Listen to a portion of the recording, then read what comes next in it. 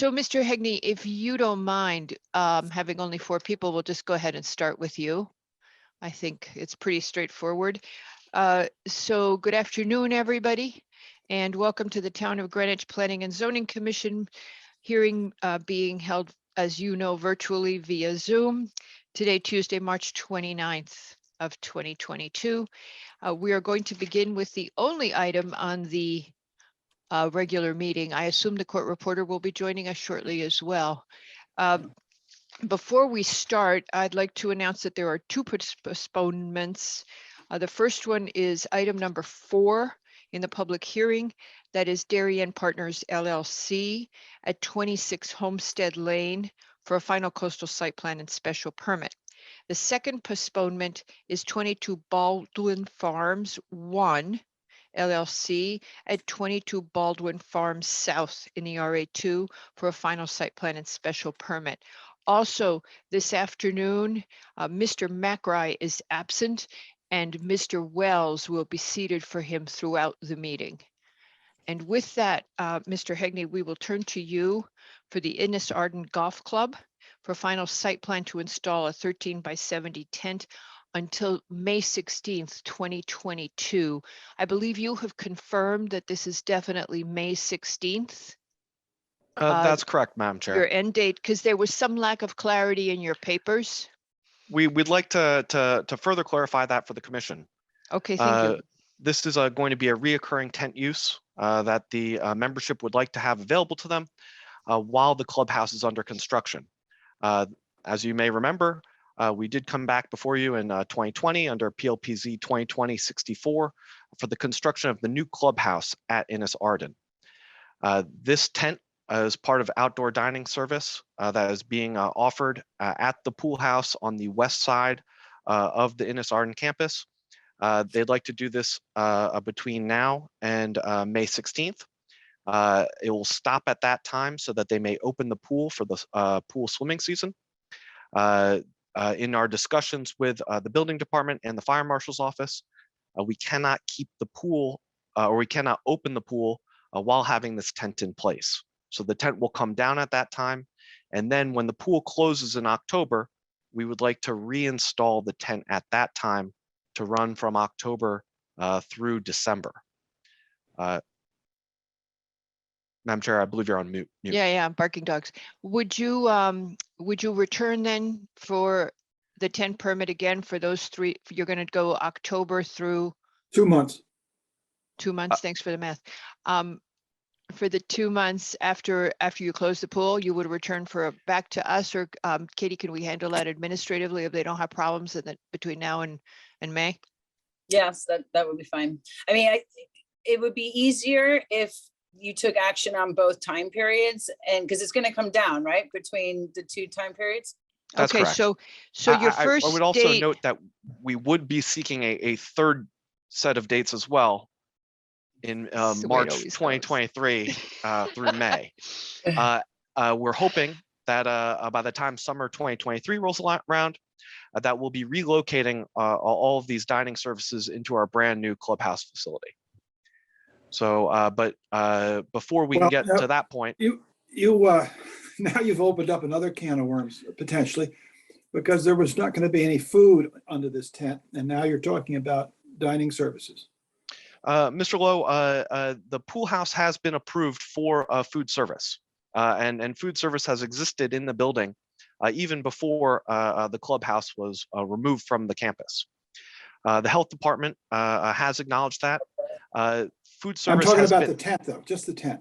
No food preparation or food cooking will take place on the tent, but that is where membership will sit while they enjoy their meals.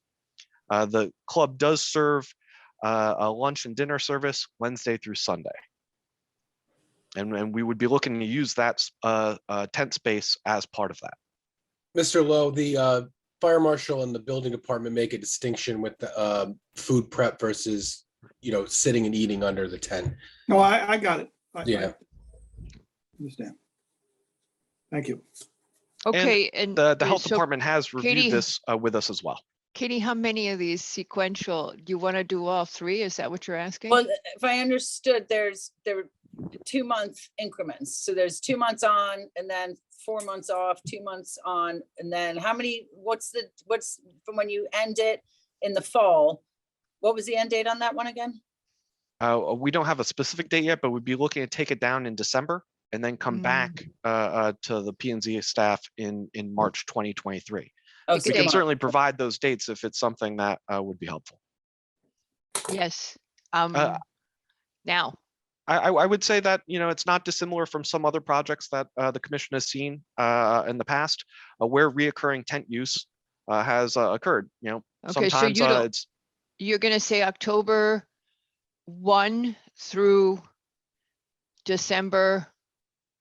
Well, what if, just thinking out loud, if it was October to December, but then when the applicant comes back to staff to get the sign off for each of these increments, they have to provide the very specific dates at that time, with the idea being, Mr. Hagney, of course, that we know when the end is so that we can enforce it.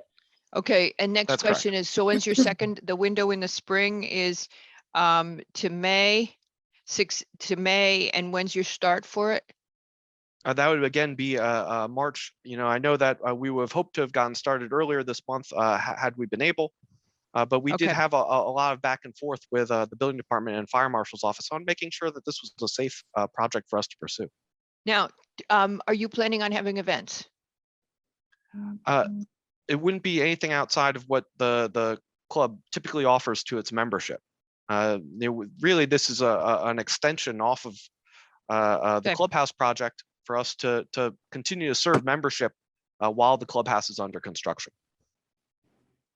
Okay, any questions? The question or issue or question about that, though, is if you had a band or something along those lines, obviously it's going to be noisier with just the flimsy fabric of the tent than it would be of an actual wall. So how is that going to be mitigated? Well, I don't know about specific music events. We can certainly get you that information. But again, it wouldn't be a departure from how the campus is currently used. I understand a tent wall is not going to provide the same level of sound Well, buffer. that's exactly what Ms. DeLuca just asked you. So can we condition you for no amplified music in the tent? I think we'd be more than comfortable agreeing that we'd abide by the town's noise ordinances. Katie? Yeah. How far is the closest neighbor?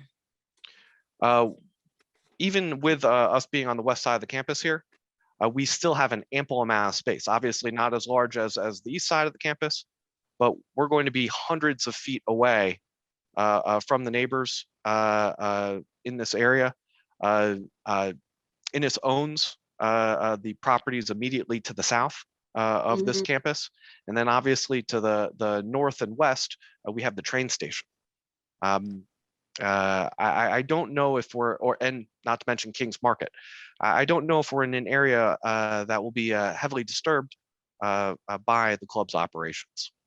Okay, well, let's do it this way. If you get complaints, then you're going to have to come back to us on the renewal.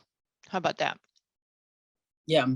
I think Okay. that's something that we'd be happy to do, Madam I Chair. mean, you start keeping neighbors awake, then you come back to us on the renewal. Otherwise, you're good to go. So you're going to self-police. We'll tell you to abide with the town noise ordinance, but you self-police, because if you don't treat your neighbors well.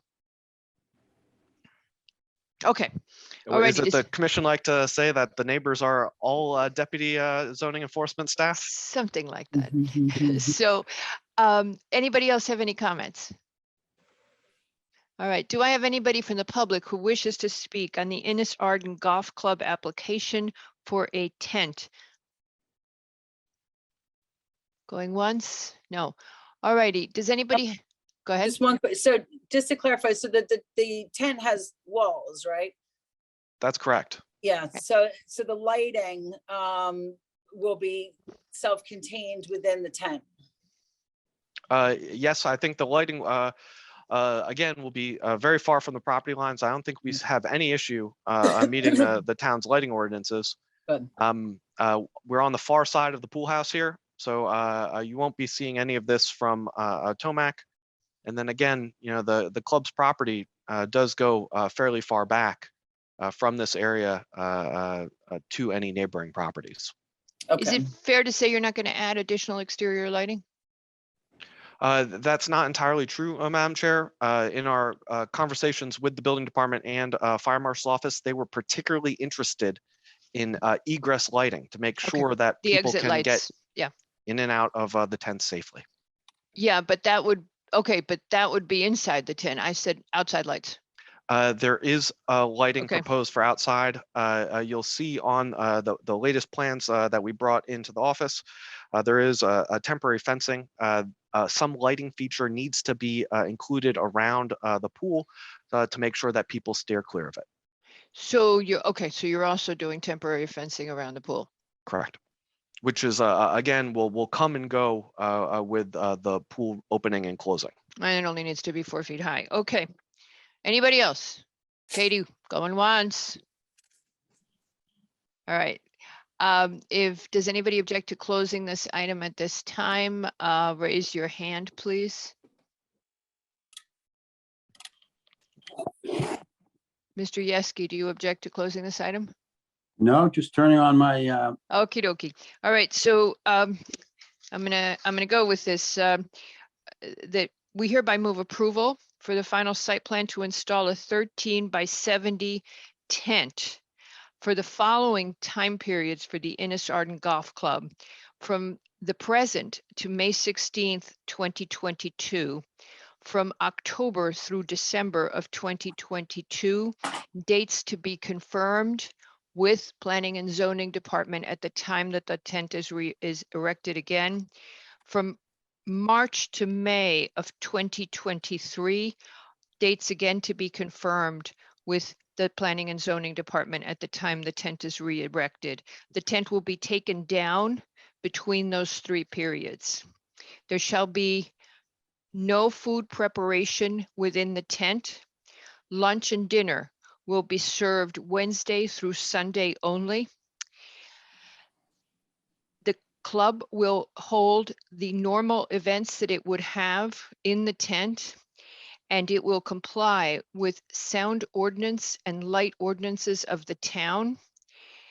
The tent permits shall not be renewed by the staff of the Planning and Zoning Department if there are excessive complaints about either the noise or the lighting, and the applicant shall return to the commission.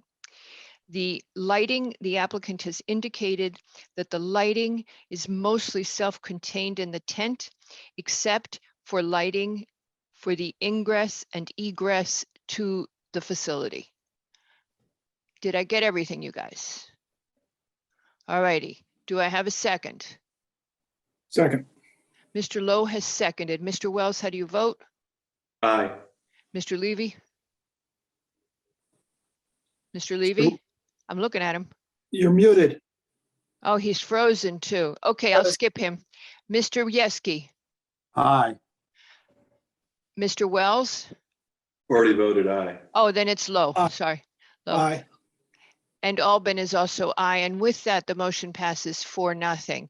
Let me see if we've got Mr. Levy now. Thank you very much, Mr. Hegney. Thank you, Madam Um, Chair. Peter Levy, can you hear us? Peter? Can you hear us? He's probably okay? traveling to You're 120. muting, you're muted. I'm out. Here you go. Okay, you can hear us. Okay, so we skipped you on that vote because you froze and fell out. So if you want to turn off your screen, that's fine because you'll get better signal that way. You'll come through better. And do we have Mr. Basili? Mr. just Basili, if you would kindly raise your hand. There he is. And he's good. Mr. Basili, if you would just let us know that you're all set. Hello. Hi, Hello. I'm set. Ready to go. Okay, great. Thank you very much, Mr. Basili. And with that, everybody, we go to the public hearing.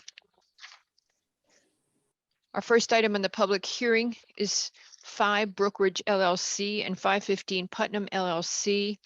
This is an application for a preliminary site plan and special permit for a proposed 86-unit set-aside development and associated improvements with at least 30% of the units which is equal to 26 units as affordable pursuant to Connecticut General Statute 830G. Mr. Cohen. Hello, Miss- good evening. And Good please evening, Ms. proceed. Allen. Bruce Cohen, representing the applicant in this preliminary application, as you said, under 8-30G for site plan special permit approval to allow the construction and use of a set-aside development at 5 Brookridge Drive. The application is to permit the development on a parcel on East Putnam Avenue of a 5-story residential set-aside development as defined by 830G to contain a total of 86 residential units, 26 of which would qualify as affordable under the statute. There is a mix in this proposed building of a small number of studio units, 1, 2, and 3 bedroom units, and they are proportionately spread among those units that have been designated for affordable occupancy. Pat, if you've got our images, I'd like to just show generally where we're talking about. Thank you. This is an aerial photograph from Google showing an outline, the location of the parcel that we're talking about. It's a 1.7 acres in total. It's located in the R20 zone. To the north and west are single-family residences, and to the south there is the Millbrook Golf Club, the Sunoco gas station across the street, and then diagonally across the street is another gas station, a Mobile, I believe, and the beginning of what I would refer to as the Coscob Retail District. Pat, could you show the next image, please? Immediately to the west, on the other side of Brookridge, is the Pathways residence, which was originally approved by this commission under the provisions of 8-30G for a total of 10 residences. And then to the east and north are single-family residences. Again, to the south, you can see the Millbrook Country Club and the Sunoco gas station to its east. And across Indian Head is the Mobile station. The development being proposed for Route 1, East Putnam Avenue, is noted in the town POCD as part of the Post Road corridor, primarily auto-oriented, but also featuring transit services, walkable street blocks, and many community assets located along the corridor, including the library, the Greenwich High School, historic buildings, and religious institutions. That's taken from the POCD.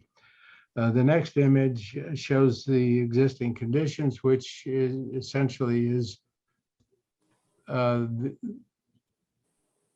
you go, the existing one-family house. There are existing driveways to the north out to Brookridge Drive, and a drive that has generally recently been unused out to East Putnam Avenue. The next image shows in I guess a landscape version of the building that's proposed to be constructed there with on the ground level of the building a number of amenities for residents, including a swimming pool, a play area, a small dog park area, planting and an effort to plant at least on a 2-to-1 basis from what existed before, obviously much smaller caliber trees. The reason that we wanted to come before you on a preliminary basis, as you may remember, you've already seen the beginnings of this project at the pre-application. But we thought a preliminary application, a more formal application would be necessary. First of all, to obtain comments from the commission, the staff, departments, which we can address as the project moves forward. But also, very importantly, this project must be connected to the town sewer system to proceed. If it's not served by the sewer, the project just won't take place. And so it is highly likely that we would proceed to obtain the approval to connect to the system through the Commissioner of Public Works. It is Ms. Siebert that grants that approval, not this commission. Notwithstanding that, this commission has a very important role to play in that effort, and that role is found in section 269A of the charter, which requires that this commission make a finding that the quote present, future, or cumulative effect of permitting the connection will not adversely affect the town's plan of conservation and development. And so one of the reasons that we're before you tonight is for you to take under consideration our request that you grant that approval. The approval that we're seeking is one that requires the commission to put its planning hat on. The function of the commission, as determined in a earlier case involving the commission, in a case called Makel versus Planning and Zoning, a 1999 case, in which a connection was sought. The function of the commission is limited to determining in writing that the present, future, or cumulative effect does not adversely affect the POCD. And in the Makel case, the commission, in making such a determination, must base its decision on facts reasonably supported by the record before it. And so the reason I'm making this point, commissioners, is that there was some discussion during the briefing session yesterday that the applicant ought to first proceed to make his application to the Commissioner of Public Works and then discuss that issue further with the commission.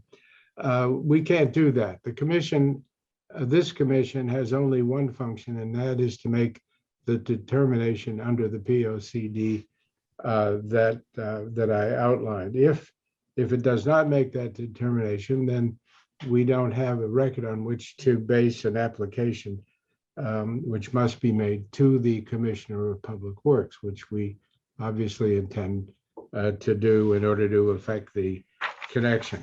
So notwithstanding the fact that this is really a decision, the connection decision itself is one that must be made by the Commissioner of Public Works and not this commission, I thought it would be helpful in thinking about the issues ahead of us for the commission to have some material before it, which I have, Fantastic. pardon me, Yeah, thank you. Go ahead.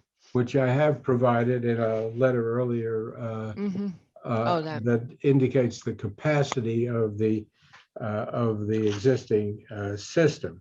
As I indicated in that letter, the design capacity of the system at the Grass Island treatment plant is 12.5 million gallons a day.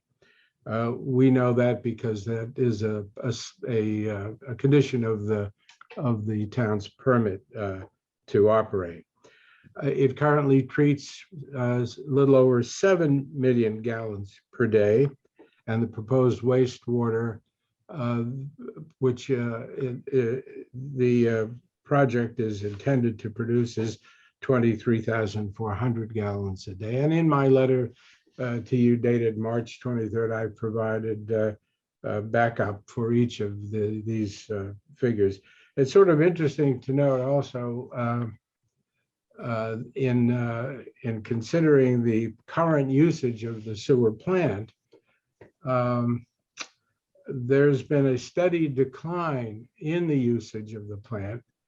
There's been about 1 million gallons per day decrease since 2017. That's because of the reduction in the INI, because we've been working on what flows into the plant to reduce the excess. There was too much demand on the lines and there was too much inflow and infiltration. And DPW has been making a concerted effort. Do you mind if I interrupt you to ask you a whole bunch of questions, or do you want to finish? No, go ahead. Okay, so first of all, let's go with the POCD, the rereading for the gajillionth time of the POCD, which we also wrote ourselves without a consultant. So we have a lot more language in the POCD about our need for affordable housing than we do about infrastructure. So it doesn't give us enough guidance. I kicked myself when I saw that, because we just say top quality infrastructure and we don't really talk about sewer enough to give us some clear indication. So where I felt like so on the one side, it's very clear that we're stating a need for greater housing diversity. On the other, what about the infrastructure? And if we have to make this opinion, I feel stuck, because how do we know about the cumulative impact? Now, what I can tell you is this. Well, that all the towns in the region are writing their affordable housing plans. And the region laid out exactly the argument that you just laid out, that we have excess plant capacity. Their numbers were a little different. We had less excess plant capacity, but it was there. And that therefore we could add X amount of residents to Greenwich. We took that regional statement to the Department of Public Works and said, is this correct? Would you agree that we can add this many people? And the Department of Public Works did not agree that the sewer plant capacity was a reasonable indicator of our ability to add housing. So they actually contacted the region and asked that the region amend its language in the affordable housing plan. And then they gave us wording to, we've just lost Peter Levy. See if he can call in, Katie. So, and then they gave us wording for our affordable housing plan, and the wording that I have in the draft plan, and it's not finalized yet, is that our capacity is line limited, that we have inflow and infiltration into the lines, and that there are lines that are, especially during significant storm events, are significantly constrained. Thus, how do I know? How do I answer your question? How can I make a judgment on this? And this is where I was stuck as I read this. We're supposed to opine. I don't know how to move forward with it, Mr. Cohen. If you could, if there's anything that you could give us guidance on this, I don't know how we say it's good or bad with the POCD, because I don't know what this line situation is.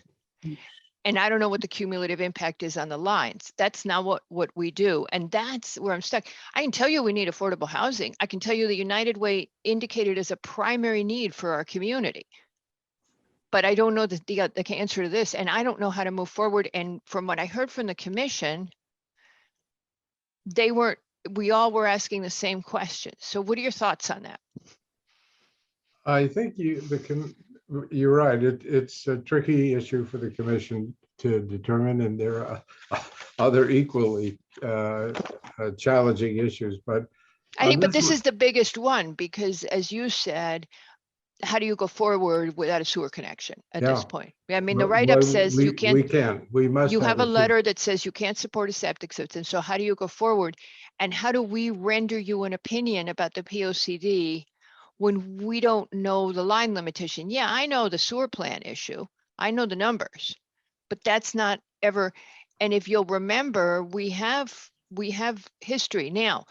Somebody sent us in today. There have been some applications. Katie, all that's in the public record, so I can refer to it. Patrick? The what applications? 59 Brookridge. The 1990. Oh, yes, yes, that someone So- had, yeah, no, that's in the record. So in your letter, you give us instances of approvals for sewer line extensions on Brookridge, but then we've received notification of denials of extensions on Brookridge. And we have been given letters that DPW issued in that regard. Is it only one? I can't remember. Yes, you did get one letter and it was a 1998 letter. Mhm. And it related, I believe, to 14 Brookridge. And since that time, since the date of that letter, sewer permits have been issued and connections have been made to number 19, number 42, and number 48 Brookridge, all after 1998, as well as more recently, a connection and a sewer permit made for the Millbrook Country Club across the street. The interesting part about all of those 1, 2, 3, 4 connections that were made post 1998 is that they were made just exactly the same as this project is requesting, to properties outside of the sewer boundary area. There's one other additional issue, Ms. Albin, that I think the commission can take a little comfort from, and that is in terms of making the judgment that you're talking about. And that is the fact that the town has had, I think, for pretty close to 20 years, by virtue of a consent decree that you're familiar with, they have had a consulting engineer working on inspecting and assessing the sewer system, including the lines, including the pump stations, and have submitted to the town 2 very extensive reports going back to that time. This is the consulting engineer is Camp Dresser and McGee, and they have conducted a sewer system evaluation survey, which they nicely call an SSES. And they've done this on a fairly regular basis. And for the purpose of course, is to identify portions of the systems, not just the plant, but to indicate those portions of the systems that require upgrading and repair. And interestingly enough, no portion of the system that we have identified as required to serve this property has been so identified by that SSES. So I believe there's a certain amount of comfort you can get from that, and from the fact that the town has been issuing permits on a fairly frequent basis, albeit not for projects of this size. But in light of the capacity of the plant, it looks like there is sufficient capacity available. But the answer we keep getting, and the answer we've gotten in the past, is that the plant is not the constraining factor. And that's why I'm asking you why. So you're saying, and don't tell me, I'm going to be really embarrassed that I missed it. Did you send us that report? Well, we will. Okay. Each one is about 1.5 inches thick, but No problem. I it's think more information that you need, but we would be glad. no problem. I am happy to read it. I guess engineers don't do executive summaries, huh? But no problem. I think if you send it, just send it to us in some sort of nice big compressed digital file. We'll be good with that. I would very much like to see that, because as you point out, if there's sections that we can extract from that relate to our long-term planning and to the POCD, that would be very helpful. We'll be sure to do that. Okay. And incidentally, while I'm at it and before I turn this over to the folks who know a little more about the project than I do, there's one other issue that was raised at the briefing that I'd like to focus on, and which Mr. Cohen, if you're about to move on to a different subject, can I ask you a sewer question? it'll relate to the sewer, but Okay, go ahead. Go No, ahead. You go ahead. Okay, so I mean, obviously, each individual applicant to the commissioner is going to be on a case by case. So you know, some were allowed in, some were not allowed in. And as you point out, the commissioner has sole jurisdiction over this proposal here as to whether or not they can go in. And this commission is reviewing a preliminary site plan and special permit, and that's their jurisdiction. So so two questions on that. One is, the preliminary, as you know, the way we use the preliminary in Greenwich and through our zoning regulations is just to give guidance to an applicant. So this isn't something that has standing in the courts, number one. But I'm a little concerned, and I know we're not using our zoning regulations, but you are asking the commission to make a finding on the planning side of things so that you can then respond in kind and give the commissioner information as it relates to factor number 6 in the charter, which is about the plan of conservation and development. So does that mean that you are not asking this commission to opine on the merits of the affordable housing project with respect to public health and safety? No, Or he's starting asking with, for both? I think he was saying, go ahead, Mr. Cohen, you can speak for yourself.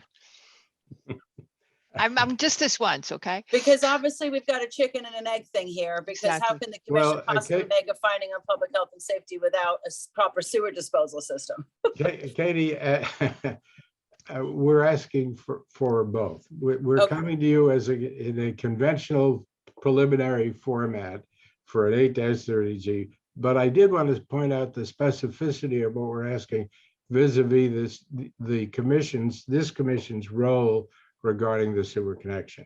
So that's why I made a point of it. But we certainly want to elicit any comments that the commission has so that we can proceed to final at some point. Can and- I interrupt a second, just to get back to something you said on Sure. this topic, if I may? In terms of your seeking an opinion from DPW in advance, or from us in advance of going to DPW, and you said you can't go to DPW first. You said we can't do that. Is that a legal opinion that you're expressing? Yes, it is. It is. It's the way I view Perhaps you could. 269A of the charter. Okay. So anyway, Katie, Well, were you through with me or did? One more question. And actually, This makes Mr. it sound Lowe, like she. this is a Are good you- segue off of Mr. Lowe's question, because this is the first factor in 269A is whether or not the proposal complies with zoning, and that's not the measure that this commission is being asked to review this application. So I'm just, even though this is something that you're going to have to describe to the commissioner, I am just curious how you're planning to get around that factor, because Katie, I thought you put it so well in your staff report. I couldn't do it any better than the way you did it. Basically, I'm going to point out the fact that in this case, a strict compliance with the zoning regulations, it is not required by state statute. And I'm going to just look up your language and use that because it's the best. okay, now the part 2 of that then is that when you read the statute, that's clear as it relates to zoning regulations, but this isn't, the town charter is not a zoning regulation. Good. I'm glad you raised that issue because it raises another issue that was discussed at yesterday's briefing, in which I believe the commission and sometimes me have it a little wrong. And what's wrong is that the issue that was raised, or the statement that was made at the briefing was that 8-30G trumps, and I'm going to stop using that word, but that was what was Overrides. I think we prefer overrides overrides. the zoning, local zoning regulations, but no other land use requirement in a sense. I believe that was what was said. I don't believe that's correct. The case law that I've seen and that's out there relating to 8-30G has addressed a number of other municipal legislative requirements, such as roadway design, health requirements, septic designs, that have also been considered as a part of an 8-30G and are bound by the standards of 8-30G.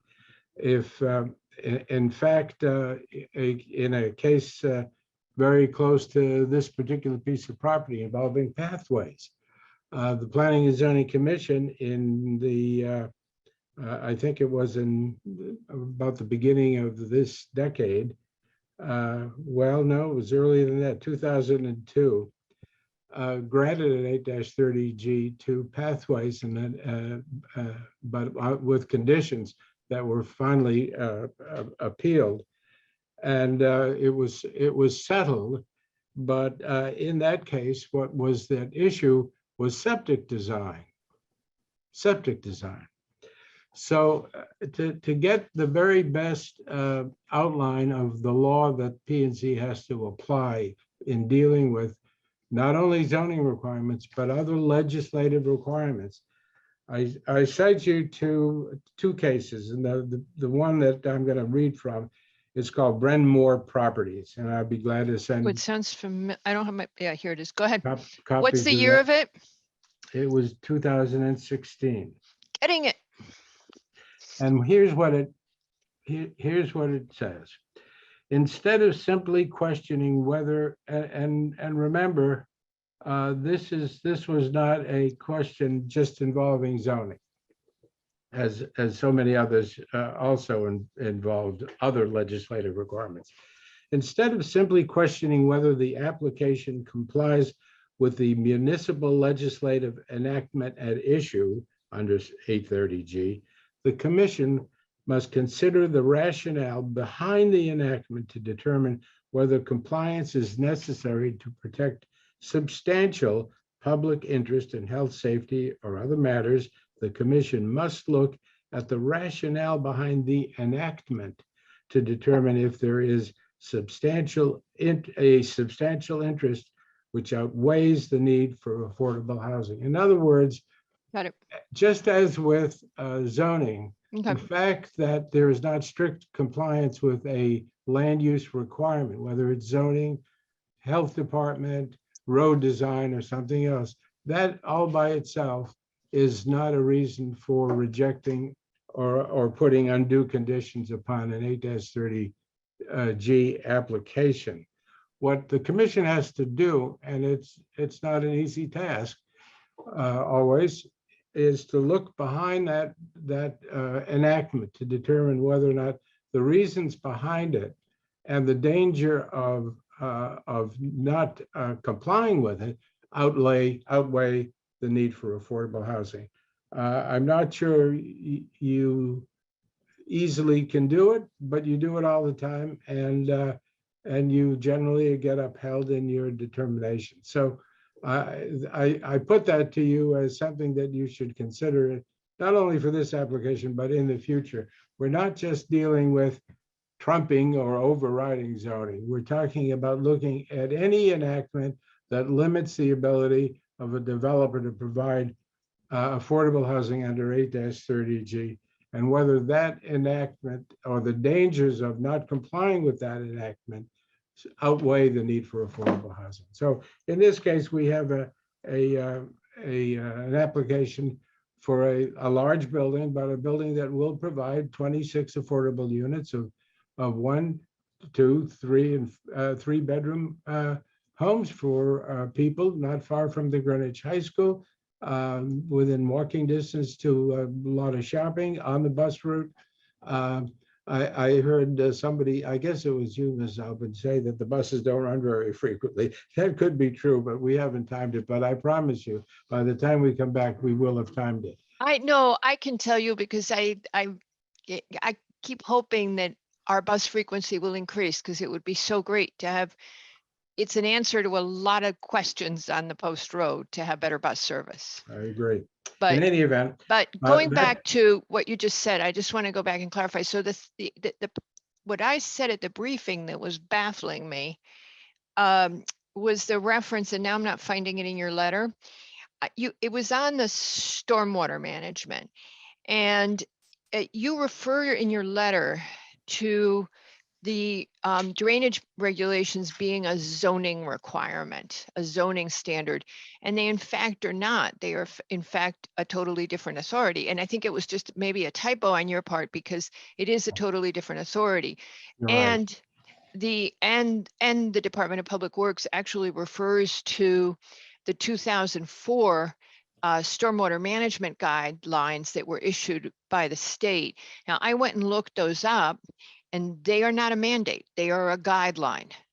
They very specifically say guideline for the municipalities, but the drive is to be consistent with the environmental acts that the state has passed. So on the stormwater side, you refer to it as zoning, and that is not zoning. And that's when I went to the conversation of the standards that protect the environment and health and safety, et cetera, are standalone from a zoning one. And I will see the point that you're making here is that municipalities could have standards that impede affordable housing, and we should not be influenced by those. We should not consider those to override the ability to approve an 830G, but in so much as the application contains a health and safety consideration that's significance, we should. I think we're good with that clarification. And it was on the drainage that you threw me because of the way you worded it, because DPW, and I guess that's the next topic. Do you want to move on to another one? Was unhappy with your drainage. It seemed Yes. like you have options to resolve it, Mhm. but they were very concerned about the fact that you hadn't included the additional pumping and they ask you to consider, and I don't know what this adds to your project, what the implication is, but they're asking you to consider a waterproof foundation so that you don't have the pump out requirements. But Mr. Wells was commenting yesterday on, he had spent a lot of time on the flooding issues. I don't know if you want to add to that, to what I just said, Mr. Wells. I don't know, are we going to flooding right now? Because I mean, do you want to go to stormwater? Do you want to move on, or do you want to take them one by one? Because there's several unless- concerns in Katie's unless staff you- report. Unless you have some additional questions about what I've already said relating to the authority of the commission and our ultimate intention to have the sewer connected. What I would propose to do is introduce Tony DeAndrea Okay. to address the issues raised by Mr. Wells and others relating to flooding and drainage. Or we could take it, so, I mean, let's just take the list. The list, there are traffic concerns, there's fire department, there is stormwater management, there's conservation or environmental issues. Did I leave anything out, you guys? So whatever sequence you want to take those in to address. As regards to sewer, just to get closure on the sewer, what I'd like to do is see this material that you're going to send us. I would, by the way, if you would be so kind as to send Katie the full citation on that 2016 case. I looked real fast and couldn't find it in my 830G book. But I'd love to just reread it. And then the material on the sewer system evaluation study that you had, we would love to get that. And Mr. Cohen, you actually mentioned 2 cases. If you could send both of the cases, would be great. One Yeah. was Bren Moore, the other is Wisnowski with a Supreme Court case, and I'll be glad to send them. Yeah. both. Yeah, So save Mr. it- Wetmore the time to look them up. And so that would be great to have. And I'd love to, because if there's language in the sewer system evaluation study that we can refer to, then the question is, how do we provide an opinion on the POCD? And back to what Katie raised, I almost think it's outside of this. I don't know, Katie, because this application is not before us as planning commission. I think we have to address it separately. It's separate from the site plan that we write and say whether or not it is consistent with the POCD, correct?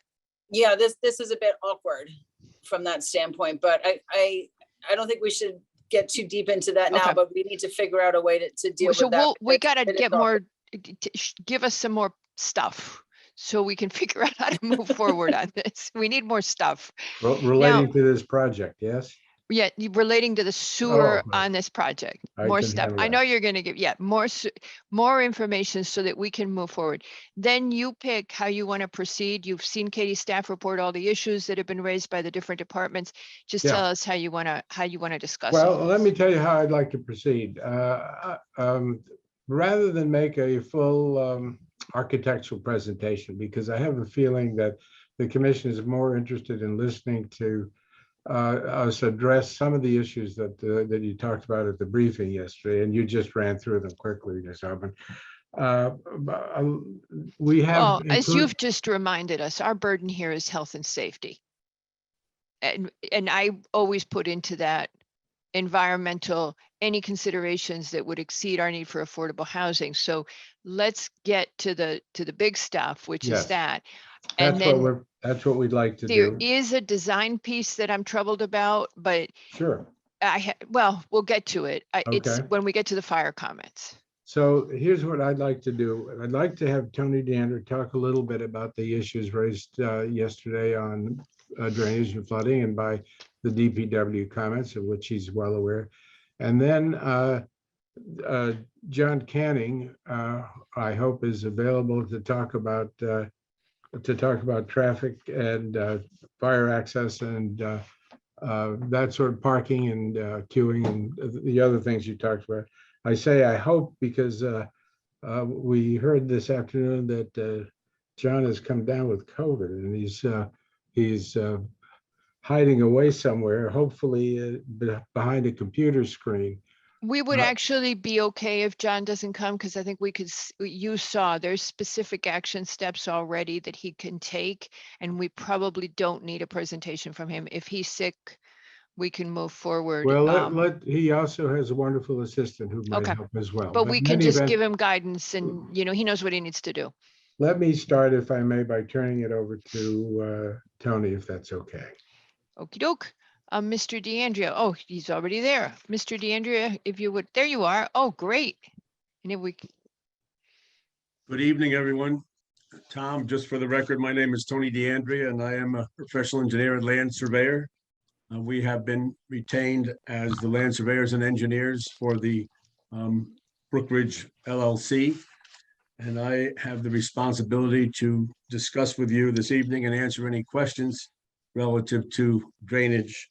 And while I think Mr. Cohen addressed most of the issues with the sanitary sewer, I have a couple of comments I can make at the end.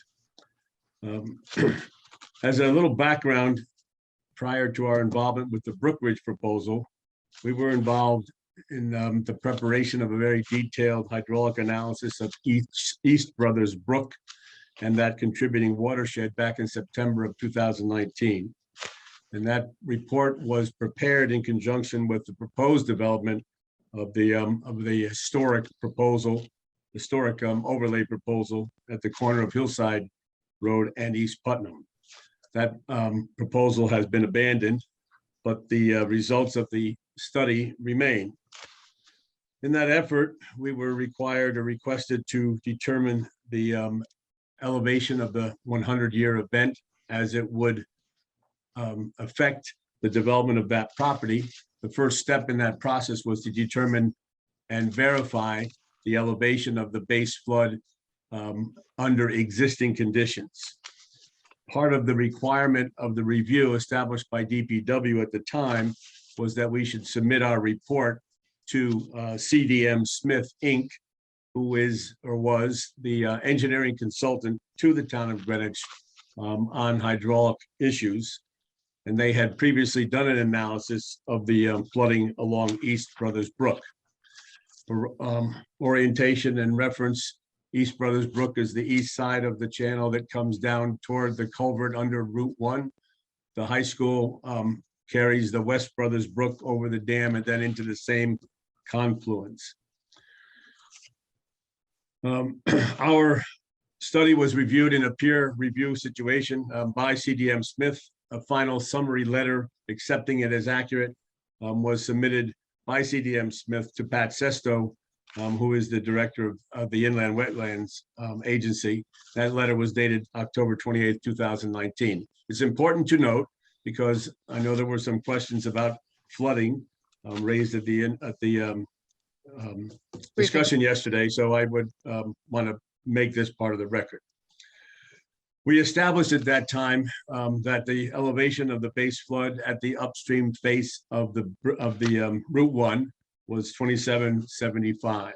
There had been other reports done. Models were prepared by FEMA and also CDM Smith. What we had done in our efforts was to correlate all of those. We took additional sections. We did a more finite review of the stream channel. And as I said, it's very important that the peer review done by CDM Smith on behalf of the town was accepted. So that establishes the base elevation of 2775 for the, am I off? Somebody's sharing a screen. You're good. Okay, all I've got is the chair. Oh, there you go. So that, thank you, Pat. So now what you're seeing is the watershed contributing to that Route 1 culvert. That's an area of 5.8 square miles, a large area. In comparison, our site is about 2.5 acres. And I wanted to point out that the elevation of the property at the Brook Ridge site ranges from 54 in the northeast corner to 42 in the southwest corner. Mr. DeAndrea, our paperwork says it's 1.7 acres. I mean, just telling you. Well, It's okay. Keep going. Excuse me. I'm sorry. You're absolutely right. I'm sorry. 1.74 acres. I'm sorry. I was looking at the wrong number. Wrong math. 1.74. You're absolutely correct. Thank you very much. Anyway, 1.74 shows you how small it is relative to the 5.8 square miles of watershed that contributes to that upstream face of the culvert. And as I was pointing out, that the elevation in the northeast corner is 54, the southwest corner is 42, and the average throughout the site in the middle is more or less 45. So using those numbers, we can agree, I think, that we're about 17 feet above the predicted elevation of flooding during the peak of the 100-year storm at the upstream face of Route 1 culvert. So how are we going to handle the drainage? We have an obligation to detain it, not to increase the peak rates during any of the design storms as outlined in our drainage manual. We also have an obligation to treat it so that we have good water quality leaving the site.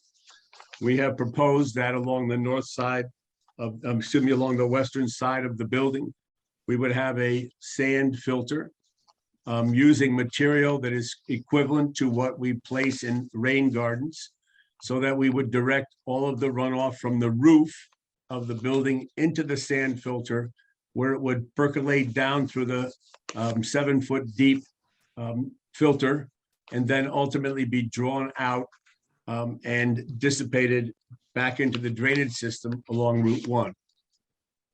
Before the water from the roof would be able to leave the site, it would be detained, because we do have an increase in peak rates and volume due to the change in the topography and design of the site. We accomplished that by adding what we call tight joint pipe, or reservoirs that hold the water. And when you study the design, we have a throttled outlet, in other words, a minimal size pipe to allow that water to escape at a slow rate. So the roof of the water from the roof is being filtered through a sand filter equivalent to a rain garden. And then anything that falls on the two access driveways, drives and parking areas, will be filtered through the permeable pavers that will be placed as the surface of those two areas. Those two methodologies, if you will, are acceptable and widely used in the town and approved by DPW. When the water leaves the site, and this panel that Pat has up shows the basic orientation of the line, there's a line running south along the east side of Brook Ridge that connects to a catch basin at the southwest corner of Brook Ridge and Route 1. And then it travels along the north side before crossing to the south and then heading west one more time into the pond on the south side of Route 1. That pond is just a collector, if you will, from a variety of contribution, most notably East Brothers Brook.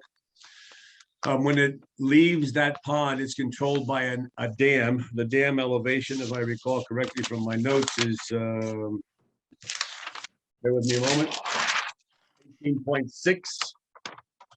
Again, showing a significant drop in elevation between the outfall of the drainage system and the site at the corner of Brook Ridge. So you don't see the dam on the panel that's up now. This panel was prepared previously by CDM Smith. The purple indicates the culvert coming under from East Brothers Brook. The green line with the Z shape is indicating the drainage system that comes down from Brook Ridge on the north side of Route 1. So the purpose of this presentation is that there is no impact of the flooding at Route 1 and the culvert under that roadway. No connection or chance, if you will, that anything happening in the channel of East Brothers has any adverse impact on conditions at Brook Ridge. Okay. I hope that answers one of the questions. Okay, actually, I'd like to come back to that and, Okay. and go to the DPW comments that you Right, have. I'm going to touch on those next, yes. Okay, great. They've got several areas where they found that you would need to revise your plan. Slightly, And- yes, that's correct. Okay, so your, the fact that you have an increase in your peak flows For and they small are storms, and for 2, 5, and 10, yes, and you have an increase in the flows, which would mean, and they're asking you to add the 25. Now for small storms, I'm not even going to go where what that might mean for a big storm. So that first point, they ask here, and this is the first time they reference it, that you please include the additional flow from the groundwater pumping system.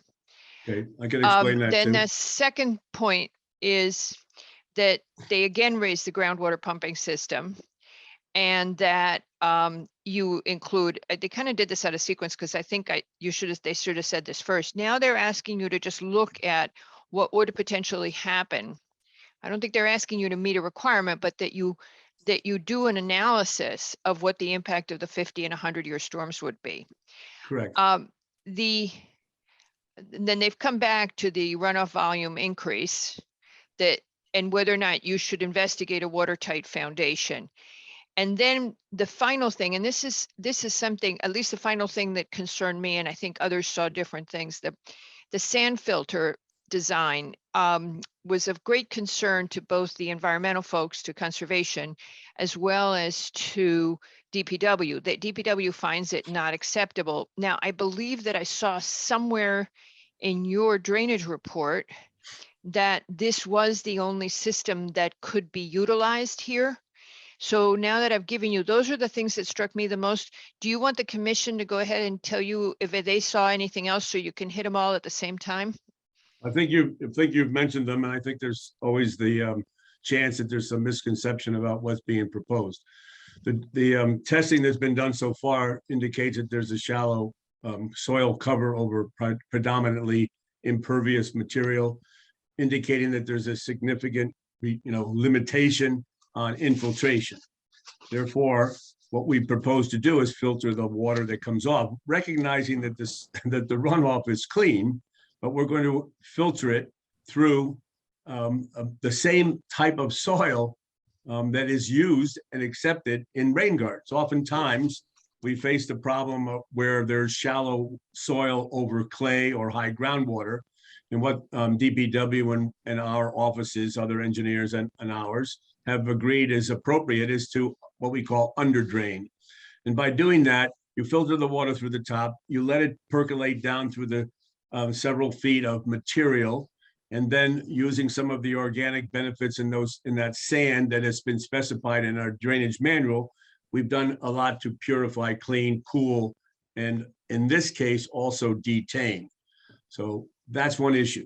So Scott is suggesting that there is groundwater, but we don't agree, so we'll have that discussion. The pumping that we're proposing is to. But you do say that the groundwater is high there. You've got in the materials you submitted, you've submitted that there's a very high water table. There's a situation where water is perched, let's put it that way, over ledge. So that when you excavate, you're going to take the surface water down, not necessarily bring groundwater up. All right. I just finished a 15-foot excavation at the top of a hill on Round Hill, and there's not a drop of water. I'm 15 feet deep. So those things can occur. So But, but in all fairness, until you test it, And the opposite could also occur, that when you agreed. drill. So, Yeah. so what has to happen here is already we've discussed with the developer that we're going to make a watertight foundation as Okay, best as can be done. That's for sure. But okay, nevertheless, good design indicates that you will have an underslab drainage system in the event that something fails or water does get in there. So that's agreeable. We can estimate, and we'll discuss that and develop some parameters with Scott so that he feels that every single option has been addressed and considered.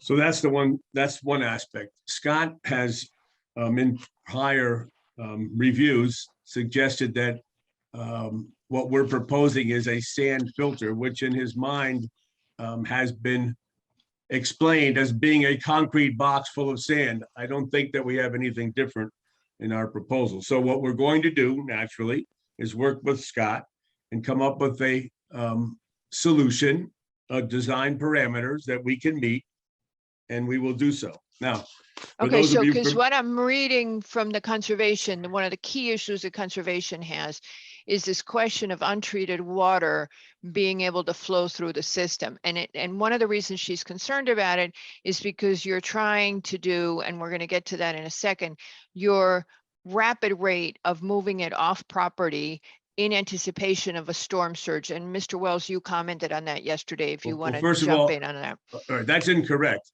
Madam Chairman. That's just incorrect. We're not rapidly releasing the water.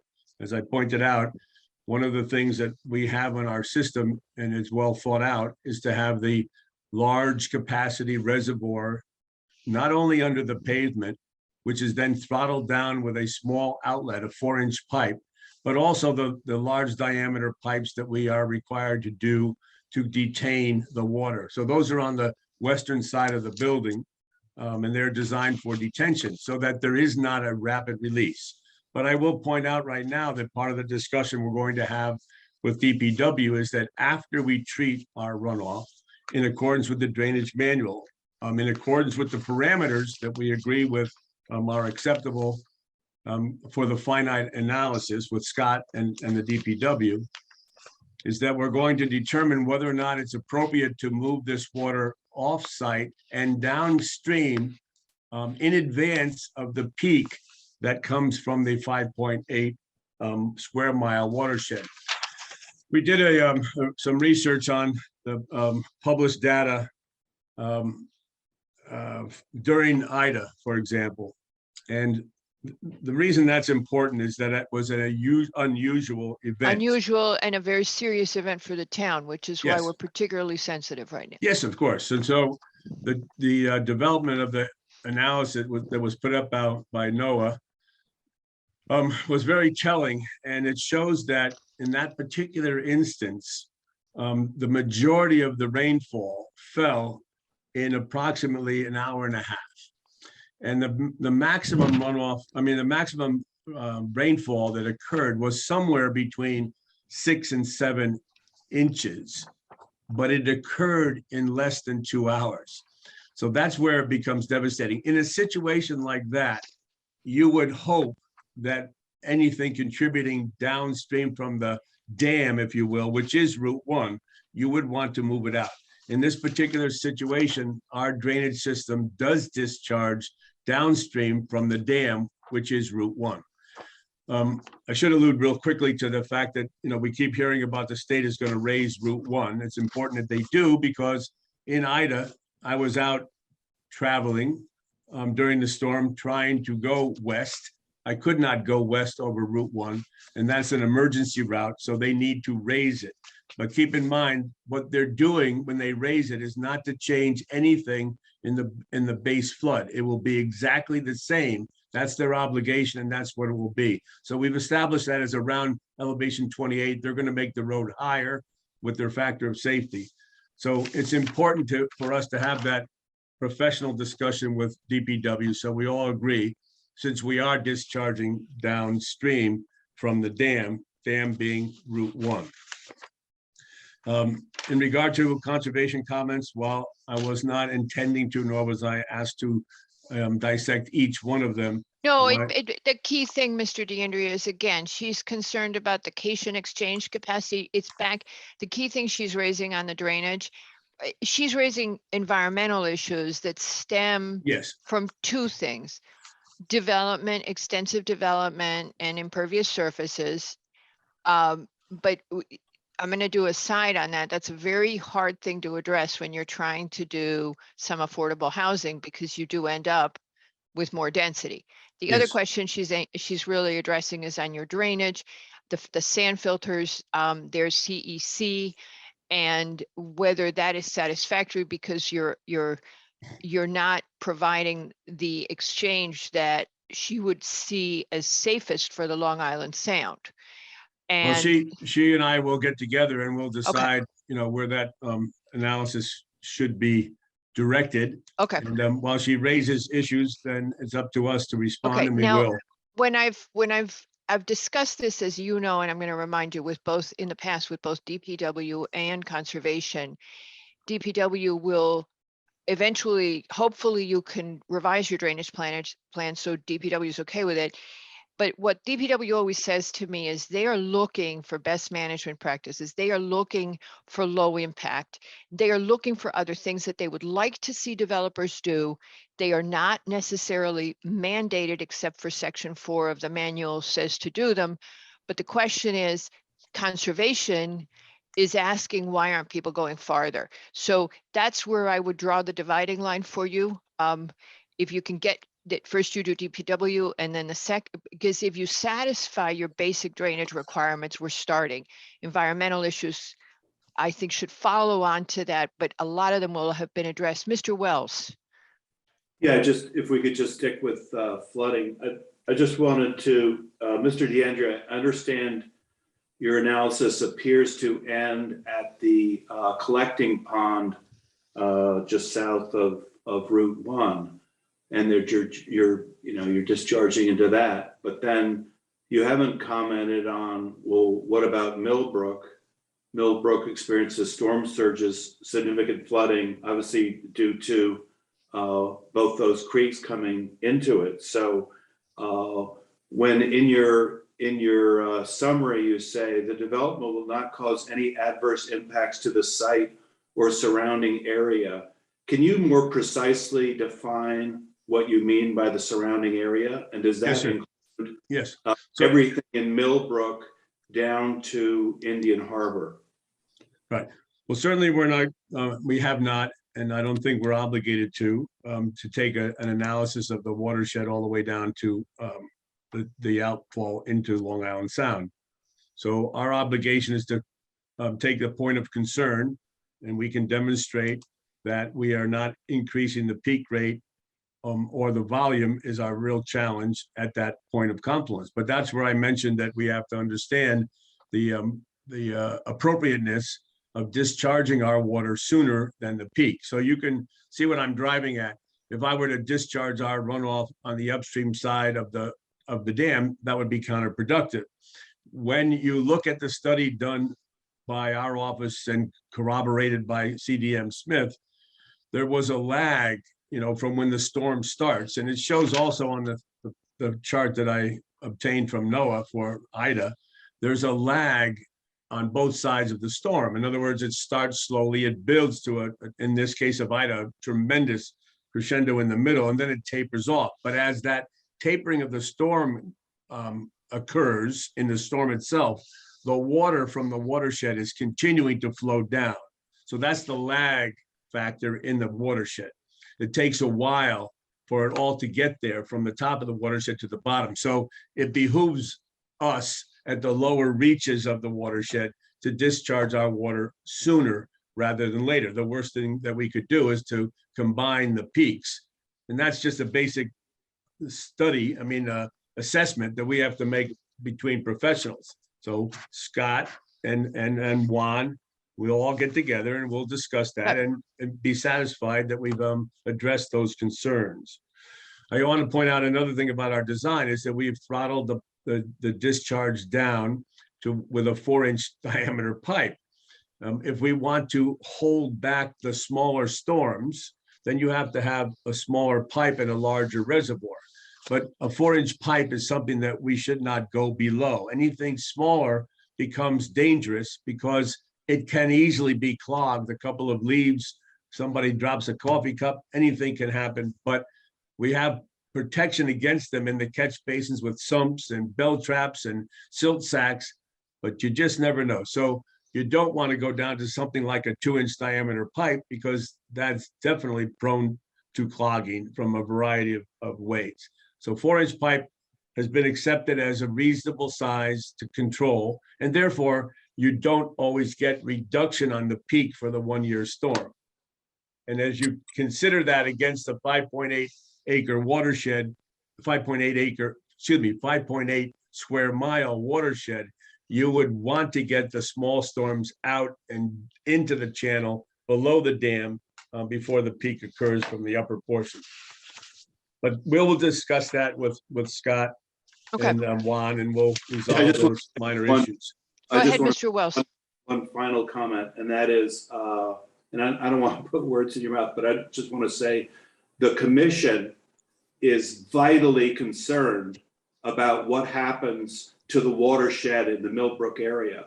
Now, it may not be in the storm manual and stuff, but that we are vitally interested in the safety of all the homes along the tidal ponds there. And everyone knows when you get a nor'easter or a hurricane, Long Island Sound invades those tidal ponds and they fill up, and then you've got water coming down from the creek filling up it as well. So that's going to be a key consideration of mine anyway, as we consider this project. I should address that real quickly. Tidal influence, if you take the base flood along our shoreline, is somewhere in the vicinity of 12. As I pointed out, the dam at the Route 1, the base flood at this point is 27.8, call it 28. So there's 16 feet of elevation. What happens on a tidal influence in Millbrook is not adversely impacted by our design, no matter what we do on the discharge. We cannot identify the input from this particular project on the influence of a tidal storm. So I don't think that's something that this commission should be thinking is appropriate to lay on Brookridge.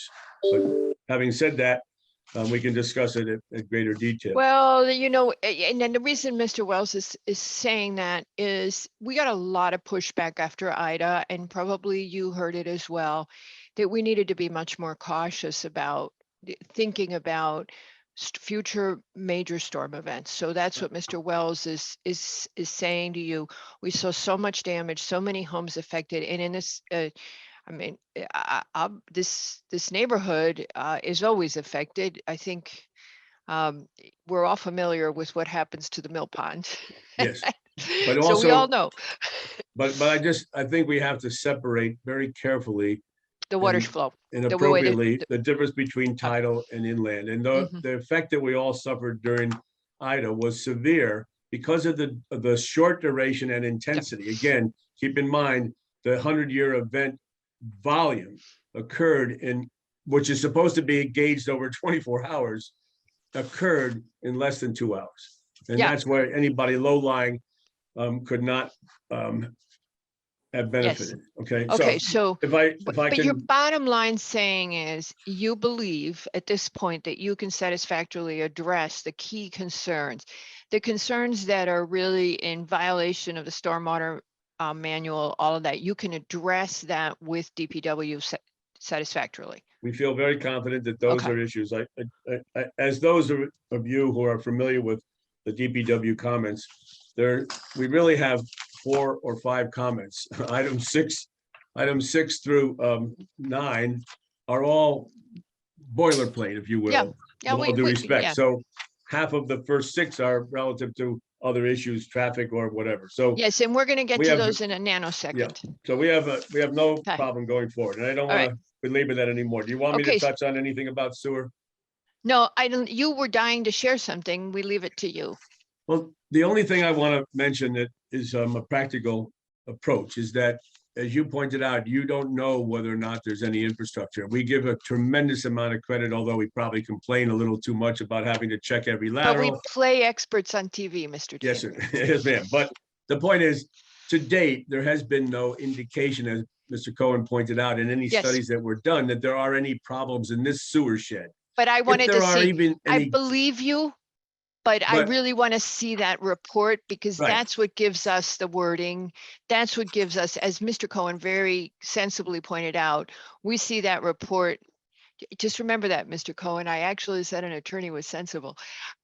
So as he pointed out, if we have that report, and we can find the language that addresses that, we can get one of the engineers to walk us through it, we can get assistance, and then we can refer it back to the POCD. So I think we're good with that. And on the Okay. drainage, you will work to get a satisfactory resolution. Okay, absolutely. that So- brings us to traffic fire. Do you want to do traffic? Oh, there's Mr. Canning. All right, here comes the traffic guy. How you feel, John? Well, he's not in yet. He can't hear you yet. He's in that Neverland. Oh,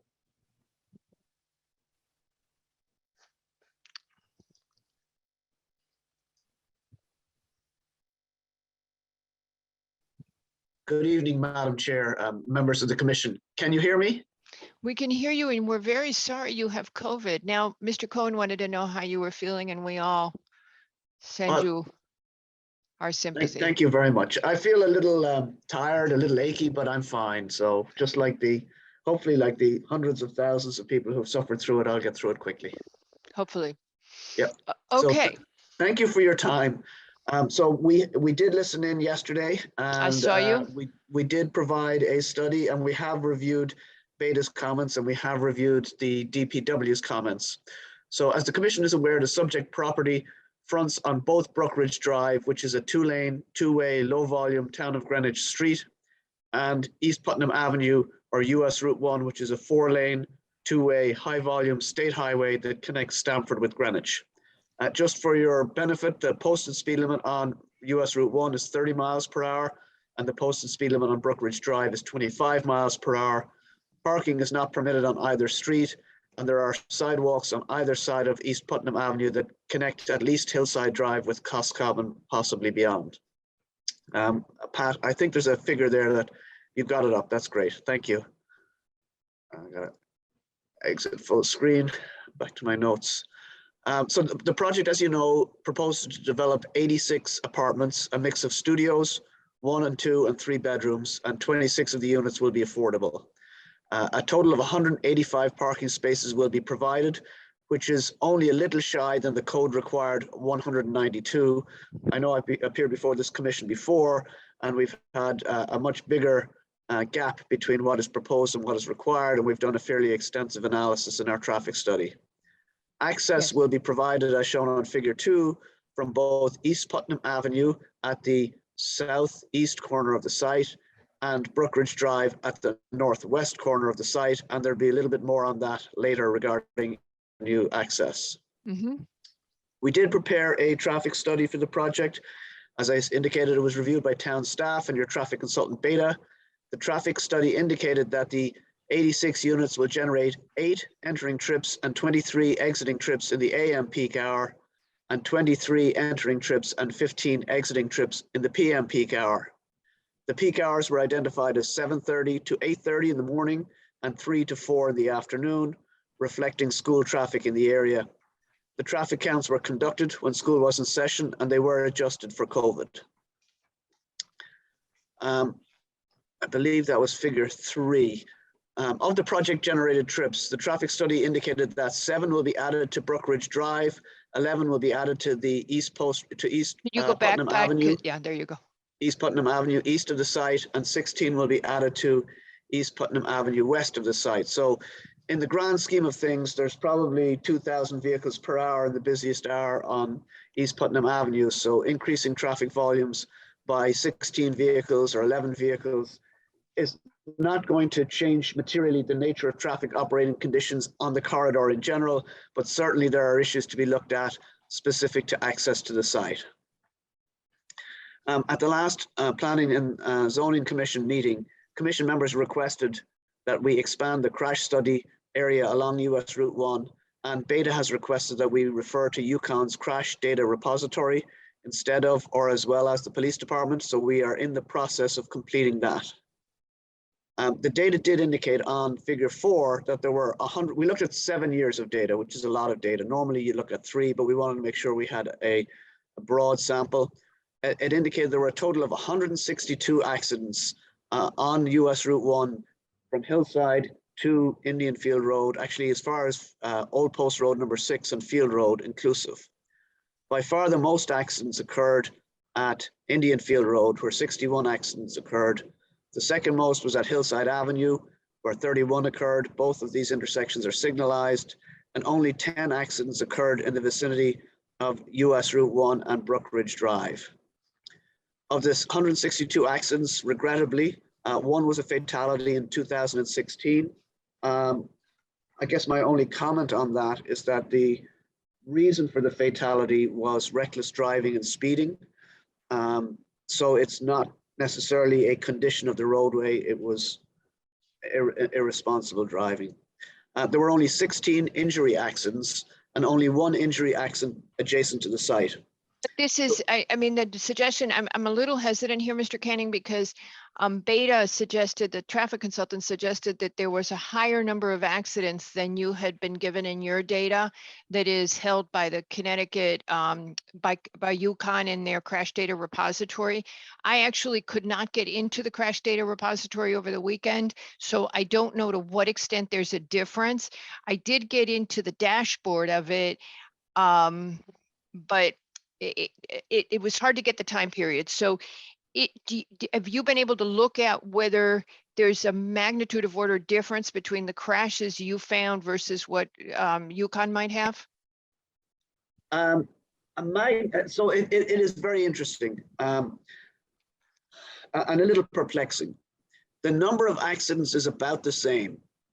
It's like 80 or 90 accidents in UConn's data and 80 or 90 accidents from the town of Greenwich, but they're not the same accidents.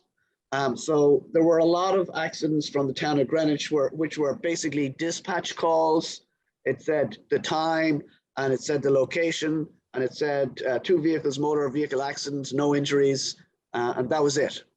But we looked at the data that you have in front of you is the combination of both sources, both the police department and the UConn data repository. And so the total number of accidents based on all of that was 162 over 7 years, with 61 at Indian Field Road and 31 at Hillside Drive. And then we did, in figure 5, take a deeper dive into the accidents along the front of the site. If you can move it along to that slide, please, Patrick. It does indicate that although there were 10 accidents in the vicinity of the site at Brookridge Drive, only 4 of them involved vehicles. You can see them, they're highlighted there, turning into or out of Brookridge Drive. The other 5 of the other accidents involved motorists who were passing on East Putnam Avenue and were sideswiped or rear-ended, but it wasn't motorists turning into or out of Brookridge Drive. Yeah. And remarkably, one of them was a motorist who decided they were on East Putnam Avenue and they needed to back up, and they decided they would back up into somebody who was behind them. So yeah. I've seen people do that. Okay. Okay, so And okay, go ahead. yeah, so you will also notice there in front of the site that there are 7 accidents that are on eastbound East Putnam Avenue, but there's only 1 accident on westbound East Putnam Avenue in front of the site. And so based on this analysis, we do agree with Beta's recommendation, and the applicant is willing to make the East Putnam Avenue driveway a right turn in and right turn out only access. Good. Good. So that is an improvement. It will also require us to revise our analysis to reflect that. Okay, because I was going to ask you I mentioned another thing, and you were at the briefing yesterday that I wanted to ask you to look at the 2019 Greenwich Corridor Route 1 road safety audit that the DOT did. Yes. And the couple of things on it, Mr. Canning, and one of them is the excess number of driveways, which is what Beta's raising.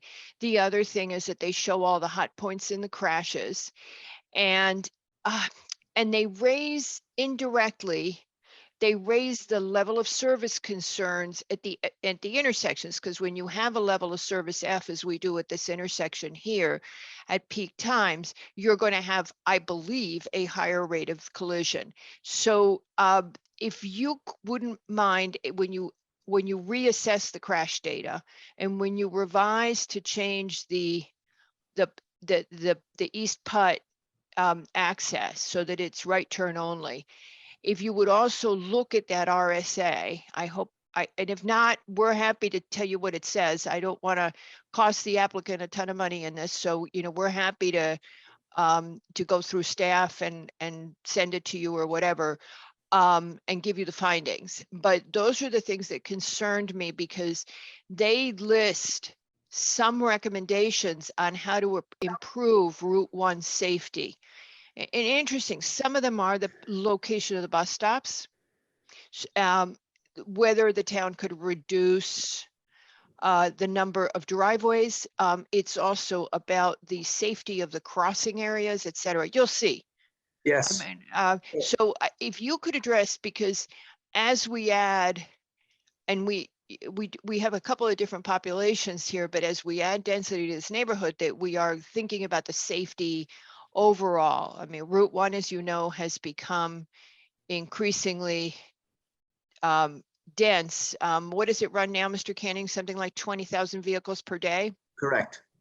Okay, Correct. so the density, and just for comparison purposes, your I-95 traffic along this corridor is 120 to 150 a day, I believe, and this is old data, but you do have a high level of traffic here, and you do have at least one intersection that is regularly at level of service F, if not 2 intersections, correct? So if you could revise all of that and look to safety enhancements, even if they may not fall specifically to your applicant, if there's something that the town could do around safety, because I tell you, this Route 1 thing, as less people ride the train, is becoming, it gets very congested right now, because people are still, as you know, Metro North ridership is still at 50% of pre-pandemic levels. So it's burdening our road system nationwide. So I would just ask if you wouldn't mind, if you could recalculate as you're changing this driveway pursuant to what the traffic consultant has said. Any other comments from the commission? Mr. Lowe, were you muting or unmuting?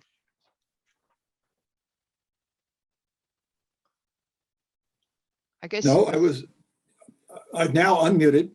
But Okay, I don't did have, anybody have any questions or comments on the traffic study? Beta's comments? No? Okay. So I think, Mr. Canning, we could let you go back, to recovering. If there are no other questions, I don't know, you might want to listen in as we get public comment. I know that a huge amount of the public comment we got was concerned about the incremental traffic. I understand, and that's one of the things, obviously, we are going to look at when we expand the traffic study. And you may, yeah, and it may be actually easier for you, because there is data available on where the issues are on Route 1. I'm sure you can, get all sorts of, I've been getting a lot of information as I've been working, so. Okay, all right. So did you want to keep sharing because you still have the screen up, or I guess that's Patrick? That's Patrick. I just did want to add that Beta had some other suggestions regarding traffic reductions and parking, and I've spoken to the applicant and he is willing to implement those measures. Good. And we've also looked at the fire access, and we believe we meet with all of the code requirements, but we would be happy to sit down with the fire department, and if they would like to do more than the minimum, we'll find a way to do it. Well, you haven't seen the fire department's comments. I didn't think that was in your purview. I believe I saw some of them about the location of the fire access road, and that's something that we're going to talk to the fire department about. We do meet the minimum requirements. The state has basic minimum requirements, but we can certainly make it better. Okay. So we do have a figure that shows how we do that, but I mean, we'll sit down with the fire department, and if they're not happy, but we won't. They were, yeah, what they addressed, I mean, they say they've got a problem with equipment access, and so yeah, if you guys are going to sit down with them, that would be terrific. Right. Okay, super. Katie. Mr. Canning, have you spoken to the state about the landscaping plan? Because all the landscaping appears to be on state property, at least on the Post Road side. And I'm concerned about the views and that kind of thing, and whether or not they'll accept that landscaping on their property. So we have not, but the bottom line is, from an access and sightline perspective, we don't need to do anything. We thought it would be a good idea to spruce up the front of the property. Well, what do you mean you don't need to do anything from a sightline perspective? All of the vegetation that is there now is about 18 feet back from the edge of the traveled way. Okay. And the site distance is measured from a point 14.5 feet back from the traveled way. So it's all outside of the sideline obstruction area. It's a very good question Katie's asking you, because just as a side note, there is a tree removal in the state right of way Yes. being proposed for Cardinal Stadium. Not yours here, but being proposed for Cardinal, for the Cardinal Stadium work for Greenwich High School. Because it is in the DOT right of way, it had to go to the Board of Selectmen, and it had to go to the full RTM. It's going to the full RTM in April because of the new rules the DOT has about working there right away. I'm sure your applicant's well aware of them, because your applicant has probably worked on your client has worked on Route 1 before, but just Katie's raising an excellent point at some time, and we may be able to assist with this, Katie. It's possibility that if it's in the Route 1 right away associated with some of our work, we could help with it, but it's a great question Katie's asking you. Does anybody have any other questions for Mr. Canning? All right. Okay, we're good, Mr. Canning. Thank you very much, Madam Chair, members of the commission. So we hit, Mr. Cohen, we started to hit the fire department comments. And the thing that bothered me about that I was very disappointed about what they said was because I was so pleased that we finally had green space in an 830G application, that we had outdoor recreation space, that we had amenities for the residents, and that it had been thought out so well. And then the fire department says, yeah, but we can't put out a fire if you do that. So I hope that you all can find a resolution for that. We certainly hope so too, because we would like those amenities. We think they'd be good for the development. And we think that some of the fire marshal's comments can be dealt with. I think Katie suggested perhaps some, grasscrete or something along those lines. So we need a little more thought and some time with the fire folks. But we know the issue, and we obviously know that fire safety comes first, but we would like to retain as much of the amenities that we're proposing as possible. Do I have any other comments or questions? Anything from the commission, any concerns that you would like to raise at this time? I think we kind of hit all the major ones. Anybody missing anything? So if it's okay with you, Mr. Cohen, I'd like to turn it to public comment. It's fine with me. Alrighty, folks in the public, we are now going to go to public comment. The first person we're going to call on is, okay, so let me just lay out some ground rules for everybody. First of all, if you are only representing yourself, you will be clocked and allowed only 2 minutes. If we can get through all the public comment and we haven't, and it's not midnight, then we'll come back to you if you want to add things. If you are representing a group, then we will allow you more time. I see that there is somebody here, there's at least one person representing a group. We will allow you more time. If you are representing your district or your neighborhood association, please let us know and we will give you more time. Second, I ask you to please respect the value of civil discourse. And as you make your comments, and the best way of telling you that is remember what they taught us in kindergarten, no name calling. I know people have very strong feelings on either side of affordable housing applications. So please just state your facts, state your concerns, and we very much welcome having you here. With that, Mr. Coppola, are you here? Would you kindly raise your hand? There he is. Okay, so I'm going to have the attorney come in and then everybody else, if you would just raise your hands and let us know. And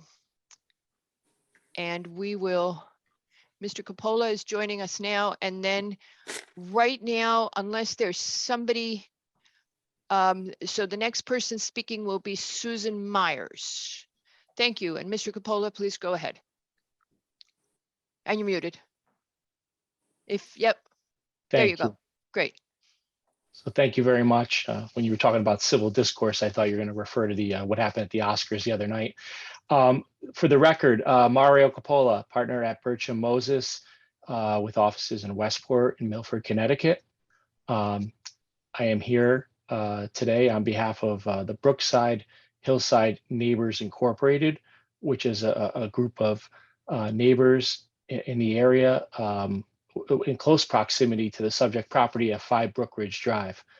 I submitted a letter into the record this morning, which sets forth my client's concerns regarding the proposed development at this point. Obviously, we recognize it's just a preliminary plan and there will be changes. My clients are opposed to this 86-unit development, which presents multiple health and safety concerns, which clearly outweigh the need for affordable housing, and proposes a use which is in direct violation with the deed restriction, which restricts the use of the property to a single-family dwelling.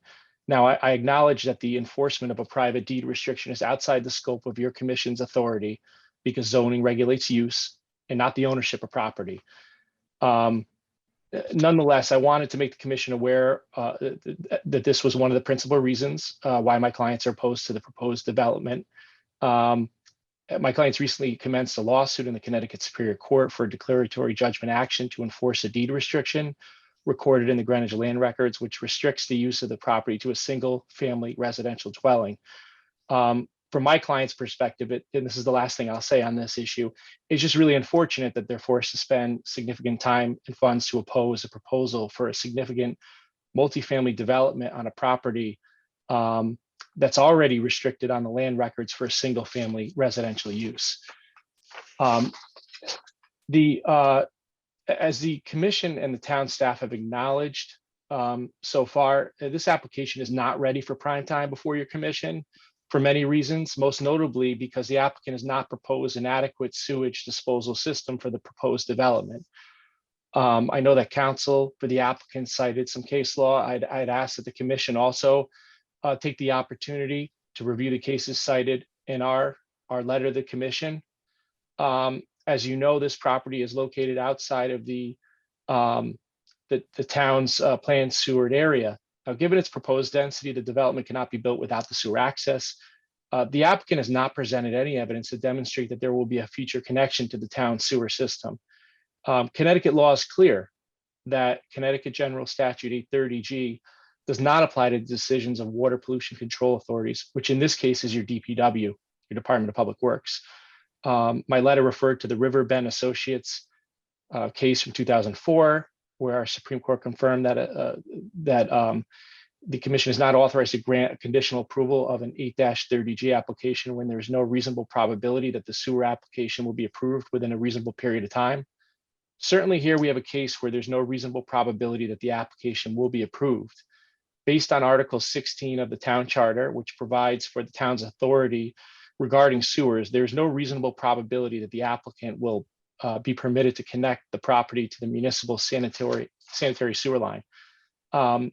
As has been discussed earlier, Section 269A of your charter provides that if a property is located in a non-sewered area, then the Department of Public Works Commissioner can only approve the connection if the commissioner is able to find in writing that the application complies with all 7 specific factors set forth in Section 269A. This application does not comply with those 7 factors. I'm not going to read all 7 of them. But I will read the first 2 that I think are important for you to especially consider here. Number 1, that the zoning enforcement officer has determined that all existing planned structures on the property to be serviced through the connection are in conformity with the zoning regulations. The proposed development, an 86-unit apartment building, is not in conformity with your town zoning regulations. I certainly understand the way 8-30G works, and you normally throw out the regulations, but today this proposed development doesn't comply with your zoning regulations. The property is zoned R20, single-family residential. Non-compliance with zoning is a valid basis for the DPW commissioner's denial of an 8-30G application. And in this case, zoning compliance is required to extend the sewer to a designated non-sewered area. And as noted, the Department of Public Works Commissioner is not subject to Connecticut General Statute 8-30G. This is a dilemma for the applicant. The second factor that's specifically required for compliance in Section 269A is that the Director of Health has determined that on-site sewage disposal cannot be provided. The on-site sewage disposal can be provided. The Health Department confirmed that a septic system can be provided on this lot for a system size for the existing flow, bedroom count, with or without variances to the code. The fact that an on-site septic system cannot accommodate an 86-unit multifamily development is irrelevant to the Department of Public Works analysis in its consideration. Bottom line, an on-site sewage disposal system for reasonable residential development can be provided here. I'm not going to read through the factors 3 through 7 in Section 269A. However, this application fails to also comply with those factors. The applicant's letter dated March 23rd, 2022 alleges that the wastewater treatment plant has sufficient capacity to treat the anticipated 23,400 gallons of effluent produced daily by the proposed development. However, as the chairwoman aptly pointed out earlier in this hearing, that's not the issue. The issue is not solely whether the treatment plant, which by the way is the endpoint in the process, has capacity to treat the sewage, or rather whether the sewer infrastructure, the individual sewer lines, pipe segments, and force mains leading to the treatment plant have capacity. Therein lies the problem here. The applicant has not produced any evidence supporting its position that the post-development peak flows will not exceed the capacity of the town's sewer infrastructure and will not contribute to the discharge of sewage and sanitary sewer overflows, particularly in periods of heavy rainfall. And we've talked about, and I think the applicant's professional, 1 or 2 professionals have made reference to weather events.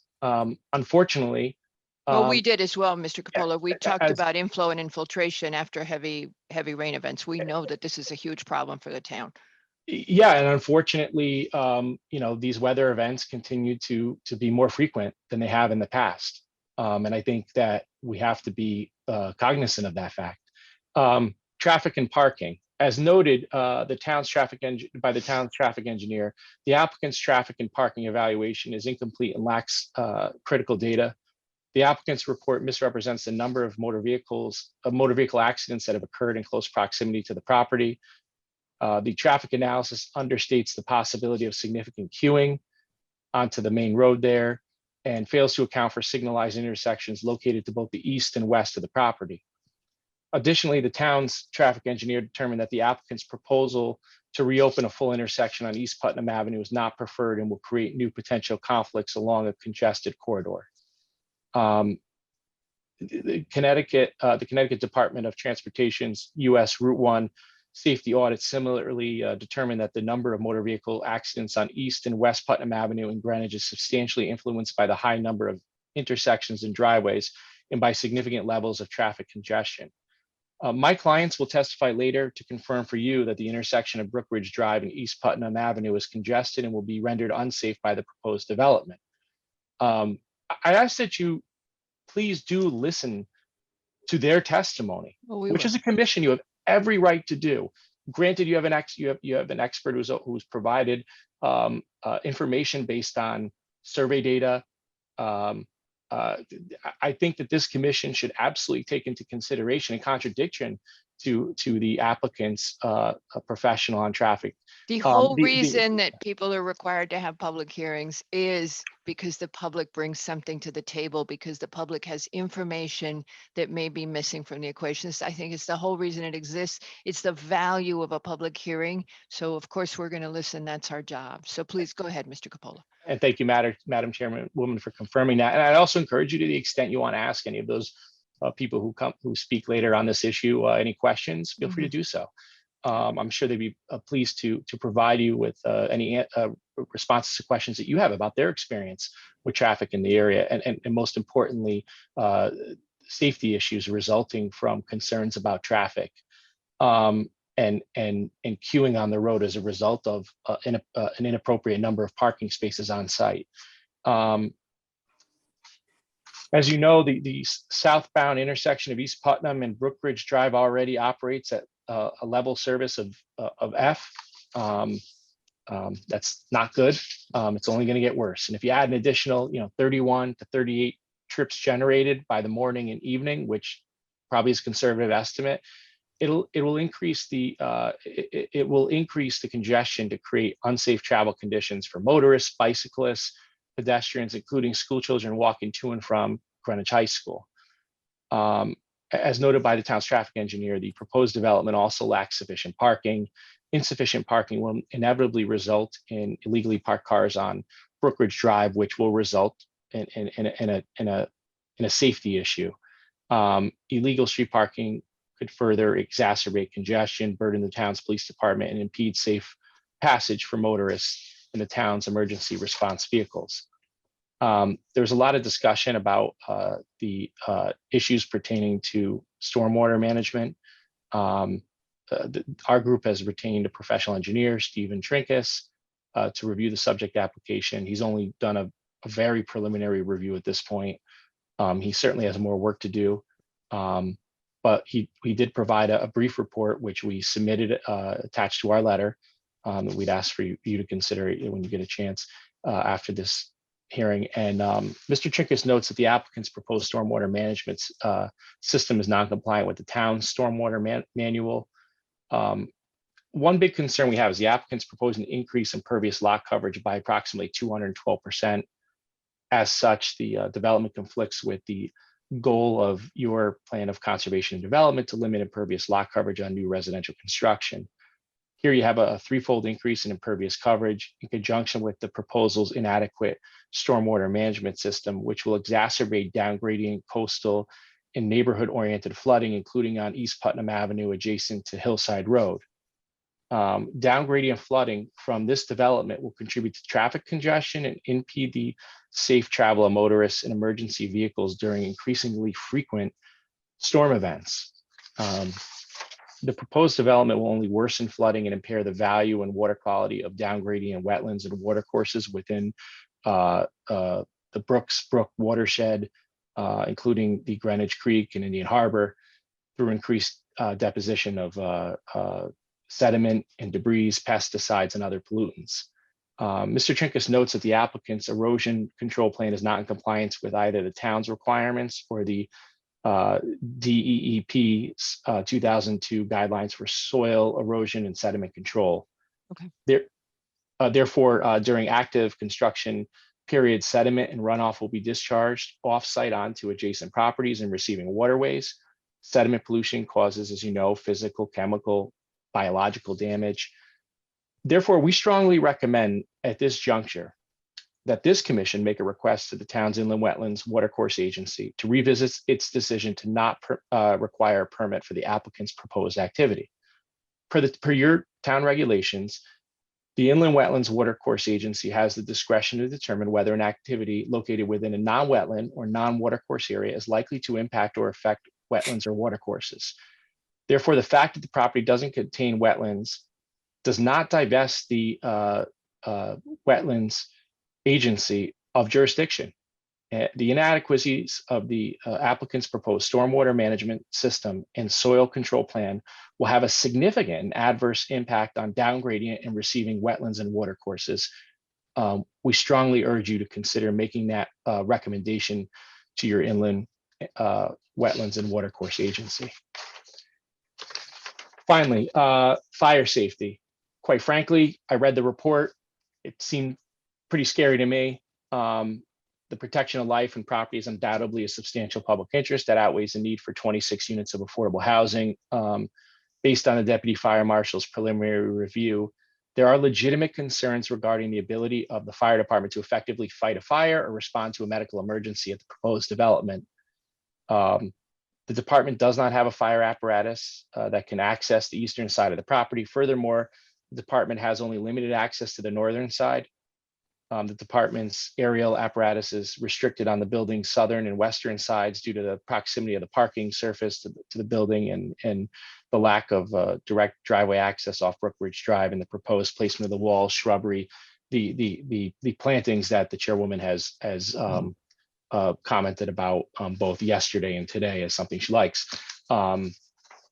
Obviously, the fire safety is a major concern for us. Obviously, the fire safety, using once again, the chosen word is overrides. Fire safety is the first priority in regard to that. It was disappointing, but there you are. Yes. So in closing, we recognize the need for affordable housing. However, that need does not entitle the applicant to develop its property in a manner that creates significant environmental and public health and safety problems for the area. I thank you for your time and consideration. Thank you very much, Mr. Coppola. And by the way, Madam Chairwoman, I've also, just so you know, asked my clients to the extent possible, limit their comments this evening, to not repeat what others have said. Oh, thank you. I was about to remind you. And I want to let you know that a few people who are leaders within this group have endeavored prior to this hearing to coordinate with others so that, you know, again, the comments are coordinated. People aren't repeating what others have said. And I can tell you that this group is absolutely making a concerted effort to try to keep the time to limit, understanding that you have a long evening ahead of you. Well, we're going to time people, and then if we can get through it all, we'll come back to anybody who wants to add something. Mr. Coppola, I'll leave you in here for now. Before we start, you heard Mr. Coppola. Please try not to repeat previous comments, add new information, and as you know, the law requires that it is health, safety, environmental, major concerns that outweigh the town's need for affordable housing are what is most important here. And Ms. Myers, I am bringing you in as panelist, and the next person to speak after Susan Myers will be Sam Romeo. And we are ready to go.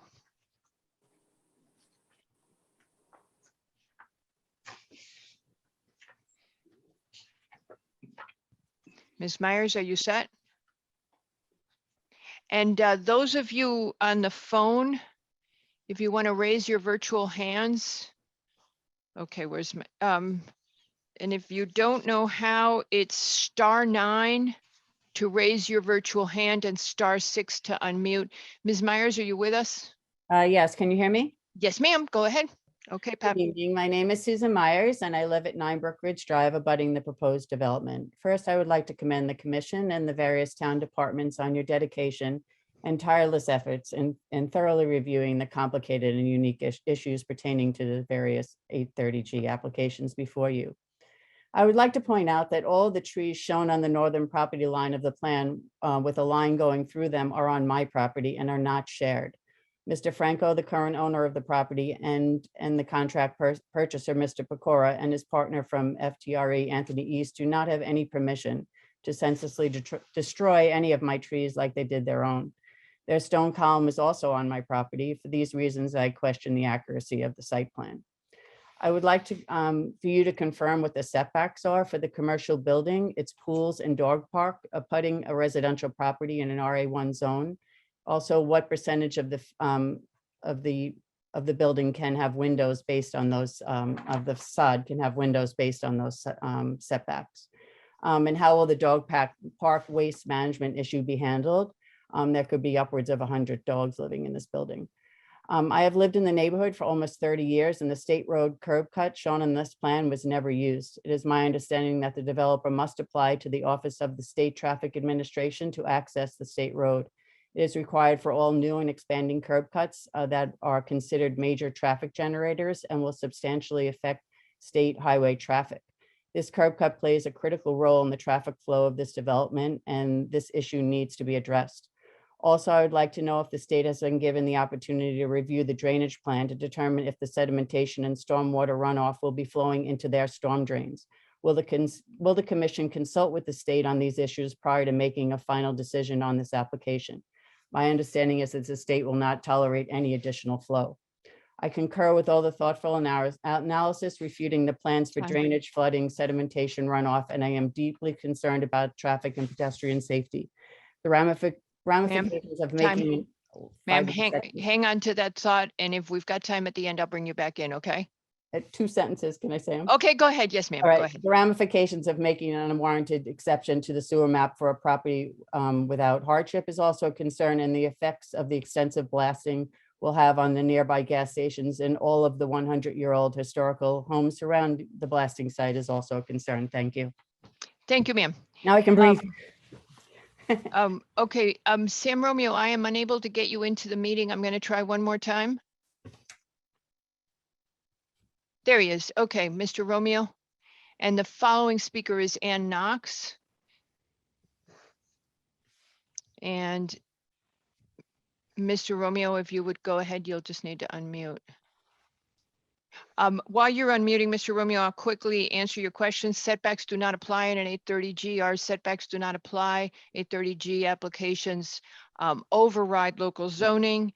Windows are per building code and they are not regulated in the zoning regulations. And the drainage is within the sole authority of the town unless it's in a coastal overlay, really.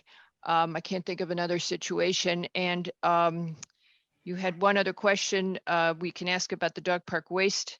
The driveway, I believe that driveway has been previously permitted, but that's what the applicant has said to us, but we will see where that goes. Okay, Mr. Romeo, go ahead. Yeah, good evening, members of the panel. I just have a few points I'd like to make. Mr. Cohen had earlier has brought up the 12, I guess, residents at Pathways. They're not apartments. They're, I guess, 1-bedroom units. So by no means they're under the 830G. They were made apartments. They're 1-bedroom congregate housing. I just wanted to clarify that. And as far as the sewer goes,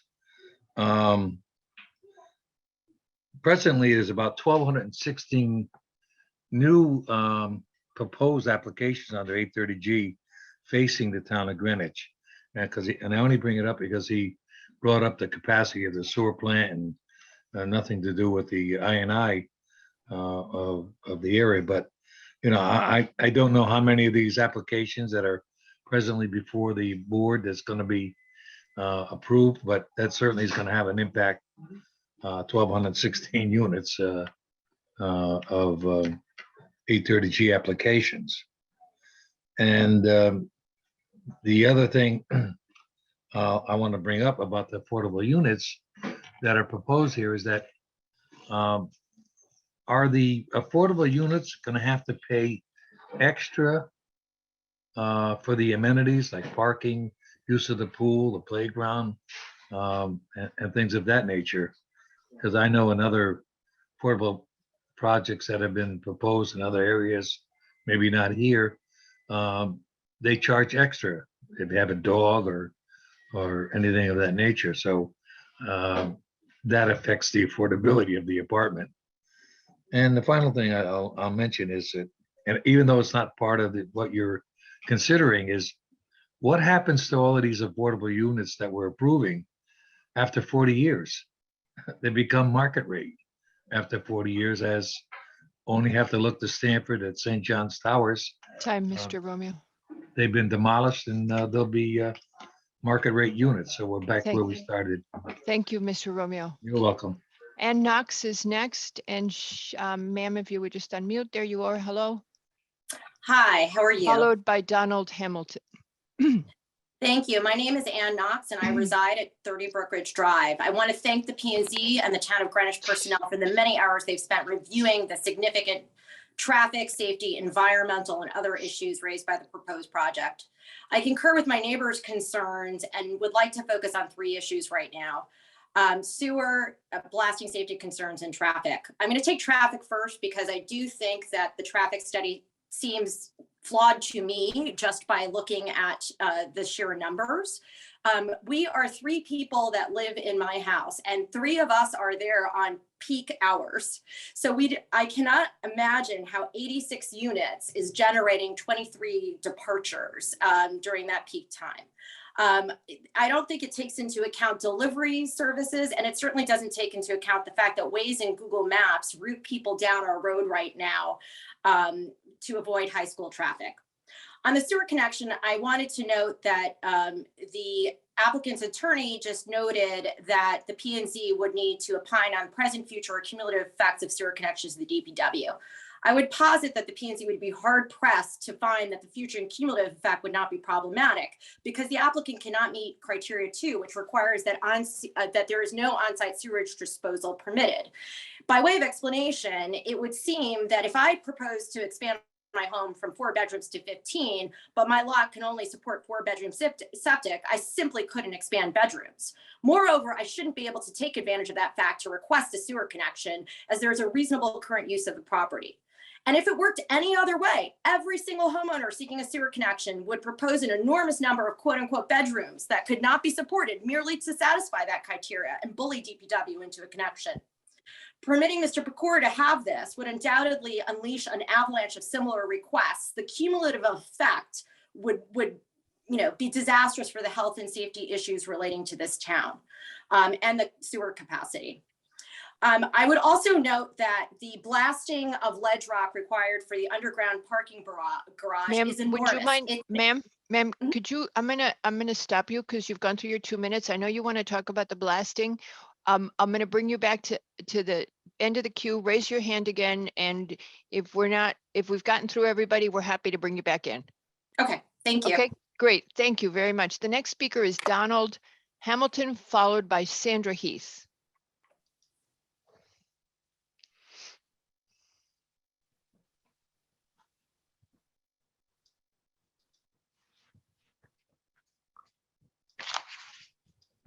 Sometimes people walk away from their computer. Mr. Hamilton, are you there? I'm having trouble getting you into the meeting.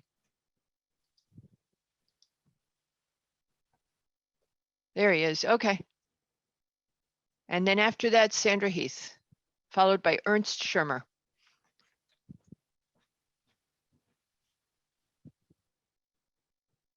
Huh. Try that again. All right. Okay, it finally worked. Okay, Mr. Hamilton, you should be all set as soon as you unmute.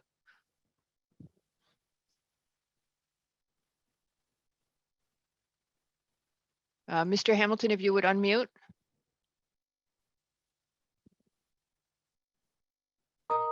Okay. There you go. Okay. Great. Hello. Okay, go ahead. Yeah, sorry about that. Commissioner Albans, just a quick point of order.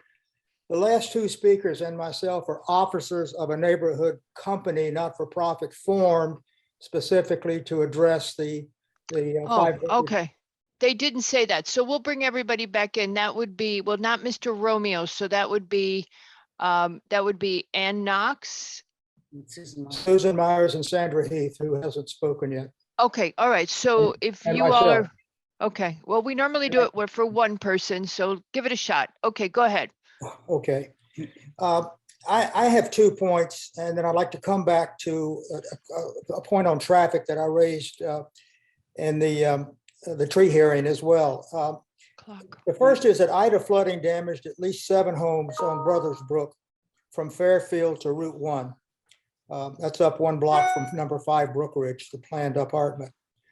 Homes on Greenwich Creek were damaged, homes on Old Church, and many homes in Millbrook, all just downstream from number 5 Brook Ridge, where the 20+ trees cut by Pecora had absorbed up to 4,000 gallons per day, and where the estimated runoff from the planned apartment in a 5-year rainstorm is double that of the existing single-family home. Second, about the only condition everyone agrees on is the importance to the applicant of out-of-boundary access to our sewer system, a boundary designed to protect our sewer infrastructure. However, the experience of nearby neighbors with the same sewer map status as the applicant, many in fact only a few feet away, demonstrates a consistent adherence to the boundary for more than 25 years. We have put on record a letter to the then president of the Brook Ridge Association from the Commissioner of Public Works dated June 9th, 1998, emphatically denying access to several owners on Brook Ridge, referring all to the sewer connection manual. In the intervening years, almost half of the Brook Ridge Drive neighbors on the west side have appealed to the sewer authority for access, several needing to move or replace their septic fields at great expense. All were denied, including myself. The last point, and quickly, if I have just a second, I commented earlier on the relatively impossible situation of getting in and out of this building. That hasn't changed at all. Right turn only, and then out of Brook Ridge, right turn only, right turn only. Brook Ridge is going to become sooner or later a one-way street. Any miscalculation in traffic, leaving and entering this enormous structure with 180 parking spaces and who knows how many cars, double 86 or 150 cars, 120 cars. It's not going to make it. They won't be able to get in and out of the building. They'll be queuing up all the way from the Post Road to Fairfield. And you're only about 80 or 90 feet from a major intersection where nearly 100 people had crashes over the last 7 years. One of the most dangerous intersections in town. That's my time. Thank you so much. And thank you, sir. Circle back to the ladies. Thank you. Thank you. Ms. Heath, if you would go ahead, I just asked you to unmute. Good job. Thank you. My name is Sandra Heath and I live at 10 Brook Ridge Drive across from the proposed development. I thank the town for their due diligence and I oppose this project for all of the reasons stated and for many others, including the drainage issues that'll be caused. My home and my yard have flooded on multiple occasions in the past year alone, and any increase in impervious surface will be devastating to my property. The current drainage is not adequate, and with every heavy storm, the water cascades downhill and into my basement, my yard, pool, and garage, and the brook can flood nearly halfway up my yard. Creating such a tremendous amount of additional impervious surface would just serve to funnel more water directly into my yard, and it simply can't handle it. I have a monitor on the sump pump that I've had to install this year, and I'd be happy to share that data with the town. I'm also concerned that neither Mr. Pecora nor his partners have experience with drainage systems, and I'd like to hear more about their experience. Moreover, it seems his business partner, Finkelstein Timberger Real Estate, has an interest as a contract purchaser from a recent filing made against the land records. From the FTRE website, it seems they mainly maintain buildings in the Bronx, so I'm unclear how familiar they'd be with maintaining the drainage systems required by the town of Greenwich. And I'd like more information on their role in the project versus Mr. Pecora's, because it's especially concerning after a quick Google search reveals that an individual who appears to be identified as a principal of Finkelstein Timberger has repeatedly been on the New York City Public Advocates list of worst landlords. And we would ask that Mr. Pecora confirm if this is indeed the correct party that he's doing business with, because ultimately, given the impact of flooding on our properties, it's of the utmost concern that a neighboring property's drainage be well maintained and in compliance with the town's requirements, and that any landlord or owner be well placed to comply. I also cannot believe that this new development can be constructed without causing significant damage to my home and my property. Further down on Brookridge Drive, a home was damaged recently during blasting, just during regular construction of a single family home. My home is mere steps away from where they're going to be blasting over half a football field's worth of ground. And I'm extremely concerned for what it means for my home, which is over 100 years old, and the other surrounding properties. Additionally, the number of vehicles that the applicant estimated will be entering and exiting during peak hours seems absurdly low for an 86-unit building with nearly 200 cars parked. Even with COVID, one would expect half of the residents to be coming and going during rush hours, plus their babysitters and childcare providers and cleaning people and maintenance workers and delivery trucks and all the building staff. We'd like the applicant to rerun the study with more realistic numbers and also account for the high school traffic because drivers increasingly use Brookridge during school hours to avoid the congestion on Hillside. So the unsafe pedestrian and traffic conditions that are going to be created by this new development are really of the utmost concern to all of us. And it's clear the applicant has not taken the entire picture into consideration. My neighbors and I fully support affordable housing in Greenwich, but the issues around health and safety here are simply insurmountable. So I spoke really fast there, but thank you for your time and consideration. That's okay. We got you. Thank you very much. And you beat your time. Thank you, No. ma'am. Ernst Schirmer, if you would go ahead now, sir. And the next speaker is Lucia Jansen, followed by Ashley Cole. Hello. Hello, Mr. Schirmer. Hello. This is Mr. Basile. Oh, yes, Mr. Basile, what can I do for you? Well, I'm very impressed by the speed reading going on here, but it's not doing. Oh, you couldn't keep up? It's Okay. very. but We very, need to, okay. We will try. Thank you. Okay, so you need people to slow down. We'll just give them a little more time. Okay, talk it. And Mr. Basile, should we try to get you what the speech that person made? That would be nice. That would be Okay. nice.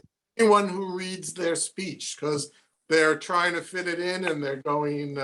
Okay, I'll ask people to slow down. I think the 2 minutes pressured people, and I think we're going to get through it okay. So okay. I will ask people to, Patrick, let's just go to 3 minutes because we don't want to get it to the point where Mr. Basile can't capture the record. Okay, Mr. Basile, if anybody, well, Mr. Hamilton, it was all your people. Can you get everybody to send in their comments to Katie? And DeLuca? Mr. Hamilton has my email address. Okay, so Mr. Hamilton, if you would. Okay, go ahead, Mr. Schirmer. Thank you so much. I am not in agreement that, the traffic and parking report, as it states, will not have a significant impact. And my view is based on this. The surrounding areas were not properly included. Thursday, 10/14, and a 1-week survey is completely insufficient. Ballywood Road has proven after a detailed traffic study, after that, speed humps were installed, that the heaviest traffic occurred on a Saturday and not, as for instance stated in that report, weekdays. The Cardinal Stadium impact is underestimated because now we have the additional seating and all these type of things, and we saw it from the recent games that will cause a lot more traffic. The nearby Cardinal Road ice rink field by the Greenwich Skating Club is not even mentioned in the report. There is police officers directing traffic at the end of Brookridge Road, and that is not mentioned in the traffic report. The worst part of the traffic report is that it does not offer an impact analysis, how it affects cyclists or pedestrians, particularly school children, how they circulate throughout those neighborhoods. Then I had asked back in January during the preliminary hearing that the traffic study should really look at the triangle between Coscob School, Central Middle School, and Greenwich High School, and that the traffic report in the year 2022 should not be a templated one, but a modern one that talks about micro-mobility and local active transportation capabilities, because the 0.8 miles from Coscob School down to Greenwich High School needs a more modern version. You just gave the traffic stats yourself, Madam Chairman. With respect to the project site itself, Patrick, thanks for all your help. On page 9 of the 3D image, the sidewalk does not take into account that the user purpose trail is in discussion with the DW and the state DOT thing. We would like to take bikers and pedestrians off the post road in a beautified greenscape, but also safe sharing mode between pedestrians and bicycling along the front of the Pathway House over to Brookridge Drive and the property under consideration here. Excellent solutions are possible if better planning were applied. I also would like to have a better answer from the developer with respect to 4 Orchard Grove, the site, because so far I see the prefab buildings, but I see nothing for safety for bikers or pedestrians. And last Saturday, Mr. weekend- Shermer, don't bring another application in because it's not pertinent and you're wasting your own time. Yeah, actually it is pertinent, I'm sorry, because the applicant has a history now and should also demonstrate the history in future projects, please. Thank you for letting me finish. I Thank you appreciate- very much, Mr. Shermer. Ms. Lucia Jansen is our next speaker, followed by Ashley Cole. You're muted, Ms. Jansen, if you would unmute. Good afternoon, Madam Chair and P&Z Commission members. My name is Lucia Jansen. I am a 25-year Greenwich resident with my husband and teenager who is a student at Greenwich High School. I am also an RTM member for the past 16 years representing District 7, where this proposed project exists. I am speaking as both an individual as well as an RTM District 7 member who has been contacted by many constituents regarding this project with similar issues that I have with the project. I drive in and out on a daily basis to Greenwich High School for drop off and pickup, as well as when I devote many volunteer hours at all times of day to the high school. I and my constituents are highly concerned with the health, wellness, and safety of the massive scale 86 unit project with 185 parking spaces. Many residents like myself are concerned that the additional cars in the area that is often currently total gridlock at many times of the day will be a health and wellness and safety issue. Also, I heard earlier the traffic report, and it had no mention of the many near miss car accidents that I have personally witnessed, as well as many fender benders. These incidents occur often given the congestion and lack of space for the high volume cars in the area. As importantly, there are a large number of kids, teachers, and staff workers virtually at all corners, walking, cycling, skateboarding, and now e-cycling in this area, rushing to school and departing at the end of the day of the school. Having additional cars with this proposed project is very worrisome for the safety of all these kids, teachers, and people in the area. Finally, I would like to mention our concern for the higher amount of carbon dioxide from the higher volume of cars that will be idling given even the further queuing backup on Hillside Road. This was aggravated by the developer who clear-cut massive trees that for decades was helping remove the carbon dioxide from the cars. In sum, the size, scope, and enormity of this massive project will impact our children's health and wellness and possibly their lives with the amount of heavy traffic and congestion and the lack of trees to reduce the amount of carbon dioxide in the area. Thank you. Thank you very much, Ms. Jansen. Our next speaker is Ashley Cole. Ma'am, if you would go ahead. Can you hear me? Yes, ma'am. Okay, And that great. will be followed, hold on, Ms. Cole. Ms. Cole will be followed by Nick Abbott. Okay. Could I beseech you, Madam Chairman, for a little bit extra time? I'm on the Greenwich Sustainability Committee. I'm also a founding member of the Hillside Road Traffic and Safety Commission, and I currently serve on the Building Committee for the Greenwich High School Security Entrance.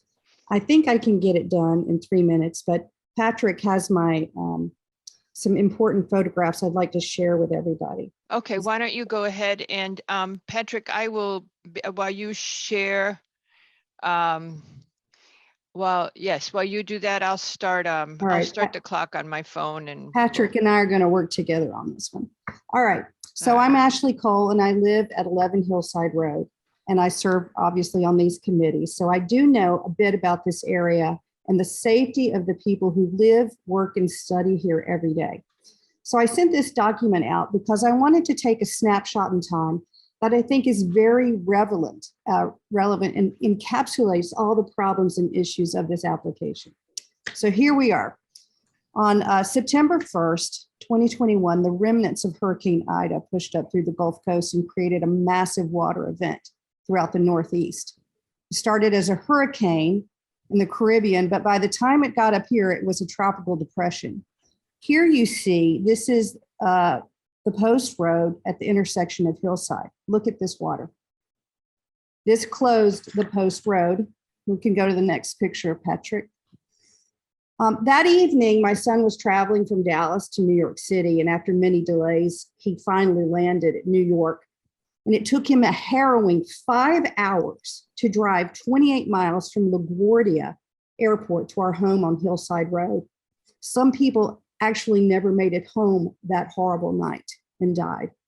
My son never even made it to our house, which was closed due to flooding. He had to walk the last mile home with his suitcases. And I was so sick with worry, I never got any sleep that night. So at daybreak, I decided to walk around and document what had taken place. So I took these photographs of the Brook Ridge, Hillside, and Millbrook neighborhoods. And I believe these photos show not just what our neighborhood, but our entire community could be facing as we confront rising water tables and global climate change. These photographs are from the Millbrook neighborhood.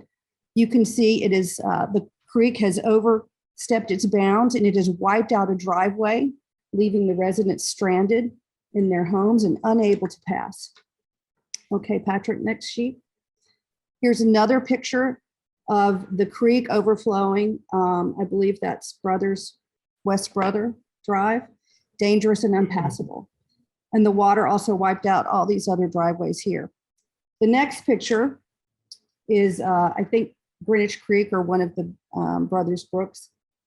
Sometimes we call it Greenwich Creek. It's risen past the banks of the creek, which is way in the back past those willows.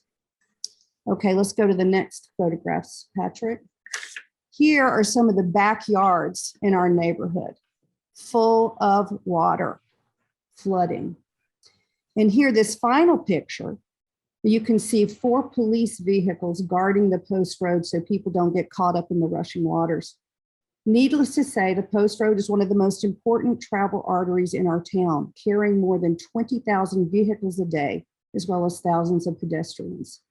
What could demonstrate more of a safety hazard than these photos? People often forget that this area is a sensitive environment and one of our most important watersheds in Greenwich. There's a 10-acre wetland under Greenwich High School fields, and we've suffered significant environmental damage already. The Pecora Brothers 830G application is one of the most irresponsible applications I have ever seen. It is only going to put more impervious surface and therefore more runoff and more flooding in this area. It is imperative that we deny this application. Nothing less than the safety of our entire community is at stake. Thank you so much. Thank you. You didn't do badly, 340. Thank you, Okay. ma'am. Thank you. Our next speaker is Nick Abbott, and I'm bringing you in, Mr. Abbott. And I think you're gonna have to, don't bring the clock back up, Pat, yet. No, bring it down. Mr. Abbott, I believe, you need to unmute, by the way. I believe you are here to represent Desegregate Connecticut. Are you? Speaking in my individual capacity. Okay, so you're back to the 3 minutes. I had sent Emily DeSalvo an email and let her know. Okay, so back to the 3 minutes. Pat, I can run it on the timer if you want. Yeah, do you want me to run it on the timer? I got it going. No, okay. All right, go ahead, Mr. Abbott. Thanks so much, and thank you to the Planning and Zoning Commission for your dedicated work on this. I don't want to spend too much time because I know the Planning and Zoning Commission does appreciate the need for more affordable housing in town and for more diverse housing options in town. But I do want to really stress some data to back up that need and emphasize why, in my view, as a 22-year resident of Greenwich, the need for affordable housing in town presented and the benefits presented by this project outweigh the public health and safety concerns related to the project. In particular, Greenwich needs more, not just affordable housing, but more rental housing overall. Housing availability in Fairfield County is at a record low, down from an average of 8,000 available housing units to below 1,500 available housing units in the entire county, a record low. In Greenwich, this shortage of rental housing is particularly acute. Greenwich used to permit and build hundreds of multifamily units per year at the stage where it was fueling the town's growth. And that approach made our town what it is today and provided housing opportunities for people along the income spectrum. Unfortunately, since that time, Greenwich has taken a different approach and has not permitted affordable or even multifamily housing. And since the time at which Greenwich did permit hundreds of multifamily units per year, rents have increased over 4.5 times the rate of inflation in town. I've heard, concerns were brought up in this call around traffic and impervious surfaces, and I don't want to be dismissive of those concerns. However, those concerns are best addressed by permitting more dense multifamily housing close to services and public transit. Over the past 10 years, 85% of the new homes that Greenwich has permitted have been single-family homes. Those homes have largely been further away from services and public transit, and have increased impervious surfaces and traffic by producing sprawl and challenging our infrastructure in a way that building denser multifamily housing like this project does not challenge the town to do. I want to thank you for hearing us out and strongly encourage you to permit this project because the need for affordable housing in town that would be satisfied with this project does outweigh the public health and safety concerns brought up here today. Thank you. Thank you very much, Mr. Abbott. Mr. Abbott will be followed by Mr. Schultz. I apologize, Richard Schultz, that I didn't tell you earlier. I am bringing you in now. And the next speaker after that is Elizabeth Dempsey. And again, telephone people, if you wish to speak, it's *9 to raise your hand. So just raise your hands and we will enable you. Go ahead, ma'am. And I'm not seeing her. Yes, she is. Elizabeth Dempsey, go ahead. And after that will be Jill Marshak. Mr. Schultz. Mr. Schultz, I'm sorry, lost it. Hello, Richard Schultz, and then Elizabeth Dempsey, followed by Jill Marshak. Go ahead. Okay, may I speak? Can you hear me? Yes, sir, we can hear you. All right, I represent NEGA, the Northeast Greenwich Association, representing about 2,200 homes in the northeastern part of Greenwich. We're impressed with the staff diligence on this project. We are very much in support of affordable housing and are working with the town to try to increase the amount of affordable housing that's available. You've heard already from a number of people about infrastructure issues. 830G does permit overrides for safety issues. Infrastructure, the sewage lines and that kind of thing, the environmental issues in the sound as a result of runoff, and the comment that was made about wetlands opining on this application is important.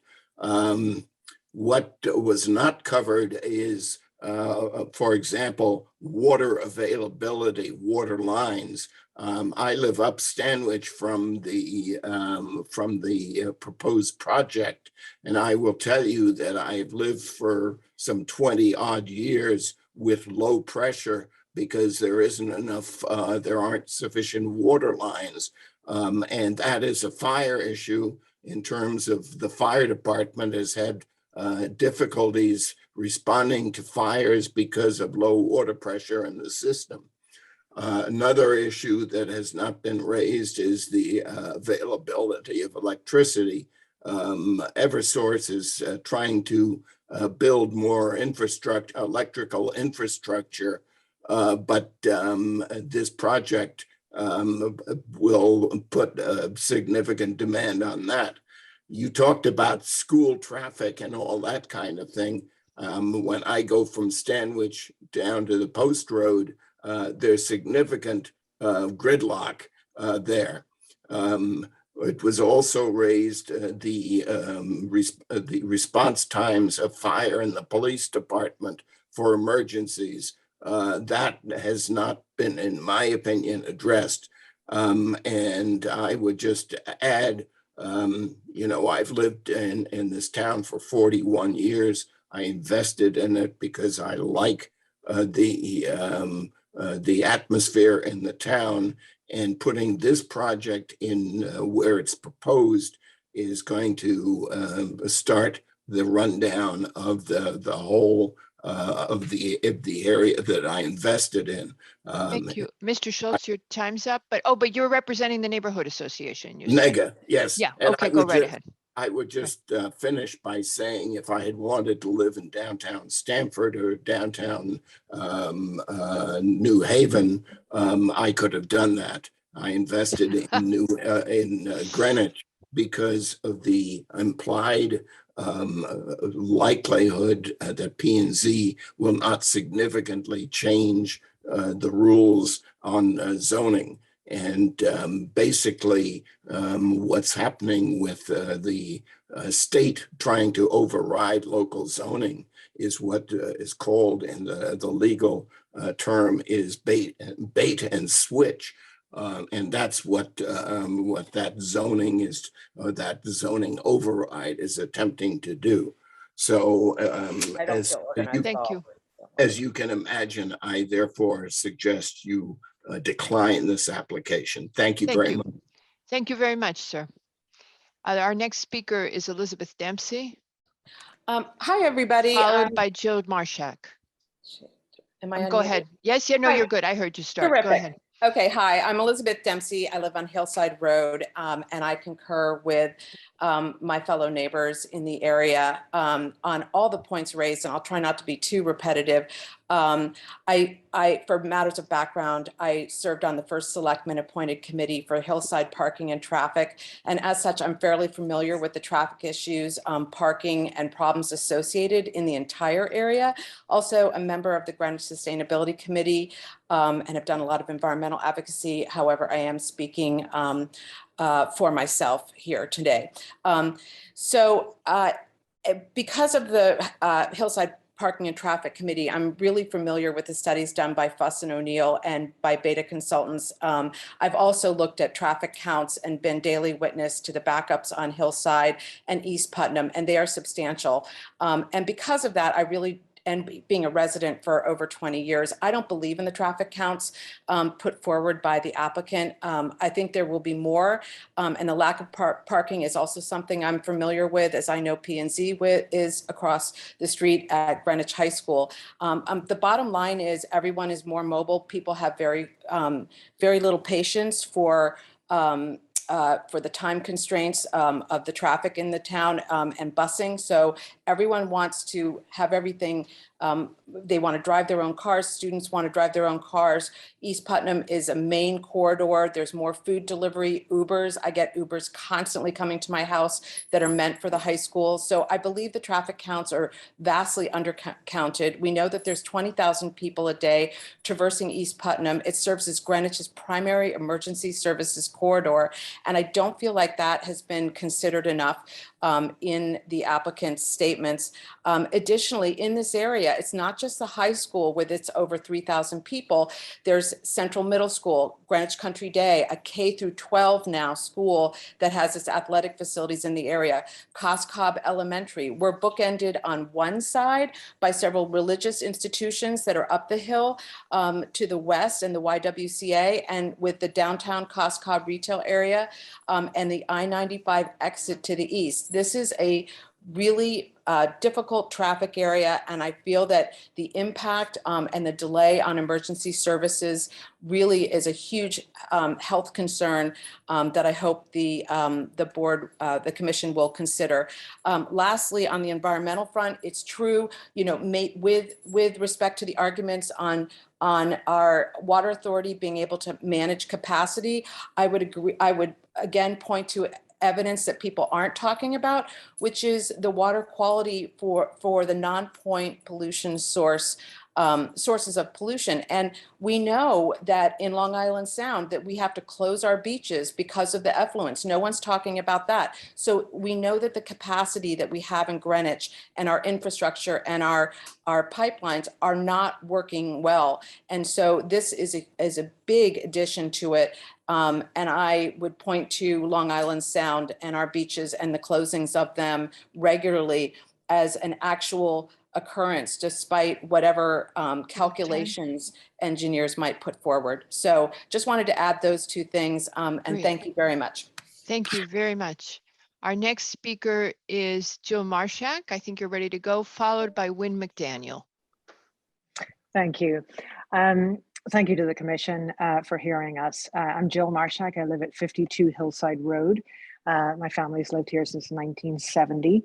I'd like to speak about pedestrian safety. And I would also like to say that I do support affordable housing. This is a pedestrian safety, as I see it, many issues in addition to traffic and flooding. And this is just not the right place for an affordable housing development. I walk my dog along Brookridge. It is a cut through for traffic, and not just due to high school traffic. People use it at all times of the day because there's no traffic light there. So people use it to avoid the variability that the traffic light provides at Hillside. And the intersection where Brookridge meets the post road is very narrow. Cars turn on there very fast from the post road, very rapidly, and there is no sidewalk, as you know. So crossing from the proposed site at 5 Brookridge to the west side of Brookridge, which you have to do to get to Hillside Road and the high school, is really precarious.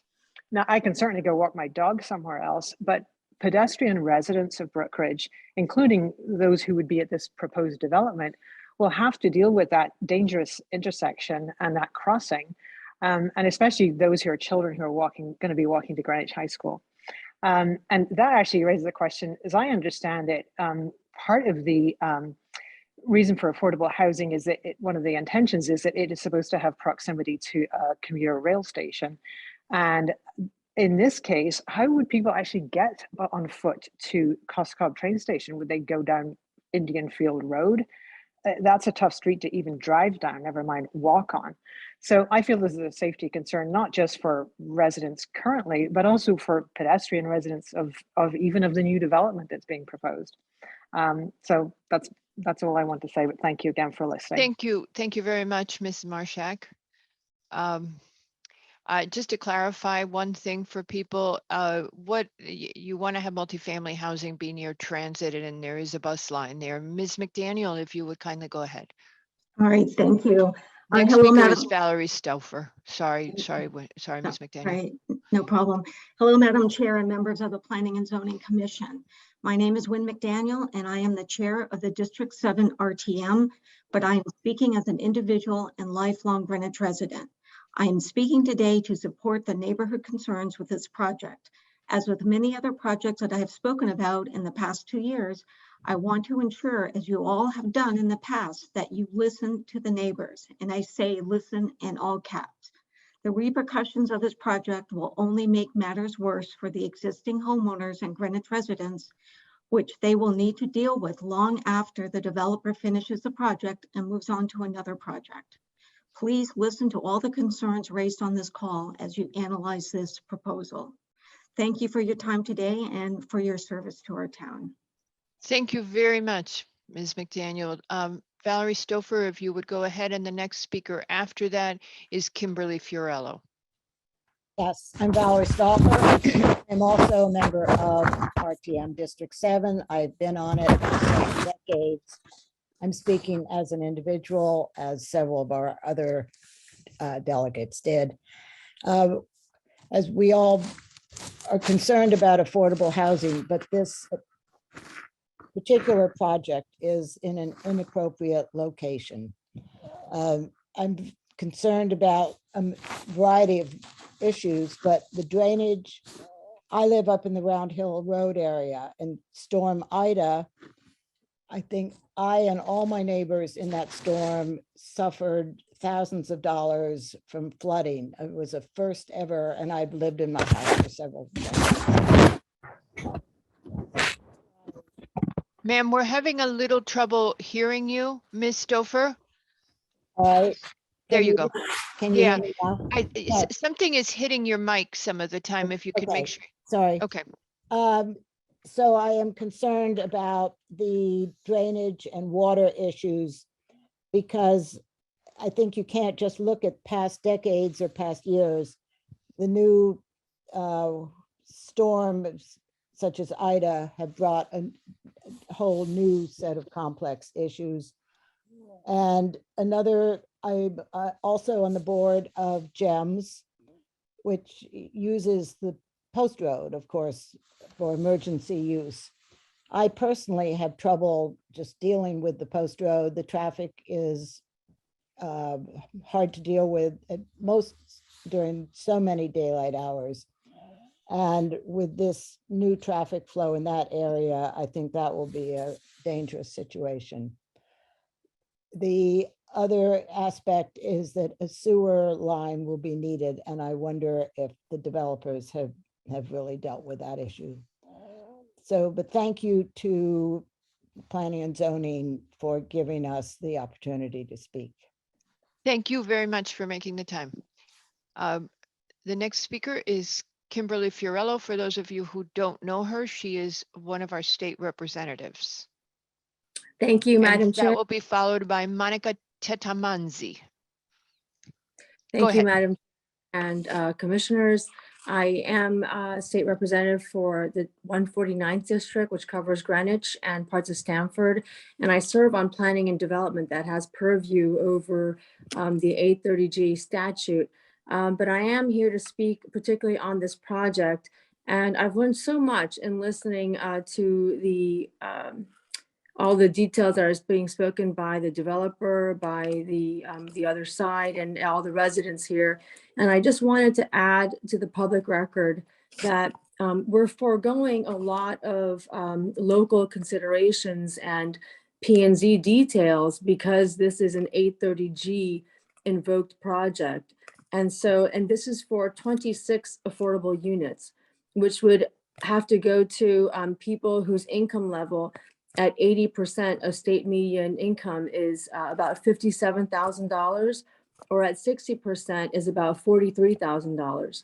And if we look at the starting salary of, for example, a Greenwich public school teacher, we're talking about $68,000. That's $10,000 above the 80% SMI level that would qualify for an affordable resident.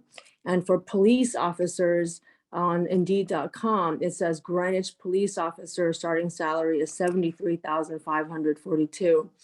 I would love to understand better from the developers how they will manage these affordable units for the next 40 years. As their residents, the affordable residents will change, their lives change. And this is something that Sam Romeo speaks about in great detail in the residents and families that are parts of Greenwich communities. And I think that is a difference that many residents care about, is the kind of support that affordable residents in the affordable units of these developments, what will that be like? Greenwich does not have a lot of experience with that because in the last 30 years of having 830G legislation, we haven't had as many 830G developments. But now we are having quite a spate of them. And I think it's fair for us to better understand, as we sacrifice a lot of our say, how exactly these affordable units will be handled. Sam will often talk about people getting raises in their jobs or getting married and becoming families, and that significantly changes their income level. That could almost push them out of the affordable units, but it doesn't mean that they can suddenly go afford a down payment on a single family home in Greenwich, for example. And I also wanted to speak to constituents. I visited their homes, especially the residents of Ridgebrook and Echo Lane after the flooding, and I was stunned at how regularly it floods there, even though the incident was the 500-year flooding, but they told me this happens regularly for them. And it is it's like what you see in the newspapers, and it really rocks their world and creates incredible financial stress and emotional stress when your house is flooded. And so I really associate my comments with the residents who are concerned about regular flooding. Thank you, Madam Chair and Commissioners. Thank you very much, Ms. Fiorello. Thank you for representing us and all the work that you do. Our next speaker is Monica Tetamanzi, followed by Mr. Eric Brower. And ma'am, if you would unmute. Good evening, everybody. Hello. My name is Monica Tetamanzi, and I live on 19 Brook Ridge. I live here with my husband and my 2 children. And I really just want to add my personal experience on traffic. So you know what it is like every morning when I leave my house at rush hour to drop off my 2 kids at school. And I leave the driveway and normally have to wait a few minutes on the driveway because, as you know, Brook Ridge is a cut-through street. So there's plenty of cars going through to GCDS, to the middle school, to the high school. Once I make it out, I make a left and I go towards Fairfield, and right there, completely stopped. There's at least 10 cars in front of me, and I can really not move. So I said, okay, you know what, instead of going to Fairfield, next time I'm gonna go to Post Road. So I go to Post Road, and it's probably worse, trying to make a right at rush hour. I'm at the mercy of anybody that will let me in. There's cars backed up all the way to the gas station because obviously there's high school kids going to school and the line is just forever. I'm lucky enough that my house has a driveway on Stanwich. So I'm like, you know what, let me try Stanwich. I'll just go to Stanwich, 22 Stanwich is my exit. What do you know? I get on Stanwich, the line is backed up all the way to 22 Stanwich. So again, I have like a good 10, 15 minutes before I can actually make it to the school. So knowing what I go through every day, it's incomprehensible for me how we can add 86 new units with 180 cars, because as it is right now, it's treacherous to drop off the kids at school. So I really don't comprehend how this could possibly happen, or anybody, you know, I live here, I live through this every single day. So we cannot have another, forget about 50 cars, I mean, 180 cars. We can even have 50 cars here. So I think somebody really needs to look at this closely. And then the only thing I wanted to add is the house right next to mine is being built right now. I'm sure it's going to be a beautiful home. They had some major blasting, and I'm sure that blasting is going to be much less than what's going to take place on 5 Brook Ridge. And my house shook tremendously, and my pool the day after the blasting had a leak. And I actually had to pay for somebody to come and fix all that, and that was due to the blasting. So I can only imagine what the blasting is going to be when they start the project on 5 Brook Ridge. So that's my experience. Thank you very much, Mr. Tamanzi. Our next speaker is Eric Brower, followed by Mr. Burke Dempsey. And Mr. Brower, are you here representing the Conservation Commission? No, I am not. I'm here tonight actually on behalf of the Millbrook Owners Association. Okay, so we won't time you, Pat. Sure, thank you. The Millbrook Owners Association is made up of 178 homes, and the location, I'm sure you're all aware, is immediately below the Post Road and directly receives the water from this proposed project. The association does share other concerns expressed so far regarding traffic and safety. Tonight, I want to focus on the flooding safety aspects as well as environmental problems that will result from this project as proposed. The impact to Millbrook is direct. The pond that was referred to as the collector is located at the corner of the Post Road and Woodside Drive. And it takes water from Greenwich Creek or East Brothers Brook, as well as current flows from the site, the project site, and the Post Road, and discharges directly to this, quote, collector, which is one of 4 ponds in the Millbrook system. And it's served over the years as a sedimentation basin. It's been excavated several times in order to remove silt that's coming from upstream in the post road and the watershed of the subject site, which is connected to this. And it has been impacted significantly by flood flows. And as everybody's already testified regarding the flooding concerns, Ida obviously was a big event, one that will become more frequent.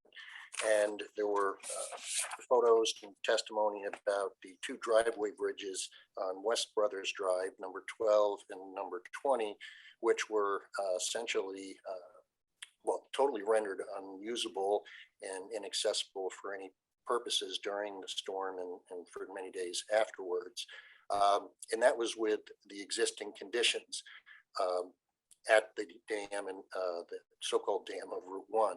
As the commission may know, the Millbrook Association has been working during the past year with the Department of Public Works and the State Department of Public Transportation in order to mitigate what the impacts will be of this proposed flood improvement to the existing bridge. So I mentioned this, it's not tangential as it is tied directly to the stormwater discharge for the site. The state's proposal is basically to move the flood from above the post road to below the post road by substantially opening the bridge. So the concerns above the post road and the studies that the engineer had worked on with the consultants related to existing flood conditions above the post road. So the new largely uncontrolled storm events that are going to go into this sediment pond and the Millbrook Pond system, there's 3 other ponds below before they enter Bruce Park, will get increased velocities. And as pointed out in Alexander Mox's report, there's concerns about the increase in flows, what their velocities will be, and the impact on either disturbing existing sediment capability, trapping of this pond, and additional erosion in the stream system below this pond. We've asked the state to provide an analysis on the amount of increase in flows and scouring and erosion that will take place. They have not provided it. So it doesn't allow the current site project to be properly assessed without knowing what the conditions are presently that this pipe system is proposed to be discharged into. So I think the burden on the applicant is to have to consider its discharge both under the present conditions with the bridge not widened, as well as if it does become widened, how will detaining peak flows or releasing them earlier wind up making things better or worse for the system. So it's quite a matrix. I understand the engineer's position about wanting to discharge storm runoff peaks before the watershed peaks, but the interaction of this project and the 2 scenarios that might take place with the Route 1 bridge have to be carefully analyzed to see what the impacts are going to be. If the flows are going to be increased, the sediment is going to move more quickly down into the Millbrook pond systems, which is going to create eutrophication of those ponds, which will degrade the water quality and health of that whole environmental system. And if it comes out concurrent with increased flows, it's going to cause even greater erosion. There is a dilapidated dam that currently serves as the impoundment for that upper pond right below the post road. It's in disrepair. The pond is half owned by the state of Connecticut and it's right of way, as well as half by the private owners within the association. So that's a complicated thing. It needs more than generic philosophy to explain how it's going to work. I think critically, as was mentioned, the Wetlands Agency needs to review this. It had been indicated that the the staff, a green sheet was issued because there were, quote, no wetlands. There is a 100 upland review area that generally the agency uses as a guideline for determining whether a permit will be required. This pond happens to be more than 100 feet away, but if there's a solid concrete pipe connection between point A and point B, it kind of makes the 100-foot limitation not a relevant standard for evaluating impact. So I would encourage the town to have the wetlands take a role in this. So I think comments made by conservation staff as well as Mr. Wells are well-founded. And we hope that there's a very, very broad analysis that engineering undertakes in the different scenarios that could come about relating to Route 1 and this project. Mr. Brower, I don't remember seeing your comments. Did you send them in? What I'm saying tonight? Yes. No, I have not written that down, but we will be following up after tonight, Okay. having learned more from this hearing. And this is because the concerns that the Millbrook Association is raising with you are similar to the concerns, as you pointed out, to what the Conservation Department raised. And it's the second time we've heard the suggestion tonight that we should confer with wetlands. So if you would kindly, whenever you are able to do so, we would very much appreciate your comments. If they're not exactly like tonight, that's fine. We'd very much like to have your comments in writing regarding these issues. All right, Will thank do. you. And I believe as Mr. Wells said it, we have been reminded by the select people that of the importance of flood management. Mr. Dempsey, don't walk away. Thank you very much, Mr. Brower. Thank you for hearing us. Mr. Dempsey, you're on. And after that, Ann Knox, if you wanted to go to your blasting, I believe you didn't get a chance to talk to your blasting, I will bring you back in. Go ahead, Mr. Dempsey. Thank you. My wife Elizabeth spoke a little bit earlier, and she's spent considerable time on all these details. So I'm going to take it in a different direction when we're trying to see a problem we're trying to solve. And I think this project should be delayed for a number of years. And here are two key reasons why.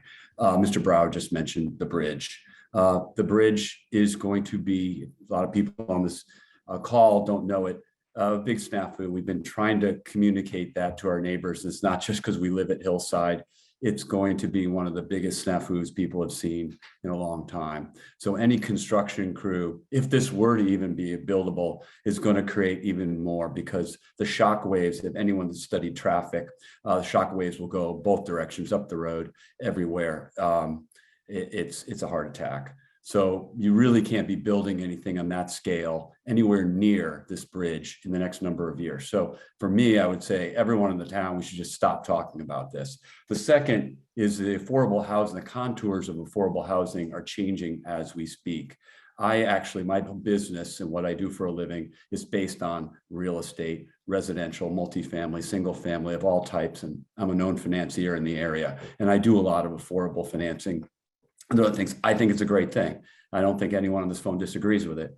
But you know what? We know that the laws and the contours of the law are changing all the time. I mean, I get 10 emails a day from people I'm in the business with.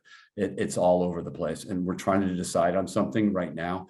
So all I can tell you, because I am a neighbor and I do care about this, is that I think the developer is trying to rush this through right now, knowing those two things. So normally when something like that happens, you're supposed to stop, look, and listen.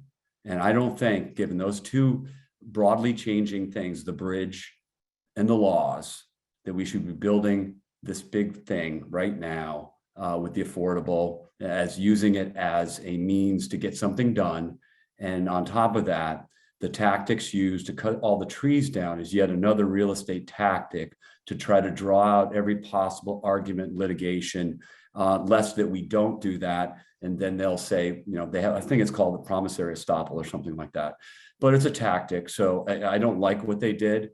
And I think it's all planned. And so we're up against big money, and it's fine. We're all smart people. So my view is, in this case, it should just be, all this should be delayed for a number of years till that bridge is in place. We can take a look at what's going on, and we'll understand the laws a lot better. Thanks a lot. Thank you very much, Mr. Dempsey. Ann Knox, you have your encore. Oh, thank you. Very much appreciated. I did want to address, two items very briefly. I think the first one was the health and safety issues that arise through the blasting of the ledge rock that is required for the construction of the underground parking garage. I think people need to appreciate that they proposed to blast an area that is almost 3/4 of the size of a football field. It's not an immaterial amount of space. It's not what is involved in a single family house. And they plan to do this within 1,000 feet of 2 gas stations with underground storage tanks. I mean, this could be, if the storage tanks were affected, it could cause an explosion, or otherwise a leak would cause an environmental disaster in this area. Again, I think we really need to be very concerned about how this is happening and whether this is appropriate in this zone. Moreover, it's occurring mere feet away from a 100-year-old house that's just over the property line, and on a block with multiple 100-year-old plus homes, many with historic value. Mine, in fact, actually was the inspiration for some of the Cos Cob artists, quite frankly.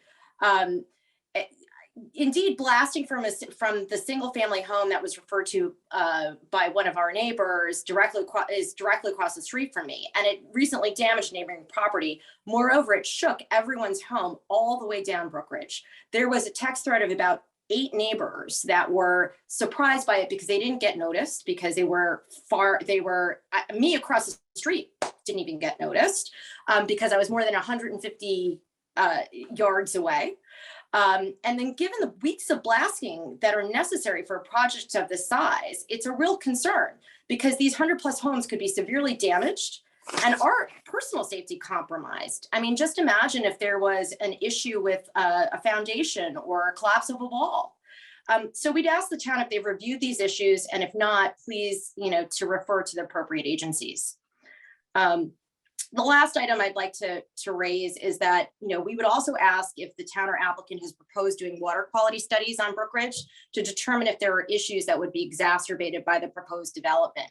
I note that some neighbors on Brook Ridge have implemented drinking water or entire home filtration systems due to concerns relating to the color and scent of water that occurs with some of the town water connections on this block. So I would ask the town if they are able to review this concern as well, because I don't think that this has yet been addressed. And in closing, I just want to emphasize again that myself and my neighbors are absolutely for affordable housing in Greenwich. And we'd be happy if the applicant took the current building and made it completely affordable. But the health and safety issues that arise from the project that he is proposing are really enormous. Again, thank you so much for your careful and thorough review of these issues and the concern for the residents of Greenwich. Thank you very much, Ms. Knox.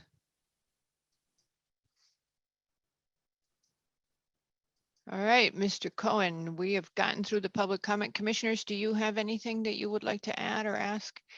In regard to Ms. Knox's comment, just letting everybody know that the applicant did submit a letter from Aquarian notifying that there was adequate water service for the demand that would be created by the 86 units.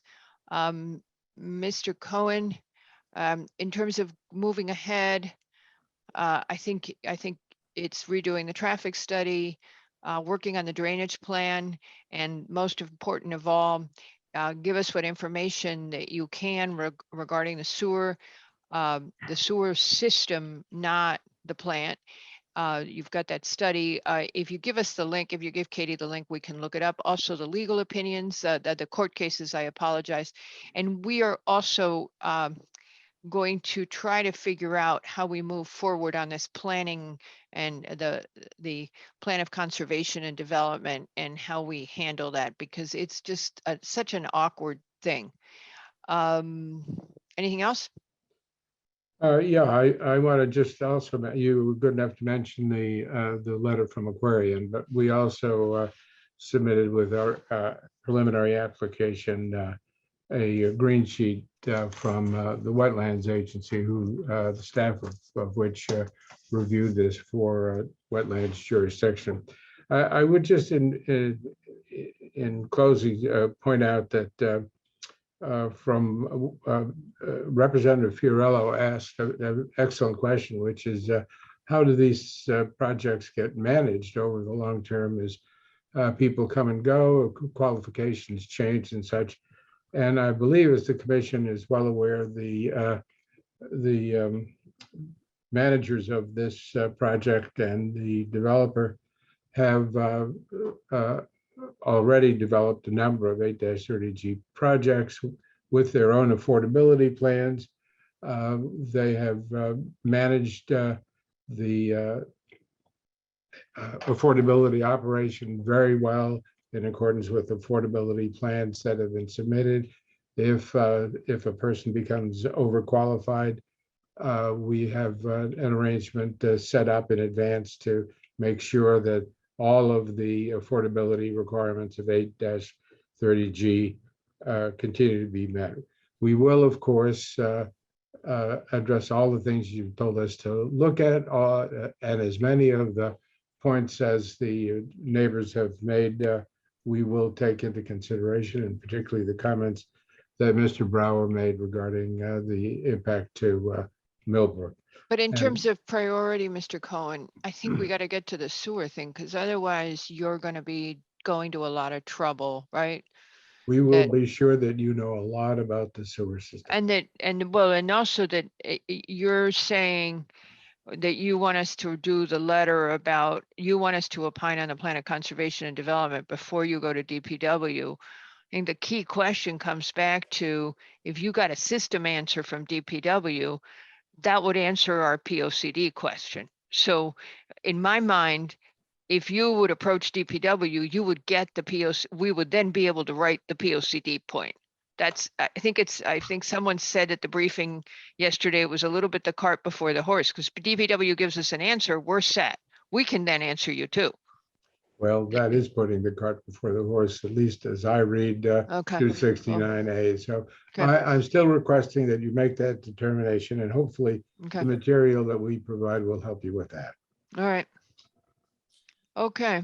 Katie, were you going to say something? You look like.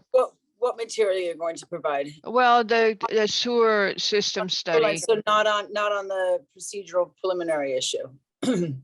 Okay. Two things. One, does the commission, I imagine that the people that spoke on this issue will do the same, but does the commission want me to formally have a conversation with the Director of Environmental Affairs and the Inland Wetland Department based on the comments that were made today? Yes, ma'am. Okay. I was going to ask, I didn't know if I could ask you that right now, but I would like you to follow up on it, because I don't know if it's valid. I don't know enough about the wetlands, the state wetlands requirements in this regard. Okay. And the second thing was, it appeared to me, but I'm leaving this to the commission, of course, that there seemed to be opposing cases that were presented by Mr. Cohen and Mr. Coppola. So I wondered if you wanted briefs from both of the attorneys on that issue about authority, the 830G and authority issue, or you just wanted to leave it where it is and go from there. I'd like to read the cases first. Okay. And then could we still ask Mr. Cohen for a brief after we've read the cases? Is there a way we could do that? Yeah, as I asked Mr. Cohen already to provide the cases he referenced, Mr. Coppola, I'm not sure if your letter, if you're still listening, if your letter actually had the cases attached, but that would actually be really helpful if you could send the cases that you're referencing. He said in his, now I'm bringing him back in, I had kicked him out. Sorry, Mr. Coppola. Go ahead and unmute, sir. Thank you. I believe Mr. For the Coppola, record, Your Honor, Mario Coppola, for the record, Your Honor. Okay, I'm not up to a trial yet. It was just a little planning and zoning commission. Didn't even go to law school. Okay, so Mr. Coppola said that his case references were in his write-up. I did not see his whole submission. I read, a little bit and then just ran out of time today. Madam Chairwoman, there was reference to some cases. I did not attach the decisions, I could do so. Well, we can look them up. If you give us the case references, we're happy. to. There are case references in the memo. However, if the applicant is going to submit a brief, You would as well. I would Gotcha. appreciate I appreciate the opportunity to reply to it. I don't know if you want to set a time, a date by which you'd like to get it from the You know what? applicant. To tell you the truth, why don't we go ahead and just ask for the brief? And here's why. This is an eternally interesting question of the extent of 830G, what a commission's role is, what gets overridden, what doesn't. Even if the commission always learns from this exercise, from any time we discuss this. And it's such a pertinent part of this discussion, so let's just go ahead and ask Mr. Cohen. My apologies. I'm reversing. Let's get a brief from you on the subject and how you described it, and then we'll take a look at it with the case reference. We'll have Mr. Coppola reply to it, and at the very least, you're educating us on our roles, which you said were very challenging. The brief that you're looking for, Ms. Alban, relates to the authority of the commission under 8-30G to look at land use enactments in addition to zoning. Yes, yes, sir. Okay. Okay, Mr. I can Coppola do called that. me Your Honor. I called you ma'am. I think we're getting hungry here.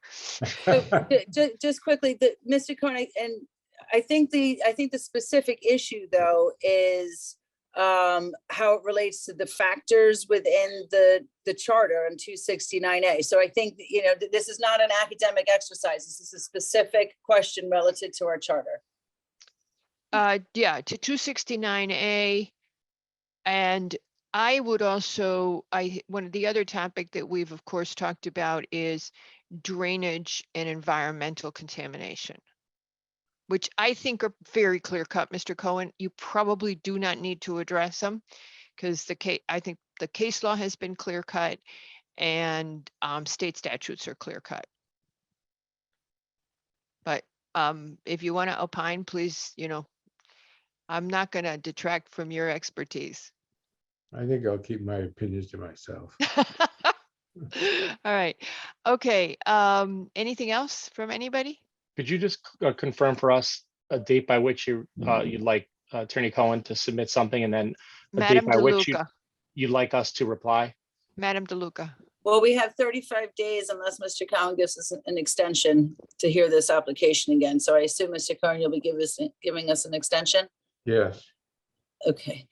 So maybe is 30 days okay for both of you? I mean, I'll ask you to, Mr. Cohen, to. Oh, real estate is quiet. Land use is a quiet business in Greenwich, Connecticut. Mr. Cohen, you can probably get it done by tomorrow morning. 30 days is fine. And then Okay. by what date would you like us to provide a reply See, to that? then he's only got, that's the thing, then Mr. Coppola.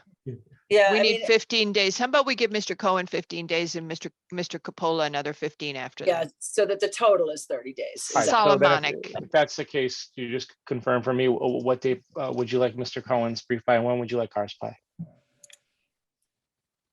Is 15 days April 13th? I don't know how you want to count, or the Sure. 14th. Yeah, let's go with April 13th for Mr. Cohen, and then could you do yours by? Wait, 28th? that's my birthday. Could you make it the 14th? Yeah, so you can write it when you're hungover? No, I don't think so. Make it the 12th. All We're right. doing you a favor. So so did you say Mr. Attorney Cohen's is April 14th? Is that correct? Yeah, that'll work. Sure. What day of the week is that, Mr. It's Coppola? a Are you- Thursday. Okay, that works. Tax day is not till the 18th, right? All right. And then you have ours on, is it the 29th? Is that correct? That Yeah. would be ideal. Yeah, and obviously you don't need to wait until the deadline. You can submit it sooner if you're finished. Yeah, well, Mr. Cohen's going to be older by then, right? Yeah, I only say this A because lot older. we do want to get you back on meetings, and Yeah. and an application of this magnitude is not, we can't throw it on a meeting at the last minute, and we adjust a lot of applications to deal with the amount of time needed for an application. Katie, Just because you'll have a lot of time, Katie. I believe it'd be helpful for the people who are listening. Do you know when then you would anticipate having the next hearing on this potentially, and when you'd have to have it by? Just, I think it'd be helpful for the public to hear that. It depends on what happens with wetlands. It depends. We have several other applications that are large. I don't want to answer that at this time, but it obviously won't be in April. I'm gonna get the question, so I figured I'd ask you. Yes. So because I'm sure people will ask me after this hearing, so Yeah, thank you. And people know how to check in with the department, which is good. And so continue to do that. We're more than happy to respond back and let you know what we're thinking. I mean, tentatively, but it won't be in April. That much we know. Thank you. Okey doke. It is now 7:19 PM. Does your commission want to have a dinner break? Yes, please. All right, how long do you want to have? I feel like 20 minutes. Is that okay? Yes. Yeah, all right, okay. 7:40. 7:40. Seconded.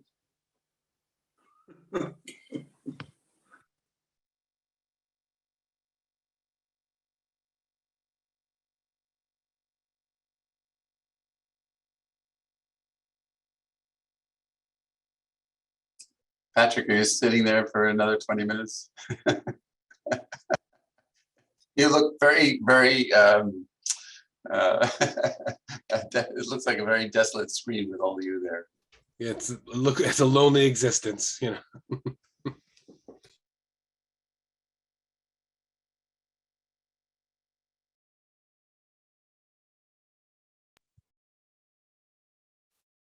How was your lonely break, Mr. LaRoe? It was very good.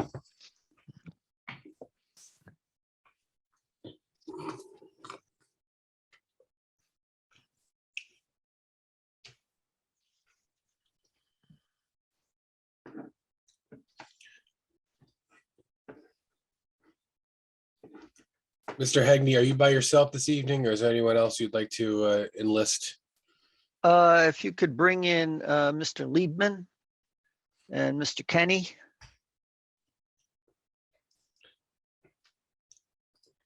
I have my dog with me, but I don't think he's going to contribute much to the discussion. I'm not gonna go there. Well, you could go there twice. Yep, mine contribute regularly. Yeah, well, I'm hoping mine chooses not to. And also Mary Gabavos, who's with Mark Finley.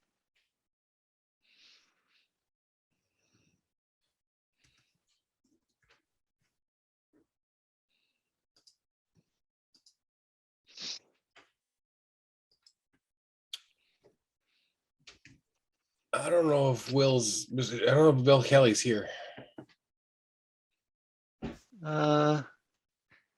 He said he was going to be on his laptop because he needs to be at a hearing in Westchester, so as well. Oh, there he is. I see him now. So Westchester is live and in person? Yes, they're doing it live. The BET method of public hearings. Now. You could do some live and some you could do Zoom still. You Yeah, could do the or briefing in hybrid. Zoom and do these meetings live. So to build on what Patrick just said, I had the singular privilege of spending 4 hours sitting in town hall hearing in the meeting room last night. I'll pass. It gets those chairs. Katie, you only stayed 2 hours, right? But I experienced the chair. The chairs are massively uncomfortable. And I ended up sitting on a table and it just seemed better. And that's really sad. So the meeting started at 7, ended at 11. It And just that's- felt very uncomfortable being in a crowded room also, frankly. Well, and it was also quite. A super spread. You stayed the whole time, Margarita? Yes, because the ARPA money didn't go till the end. I Oh, didn't because stay till the end. Well, we had people, I tuned in a little late and we had people commenting on it. And then we had Katie there weighing in patiently for the Glenville project. And I was at 10:30, quarter of 11. Oh, I thought you'd already gone. I thought I'd missed you. ARPA was left to the end. So there you go. But the experience was, and then when John Canning, the traffic guy, told us today that he has COVID, it was very discouraging because that room last night was jam-packed. Right. So I suppose, Mr. Basili, I hope you haven't put all this in the public record. Oh, We're well, still recording. you like. Oh, well, that's okay, but he transcribes as well, as long as it's not in the actual full transcript of Mr. Hegney's presentation. Did you wear So- a mask, Margarita? No, I did not wear a mask. I spent a lot of time in the hallway. And then I finally gave up. By the time the room was mostly empty, then I went and sat finally inside. I discovered that Zoom has a 3-minute lag from live. And at least it did last night. So I'd be one speaker behind and I got nervous. Okay, so Mr. Hegney, having done all that visiting, uno, dos, tres, cuatro, uno, dos. We're missing Mr. Levy. There he is. Okay, Here. Mr. Levy, you're there. Yeah, there he Mr. is. Lowe, I'm you're here. probably, yeah, okay, everybody's here. You don't have to turn on as long as I know you're alive. I'm alive. And, okay, so we continue with the public hearing. Mr. Basili, it's okay to keep what we're saying now. We continue now with the public hearing. The application is Mead Point LLC for a final coastal site plan and special permit at 0 Indian Field Road, which is also 618 Indian Field Road. As a reminder to the commission, the maximum extension to close has been granted on this application, and this is a must close tonight. We do not have to decide it, but we do have to close it. And I believe it was submitted all along as did you submit a preliminary originally? No, we, Okay, so that's since your, this is just a single family house, we didn't. I know. I'm need to just even saying, under just the in current case anything regulations. happens tonight, just to have options. After the attorney, after Mr. Hegney has spoken and the commission has asked questions and discussed this with him, we will call on the public for comment. Thank you, everybody, for attending in the public. I see we still have a fair number of people. And so, Mr. Hegney, now you may finally go. Thank you, Madam Chair. Good evening, evening members of the commission. For the record, Tom Hegney is on behalf of the applicant. We were before you on the December 21st meeting and also the February 15th meeting to present this single family home on an 8-acre parcel that is measured to the mean high water line. There is 4 acres actually that are zoning area. And then we have met the FAR requirement based on that 4-acre parcel. We meet the setbacks required in the RA2 zone. We have 82% green space versus the 78% that's required. And we meet the height requirement of 47.5 feet in the RA2 zone. We have submitted a plan to the health department, which has approved the septic system for a 10-bedroom system on this property. The town engineering department has reviewed the plans and has issued a report indicating that they find the drainage summary report acceptable and the site plan acceptable with some minor changes that we can handle as part of the zoning permit process. DEP issued a no comment email some time ago. I understand that they submitted additional comments today, essentially saying that the tidal pond is part of state waters. And since it was tidal waters, I always assumed that that was the case and have advised the client of that. So I don't think that that changes what they had said earlier. Some years ago in 2015, there was an archaeological study done, and that's done in 3 stages: an initial investigation, a more in-depth, and then a full excavation at the site. And that was done between 2015 and 2017 by Professor Ernest Wiegand at Norwalk Community College. We have re-engaged Mr. Wiegand as our archaeologist for the project. He is very familiar with the property, having literally spent days there as part of the excavation. He issued a report on February 26th of this year, and he indicated 4 recommendations that he is suggesting, and we will abide by those recommendations and work with him as our archaeologist on site during construction. We also retained William Kenny and Associates to prepare an ecological assessment and a detailed survey of the trees on site. Even with the trees that we're looking to remove, 76% of the existing trees will remain on site. We prepared and filed a construction phasing plan. We do not show on the plan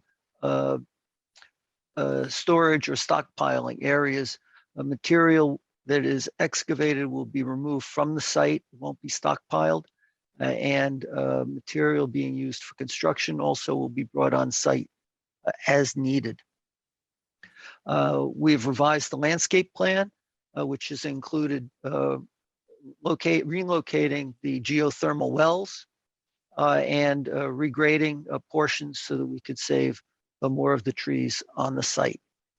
At the briefing yesterday, there was an issue that was brought up in terms of flooding concerns on the driveway and the garage. The garage and the house are in the X zone, so they don't need to meet any particular elevation. The driveway itself, however, rises to elevation 15 before it slopes down into the garage, which is at elevation 14. The drive from Indian Field Road to the house is basically at elevation 9, where it's closest to the water. I know that there was some concerns expressed with that. So I went and looked at a few of the other projects that the commission has looked at recently. One on Shorelands on Eggleston Drive. The road in front of that house is actually elevation 4.6. There was one in Lucas Point on North Crossway, where the road was elevation 6.1. Meadow Drive in Old Greenwich also, where the elevation is 5.2. Suffice it to say, if it's over the driveway we have, a good portion of Old Greenwich will not be able to get to and from their homes either because of the high tide that would occur during a storm. At the briefing, there was also discussion on the special permit standards because you were looking to apply those to this particular project. Since many of these relate to commercial projects, not all of them apply. For example, we don't have to deal with the orderly growth of a retail business development in the area because this is a residential area. But there are 3 that do apply, and I wanted to go over those with you. The first is preserve or enhance important open space and other features of the natural environment and protect against deterioration of the quality of the environment, the related public health, safety, and welfare. So here we have, as part of the subdivision of this into 2 lots, we have a significant portion of the property that's already in a conservation easement. It's just about 1.5 acres. And we are not proposing any construction along the shoreline. Pat, if you could bring up the slide 2 on the presentation material. So a significant portion of what people see on this site is going to be protected as part of the construction that's gone on, particularly on the west and south sides of the site. So if we look at the house is on the center of the large part right there where Pat has the cursor. And you see there's a small tidal pond on the northwest side. The area from the north of that, just north of that, all the way around to where the circle is on the east side of the property will be fenced off with chain link fence. No, not that one, Pat, the one on the far east side. Yes, that one. So from that tidal pond, the north part of that tidal pond, all the way to the east side of the property, all that will be fenced off so that there will not be any construction activity or construction access. All of the trucks and material that comes in will come in on the driveway, go to the site where the house is being constructed, and then leave on that same existing road. And there is an existing asphalt road there. So we will be protecting both the tidal ponds, the beach, and the shorefront as part of doing this construction. The second standard that applies is be in scale with and compatible with surrounding uses, buildings, streets, and open spaces. So obviously we have a lot of water around us, but there are a number of homes. The one immediately to the north, which the commission approved in 2019, is a 15,859 square foot house. The house to the east of this property, between this property and Indian Field Road, is 18,750 square feet. The houses on the other side of the cove to the west, across the water, one is 15,841 square feet. The other is 19,786. So we are very much in keeping with how the neighborhood has been developed in this area. And of course, we're residential, just as all those other properties are residential. And the third, which would apply, is preserve land, structures, or features having special historical, cultural, or architectural merit. And this gets back to what we were talking about earlier with Professor Wiegand. A significant portion of the historic and archaeological material has been removed and preserved from the site.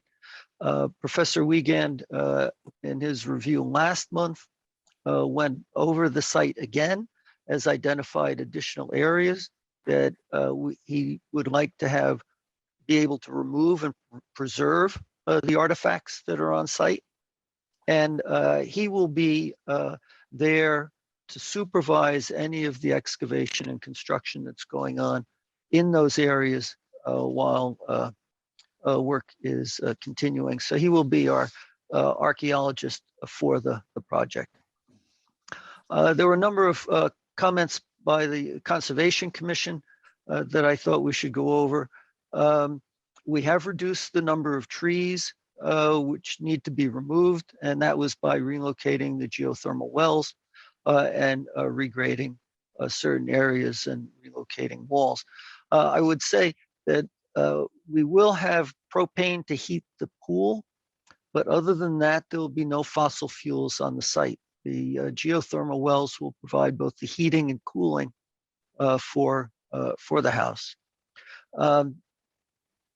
During construction, as I said, we're going to block off the roadway that runs from north of the small tidal pond all the way over to the east side of the property. They requested that construction only run for 6 months a year.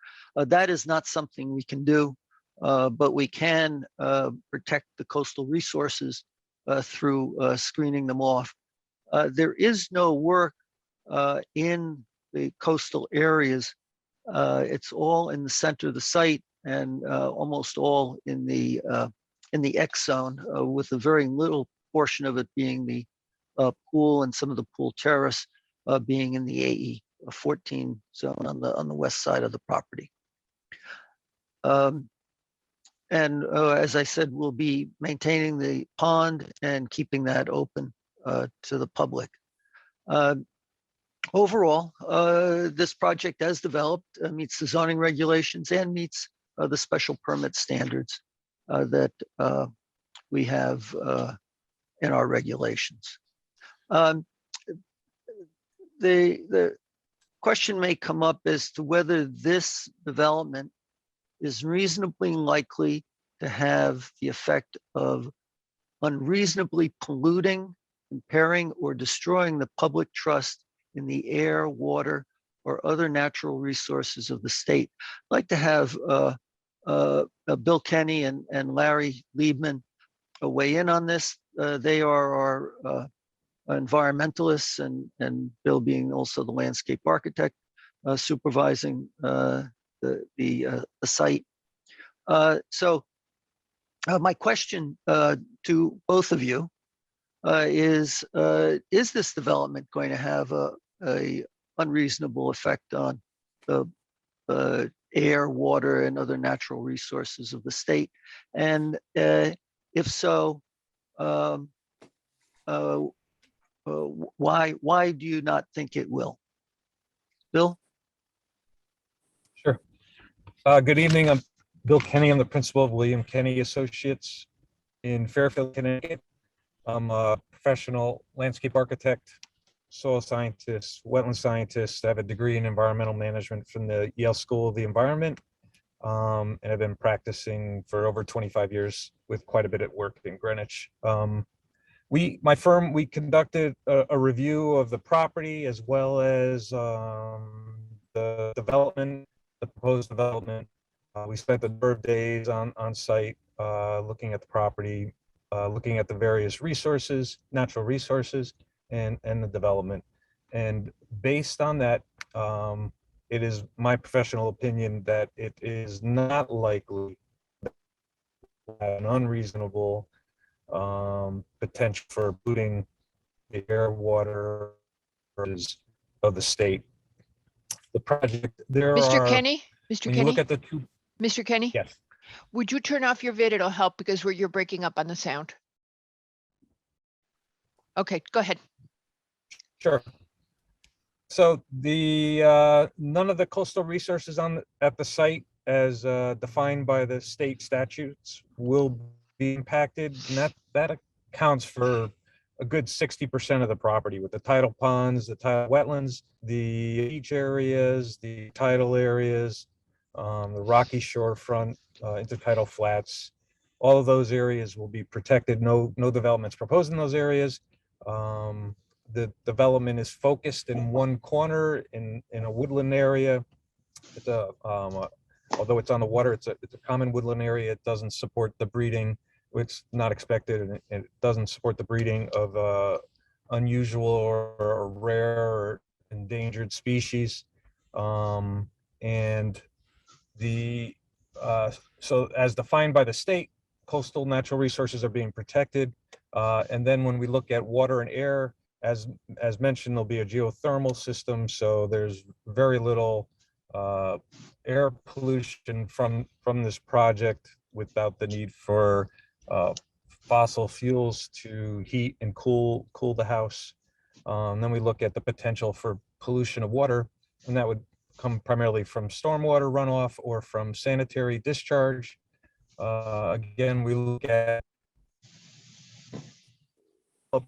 for protecting the waters of the state, and they have design manuals. They have a water quality treatment manual, and the town has their drainage manual, and the project engineer has prepared a drainage system for both during and after construction. They have soil erosion and sediment controls during construction, and stormwater management, best management practices for after construction. And with those features, the project will protect waters of the state from potential impacts from stormwater runoff. And similarly with the sanitary discharge, the septic system has been designed according to town and state standards. And it's my understanding that the health department has approved that. And so for all those reasons, it's likely that there would be an unreasonable pollution of the water, air, and natural resources of the state. Thanks, Bill. Larry, if you could also speak to the drainage system that has been designed Might I ask for this site. Excuse me, may I ask a question to Mr. Kenny, please? Or do Please. you want to keep going? No, go ahead. Strike, No, strike please, what? Mr. Lowe. Yeah, so I don't know, I assume you've seen a report that was provided by the Greenwich Sustainability Committee. I don't know whether Mr. Kenny has or not, but in it, there's a discussion of one of the greatest assets of Mead Point, I'm reading, is the biodiversity present, and its development will necessarily fragment the natural landscape. And I wonder if Mr. Kenny could comment on that, what his opinion is, notwithstanding that you've addressed what the sort of the base legal requirements may be by the state. And maybe you haven't read this, so I may be catching you off guard, but in any event, if you could talk about what your thought is on the fragmentation of the natural landscape and its impact, both on the immediate property and the surrounding properties and the waters. Sure.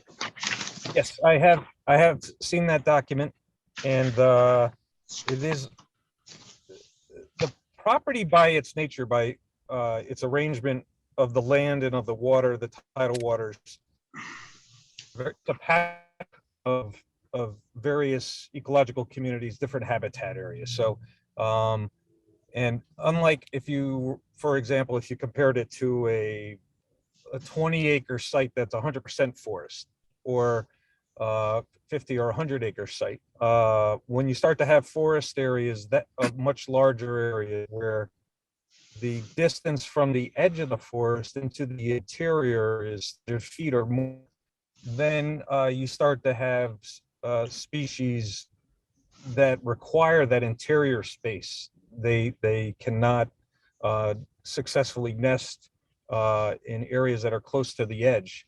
And so then you have a forest like that supports very specific species that have very specific requirements for their breeding and development.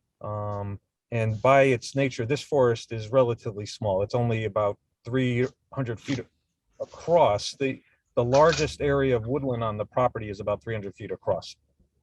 So it's in its entirety, it's an edge habitat, which is what you have with a fragmented landscape. So in its existing condition, I would consider it a fragmented landscape. But nonetheless, the coastal resources, the beaches, the tidal wetlands, the intertidal flats, the tidal pools, their association with Long Island Sound and Indian Harbor, they're all very high valued communities, and they're being protected.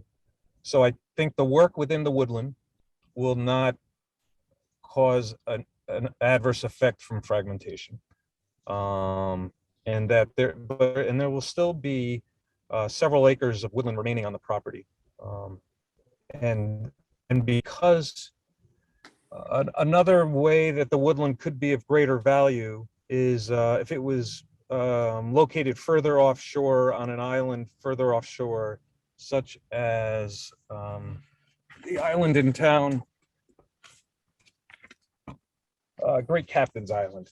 And there's 3 other islands in Long Island Sound along the Connecticut shoreline: Charles Island in Milford and Faulkner Island out in the eastern part of the state, where they're further offshore and they're removed from a lot of coastal activity along the shoreline. And they support nesting of egrets and herons, in colonies of these birds nesting on these islands, but they're removed from the shoreline.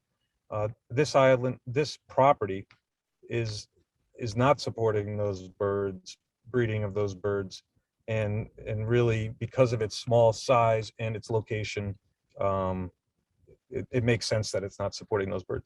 So it's a fragmented landscape today, which from a forest perspective, that diminishes its value in its existing condition.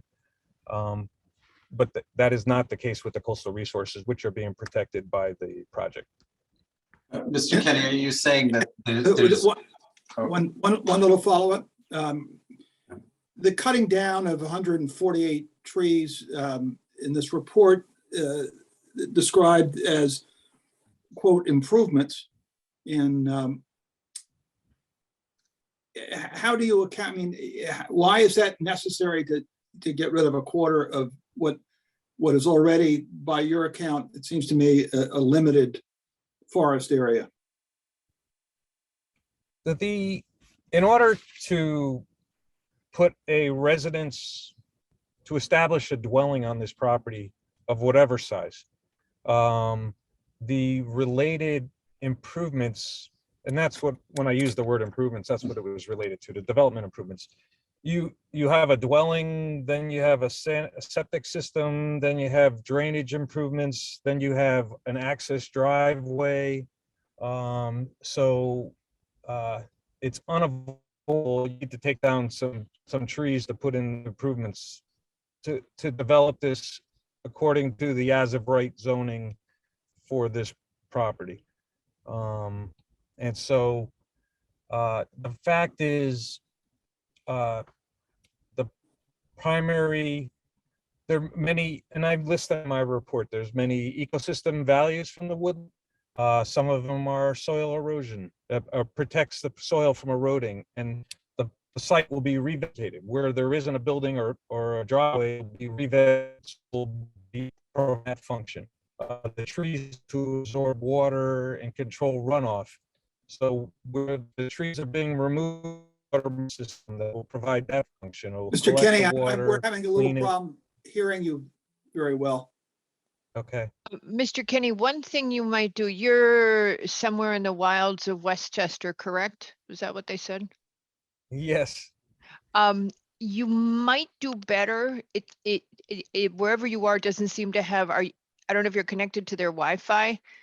If you're not, you might do better dialing in. We can send you the dial-in numbers, and you might do better just doing a phone, and it's *9 to raise your hand, and we'll just let you back in as a phone call, because you're breaking up a lot. Your Okay. call, unless you can find a connection to the Wi-Fi where you are. Or turn off the Wi-Fi. I have that.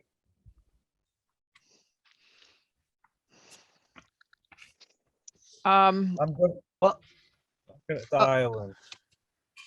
Okay. While Mr. Kenny is working on that, I'd like to ask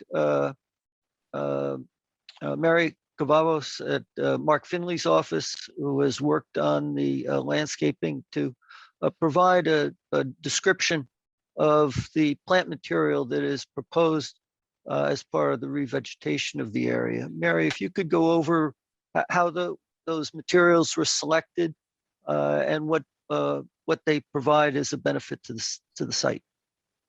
Absolutely. So for the record, I'm Mary Cavazos of Mark Finley Architects. I had the role of selecting vegetation for the planting plan. Part of our goal was to look for salt-tolerant native species. 92% of our selected plants are native. We wanted species that would provide different ecosystem services and help improve the overall food web, as well as some of the ecosystem services that Bill mentioned before, whether it's preventing erosion, providing food and shelter for various birds and insects. Our goal was to ensure that while we were taking down trees, we'd be replacing them with a shrub habitat that would fill a niche that wasn't currently met on the site. We also looked for opportunities over the septic field to include a pollinator meadow.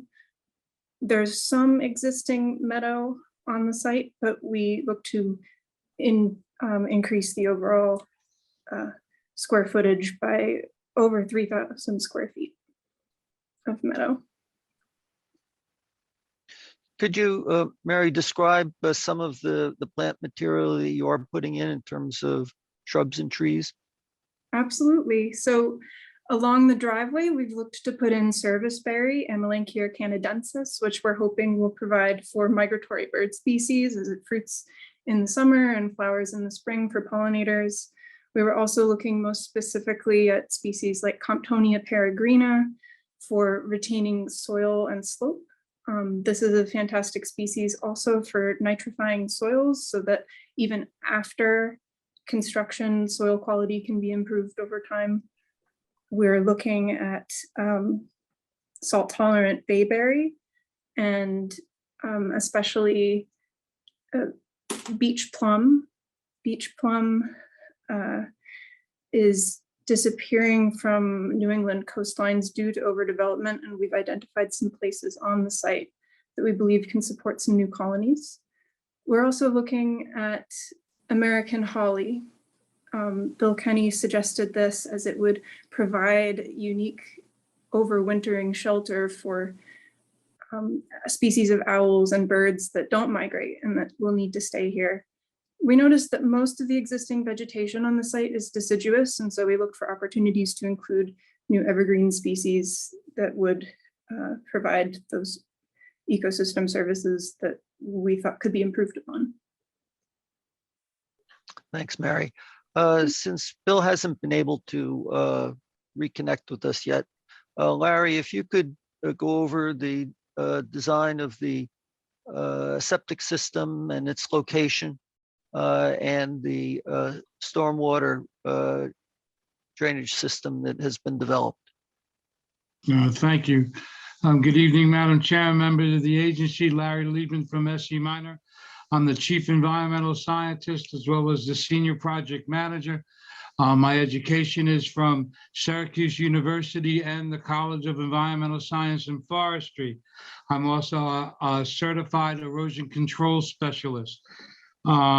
We have designed the drainage systems here to work to not only do water quality, but to attenuate any of there's rain gardens. There's 3 rain gardens that are proposed that are going to polish the water, so to speak, before it enters into the before it goes on its way.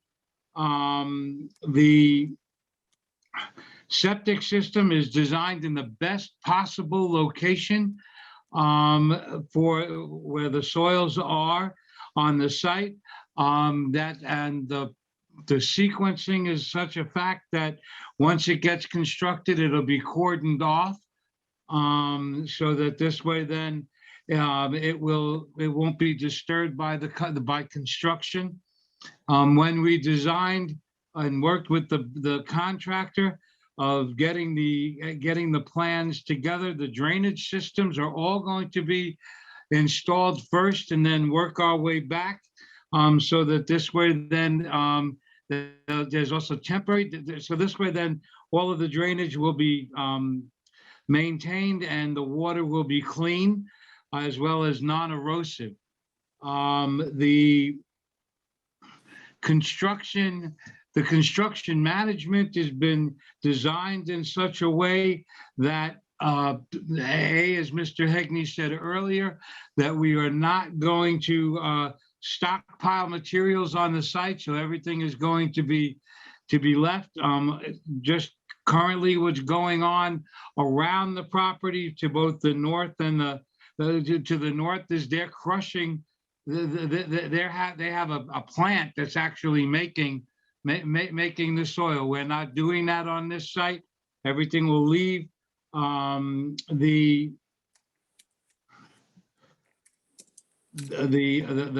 drainage system and the driveway is designed in such a way to get to the underground garage that it goes up to elevation 15 and so that this and then goes back down into the garage when it goes underground.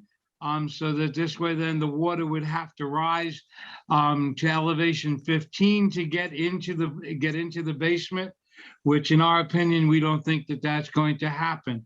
We feel that the site has been developed or were proposed to be developed in such a fashion so that this way then everything will be protected, and when it's all said and done, it'll be another great estate of Greenwich. Thanks, Larry. Madam Chair, Bill Kenny is calling in. He says Okay, he I has see his him. hand raised. I got him. I'm sorry, I was focusing on Mr. Liebman and taking a note. Rightly so, of course. Alrighty. Rightly so. Mr. Kenny, you should be all set. Let's see how you do. Now to unmute, you hit *6.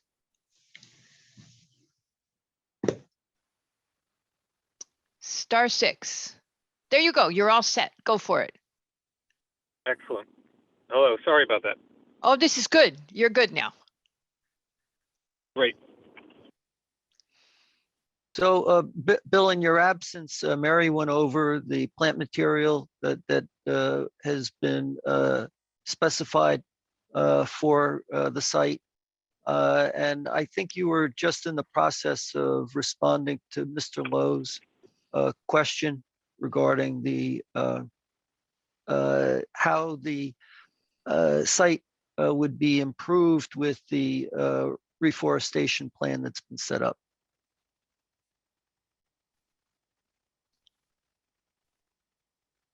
Bill, you with us? Yes, I am. So yes, I had finished up. I was talking about the development of a dwelling and the requirement for access for a driveway and septic system and drainage improvements and all these related improvements that cause disturbance. And that the existing, when we look at woodland habitat, the existing woodland could be considered a fragmented habitat in its current state. And due to that, due to its size, it does not provide critical habitat for rare species that you would find in a very large woodland. And due to its location on the shoreline, not removed from the activities that occur on a shoreline, that it does not provide breeding habitat for other rare birds that you find on a shoreline area, such as the birds that are on Charles Island in Milford and Great Captain's Island in Greenwich and Faulkner Island in the eastern Long Island Sound. But that being said, we recognize one of the primary benefits for the forest for habitat value is for migratory birds, as they either have just made their way across Long Island Sound when they're migrating north, or they're getting ready to migrate south and to cross the Sound. It's an area where they can rest on a tree or a shrub and feed on berries or insects. And so we recognize that the woodland, like all the trees along the coastal Greenwich, and there's thousands and thousands of trees along the coast that provide that benefit. So what we've done is with the design, where woodland areas are being preserved, we're enhancing those areas further by adding in a tremendous amount of native shrubs to those woodland areas to expand on the amount of areas for resting and feeding for migratory birds. And also, I know that Mary mentioned the hollies, so we're proposing some hollies to get an evergreen understory to help with winter habitat, improving the habitat in the wintertime for birds such as owls. So in the vast majority, Mary could correct me, but I believe all or nearly all of the proposed planting is native planting, so to support the native insects and bird life and other wildlife that might be using the property. So with all that, and with protecting the critical coastal resources, the tidal wetlands and the ponds and the beach areas, that's all the reasons why I come to my conclusion that these coastal resources are being protected, as well as the water and air of the state.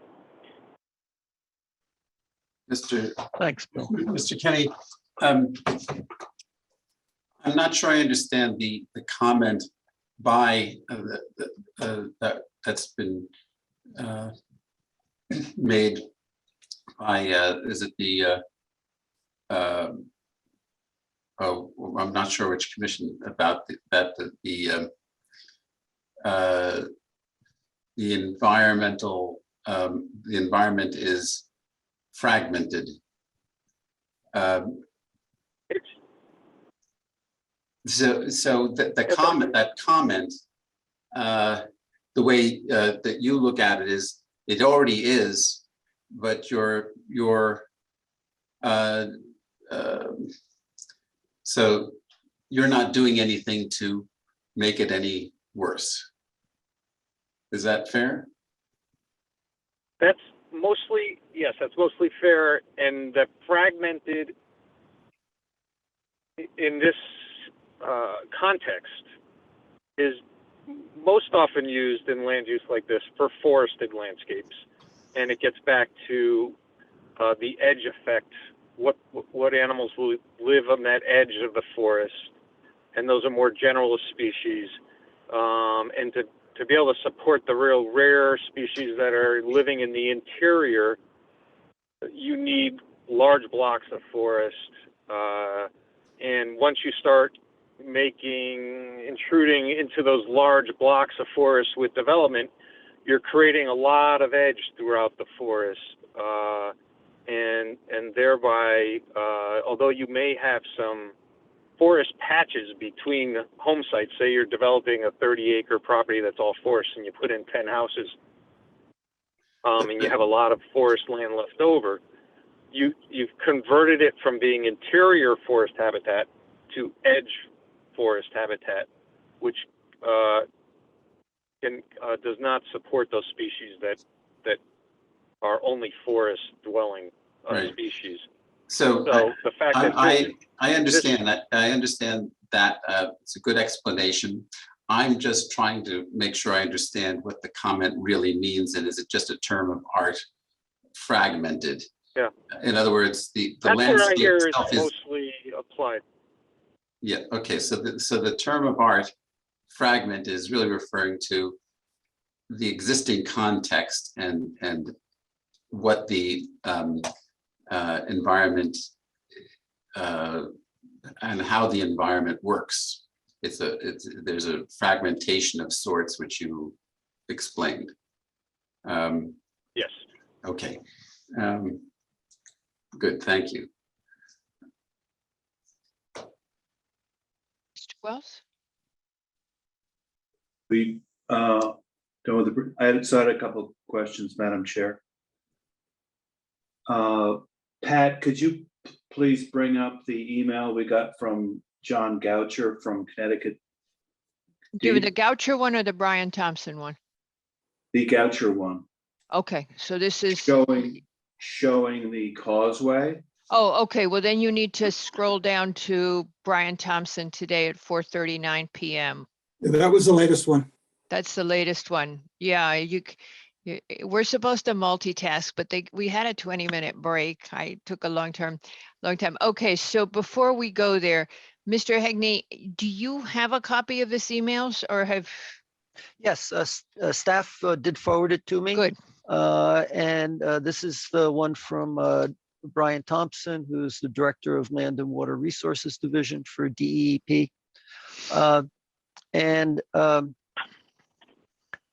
Essentially, what he's getting down to is that the tidal ponds are part of Long Island Sound and are part of the state's public trust. I frankly didn't doubt that because they are tidal and they are not part of the site under our regulations because it's only land area that counts as part of your property, not lot area. Okay, so what I'm which was a struggling. case out of Bellhaven. So what I'm sitting here struggling with, Mr. Hegney, is yes, I figured you knew you would be okay, but they say it should remain accessible to the public. And accordingly, we encourage the property owner to work with the town to facilitate measures that ensure continued access to the public trust waters enclosed by the causeway.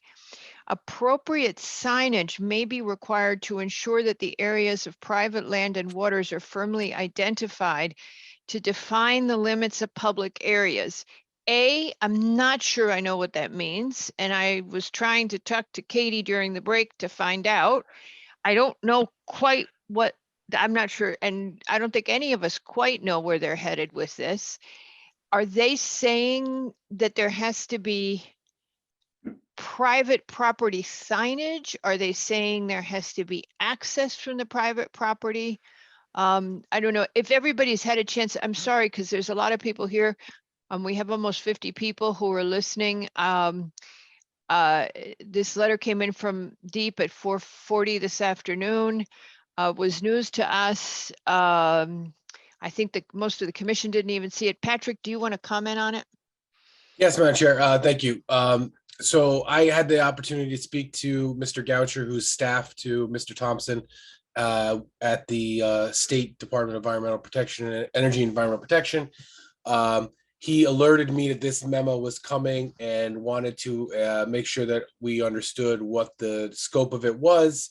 Essentially what is being said, and I think this image here is everyone's familiar with most because it's the current condition.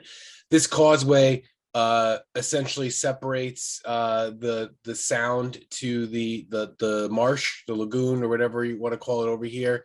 The elevation of this makes this all state waters. So this is not a private body of water. It is not private land. It is not a private property in any sense. So the concern that the state was raising was that the future property owner or owners may feel that they have rights to this and have the ability to preclude persons or people from coming in, including the state, to this area, and they do not. That is clear in the state enabling acts and the Coastal Area Management Act. So the suggestion, and I believe it's in the last paragraph of the memo, is that there may be an opportunity or a reason to put some signage that indicates this being public, or that where the public and private meet, that there's a line that says private property and it doesn't confuse the other, would be preferred by the state. But so my question still on this paragraph, this area has to remain accessible to the public, and therefore the town, continued access to these waters, and to have signage. Is the signage supposed to be where on land, and is any of this area that is owned by that is part of the public trust on their land itself? Is it because of its title situation? And does this mean that they have to have people access the water through their property? I don't believe it is through the property. I believe it is from the elevation to elevation. So if the high elevation is 5.5 or mean high water, to however you want to define that access, all right, you have to be able to traverse. You cannot preclude somebody from entering the lagoon at high tide, because again, it is all part. Okay, so let me put it to you differently. You can't get into the lagoon because it's got only that little opening at the end. And if you wanted to exercise your public right, you can't get into the lagoon unless you access it from private land, because you can't get to it from the water. Madam Chair, I don't think that that's actually the case, because. Okay, how are you going to get to it, Mr. Hegney? Since you and I walked this. Yeah, and you walked across the wooden bridge. Right, and that wooden bridge creates a separation between the rest of the sound and this tidal pond. Right, but let me give you the question. Pond to empty out at low tide and fill up at high tide. But I feel that it is my public right. I'm just asking because I'm really confused by this. So I'm not picking on you, okay? I feel like it's my. That. Well, you should sometimes. So, so the public, I feel like it's my public right to go to this lagoon. Now I'm on a little raft of some kind or whatever it is. I can't get under whatever. Well, maybe it's not a kayak. I can't get through that underneath that bridge. You have now blocked my access to my public area. And that little bridge, according to them, isn't even legal. No, that's not, Madam Chair, that's not the case. They are, Actually, No, he Pat, says could that you- the area do you- that's in the rectangle doesn't have permits. I don't see that in this memo. Pat, could Yes, you it's bring right up, here. Hold on, I'll read it to you. At the top of the page, Wait, I think, the second page. no, there's a place where it says. Nope, that's Pat, not where would it you is. be able to bring up the 2013 the certificate of permission that was granted by the DEP? Right, and he mentions that you that, so he circulated says, this morning? okay, so he says that neither the certificate from 1954 or any subsequent certificate, permit include an authorization to construct the causeway outlined in yellow. There is no permit to construct the causeway outlined in yellow. That's what he says. And then he says, but in 2013, we allowed you to add riprap to that causeway that we never allowed you to make. Repair riprap. It wasn't add to repair riprap. There's a Okay, big but difference. This is because of Hurricane Sandy, so it's not like they're putting new stuff in there. It's repairing.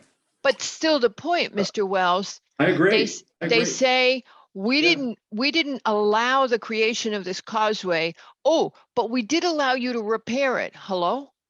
Yeah, I get- And yeah. the causeway that blocks public access to that tidal pond, you have to keep letting the public in. I'm baffled by this, Mr. Hegney. I don't understand what we're supposed to do with this.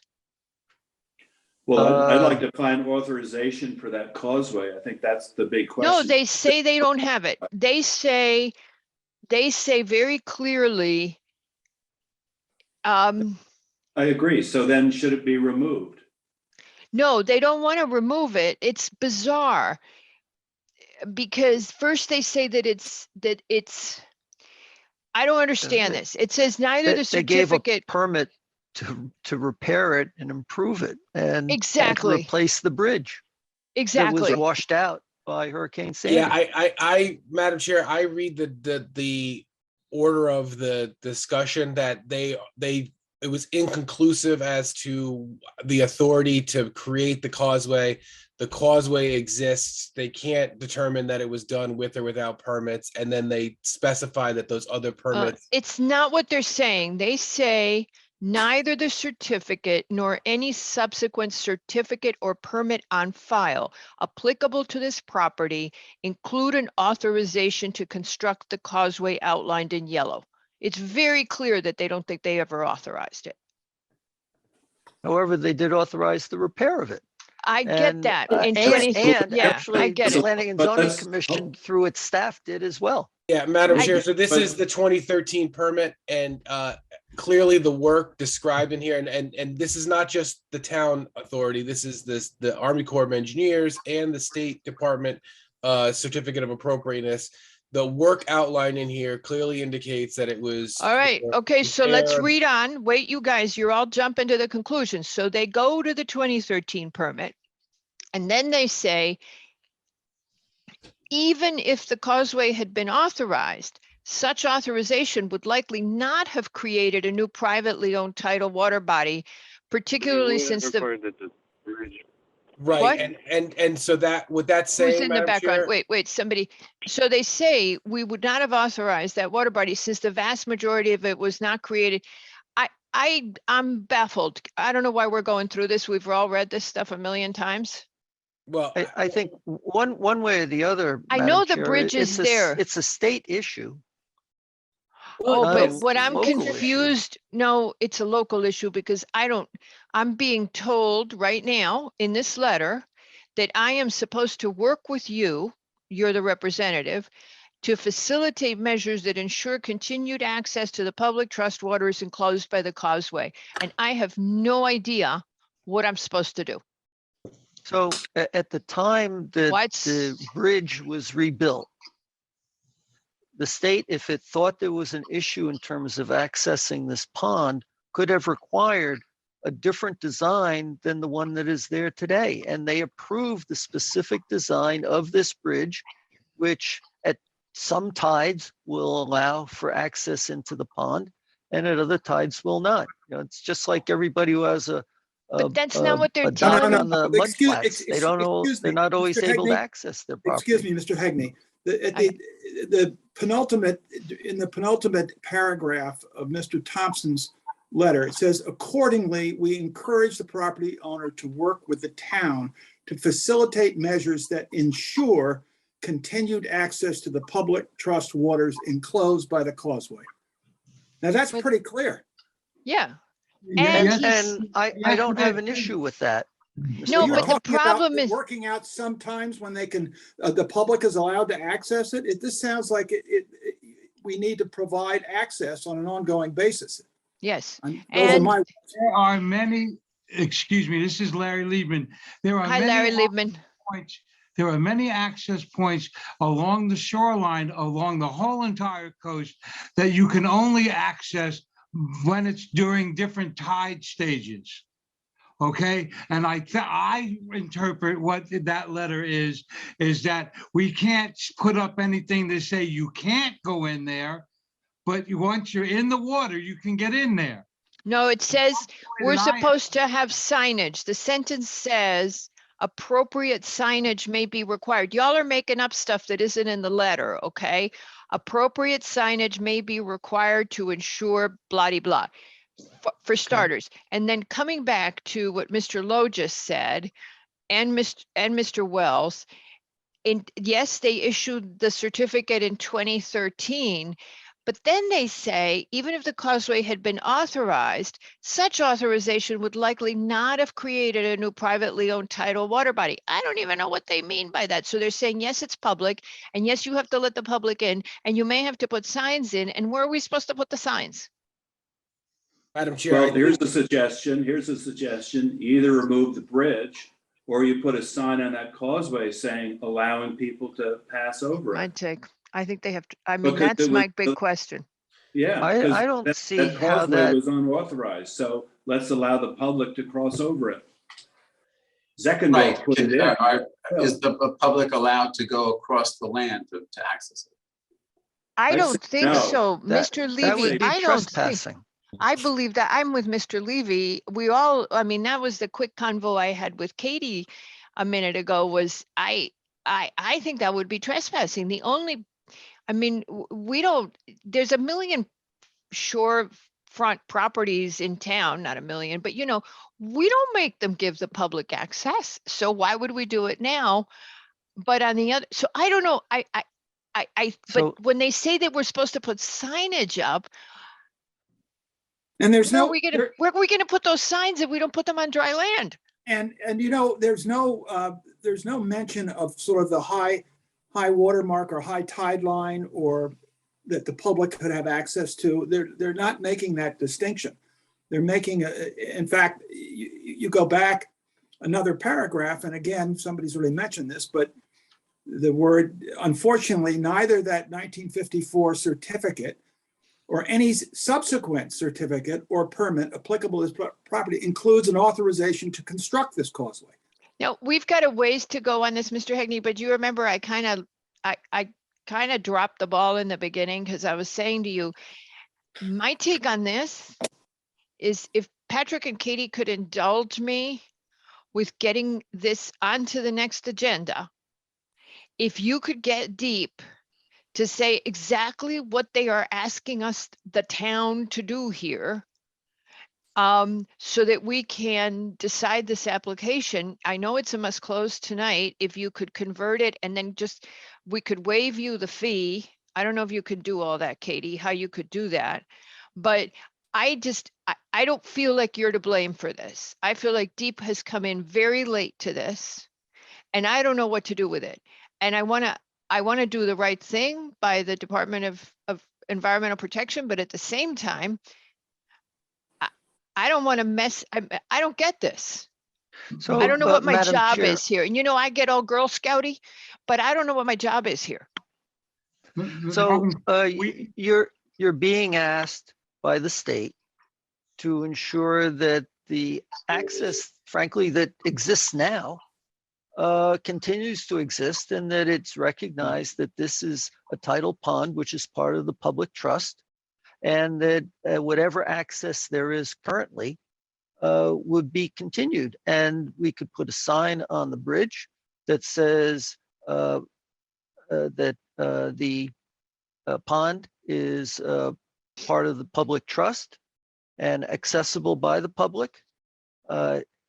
Just as Larry was saying, there are many areas that are only accessible at certain tides, and this would be one of them. Is there a safety issue going under that bridge?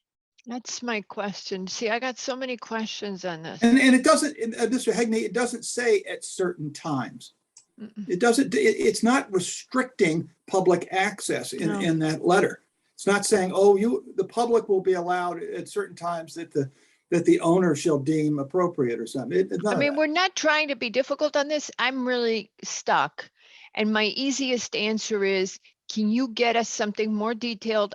We'll accommodate you in any way you want. We still have to hear from the public and ask you lots more questions or whatever, but I don't know what they're asking because I don't know what they want the signs. I don't understand what we're supposed to do with the bridge because the public can't access in general with the bridge there, and it doesn't specify the tidal times, and it says that the causeway is not really totally legal, but maybe it is.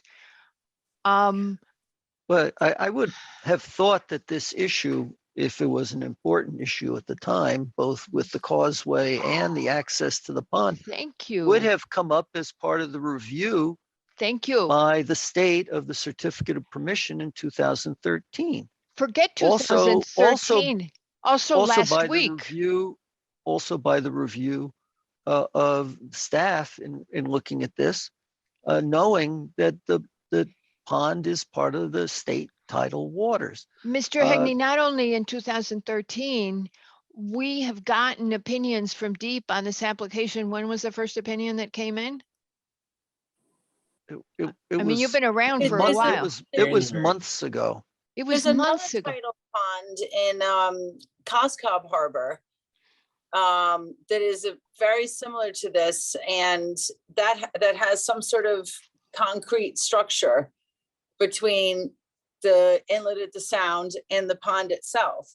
So, I mean, this again begs a kind of a bigger question here about what the state wants to do with all of these, because it's not just this one that has this issue. Just in the next harbor over, there's the same situation. You're just south of the Riverside Yacht Club, Katie. There's a weir that controls how much water goes in and out during tidal flows. That's what I'm talking about. I mean, it's I wrote Patrick yesterday when we heard this might be coming. We didn't hear till late yesterday afternoon. And I said, this is very late in the game. What has suddenly happened? Because it was months ago we heard from them, and we want to be obedient and supportive of DEEP, but I'm not clear where they're going with this.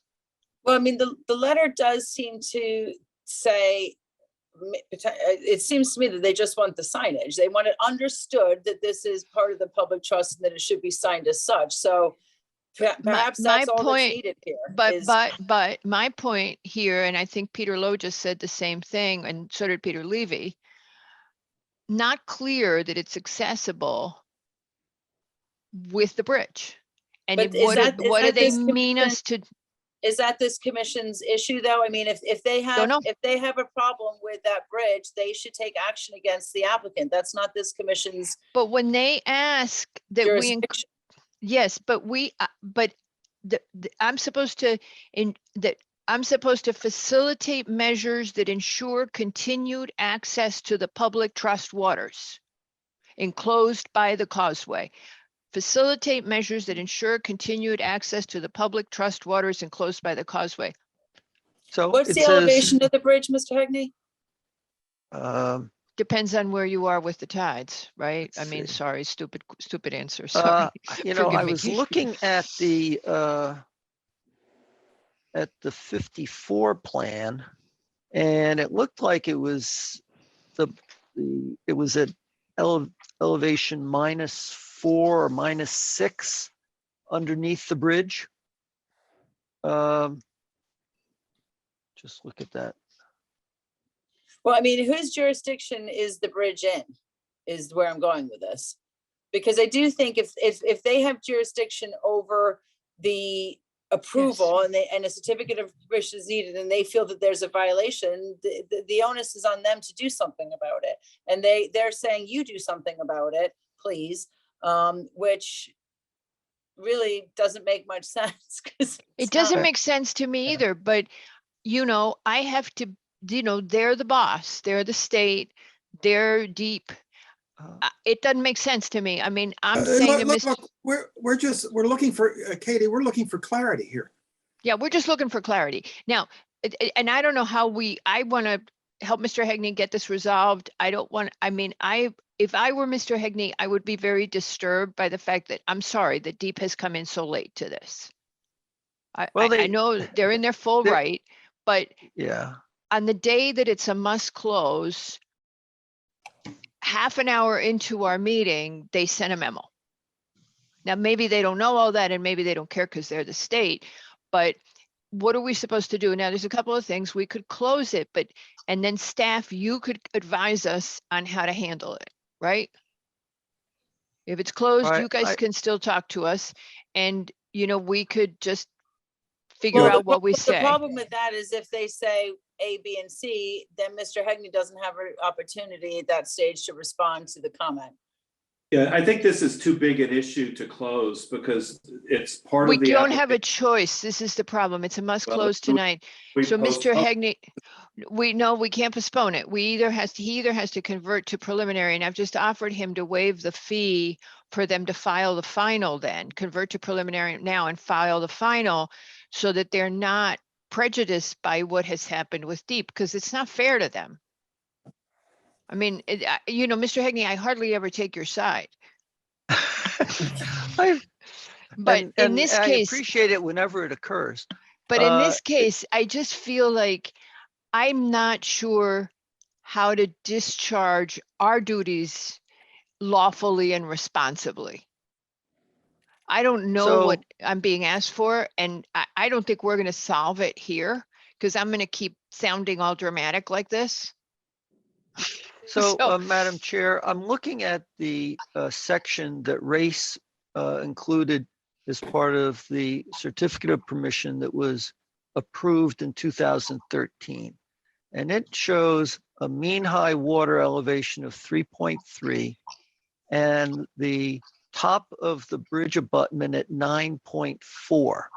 So even if the bridge abutment was 2 feet thick, the support across that 20-foot span was 2 feet thick, there would be 4 feet between the mean high water and the bottom of the bridge. So I'm looking at this and thinking that there will be access. Yeah, but how could you during most of the time, Mr. Hegney? How could you suggest that that substantial structure would be welcoming to somebody on the water that would represent anything other than a deterrent, unless there was, My suspicion is that the reason that this has come up is that there are people that use the tidal pond and that go in and kayak there because it's calm waters. It's a beautiful setting, and they want to make sure they can continue to do that. And that was my guess too. We don't have an issue. We don't have an issue with that. Yeah, that was my guess too. That's what I said to Pat last night, was that or Katie, I can't remember who I said, but anyway, that was my take, that somebody had approached Deep and said, listen, this is public waters. I'll tell you what, let's keep cooking on this. If the commission does anybody have any more questions right now for Mr. Hegney? And could we move to public comment and then we'll come back and resolve this?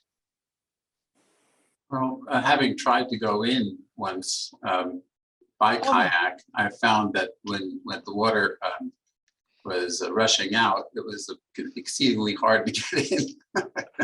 It was. So I didn't go in, but you just have to paddle faster. I think so. But I had a sleepy bowman, so I think that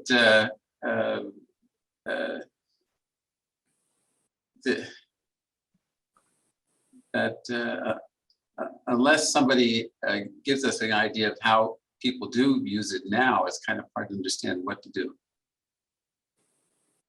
Yeah, I think we need more clarity, but let's move on, keep cooking on it, and then let's come back and get closure. Any other questions for Mr. Hegney? We have two people from the public who wish to speak. Katie, do you know if Mr. Coppola is representing, is acting as attorney here? I don't think he is, but I don't. He called me earlier today and said, yes, he was going All to be right. speaking on behalf of some of the neighbors. All righty, so Mr. Coppola goes first.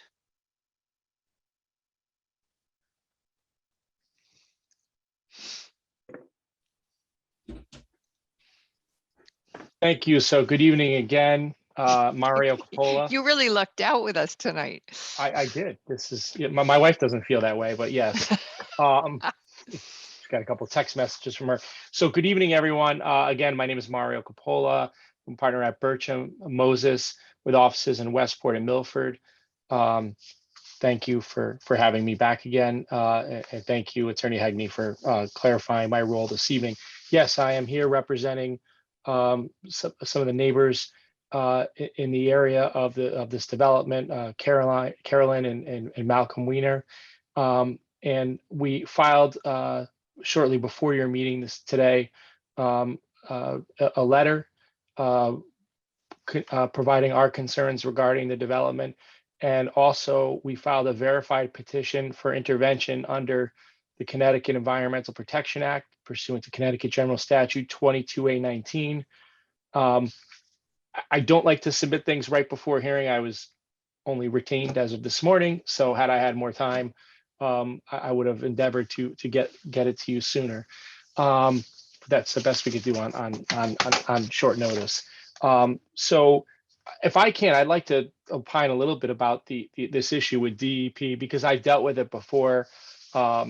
Aside from representing interested property owners about projects, I do also represent municipalities. I'm corporation counsel for the city of Norwalk. I just anecdotally had an issue in Norwalk probably about 10 years ago now with DEP, and it was made abundantly clear to me, and it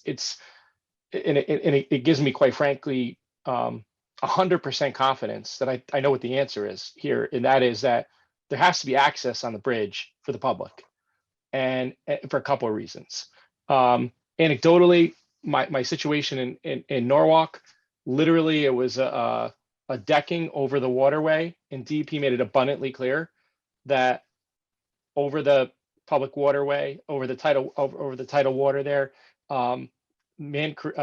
self-created decking there had to be open to the public, and the entire part of it, including a part of it that then provided docks for boats. So again, DEP has to be consistent in the way they handle these cases, and here you have a situation where that bridge, first of all, as the chairwoman confirmed, it's clear that DEP is telling us there was no approval for it, and I appreciate the fact that there was an acknowledgement of it in 2013. There wasn't an approval of it. There was an acknowledgement that it existed there, and there was an allowed permit to, and I think one of the commissioners aptly pointed out, not add but repair existing riprap. So that does not give approval, ladies and gentlemen. And quite frankly, it makes me think of, when you have a legal non-conforming use and someone comes to you and says, hey, I want to continue to do this, but we have to first find proof that it was actually legal at some point in time. Just because you didn't, you built this thing and no one said anything about it for the last 45 years, you have, if you want to say it's a legal non-conforming use, we have to prove that at some point in time it was actually legal, it was approved, and this isn't the first time I've heard of the situation where something was created probably without a permit, and that's what it sounds like was the case here. So with regard to the bridge, first of all, the bridge is over the water. It's not right. It's not on land. So that in and of itself makes it required to have public access. Furthermore, there's no proof of any approval of it. So the idea that a property owner could then not allow public access on it, I think is 100% wrong. There has to be public access on that bridge. Furthermore, the idea that, well, you could access the water if you're a really good swimmer and you swim under something, or you somehow jump over it, is not accurate. In order to have access to the waterway, you have to have access to that bridge. I think there's an argument that actually you have to have access over the land to get to it. And now I'm trying to be reasonable here, and what I'm suggesting, clearly over the bridge, and quite frankly, I think it was questioned, is this, that's the state. Yeah, but the state is, first of all, you're a municipality, you derive all your power from the state, and the state has entered evidence into the record that this has to be considered by your commission. So you can't just avoid it. And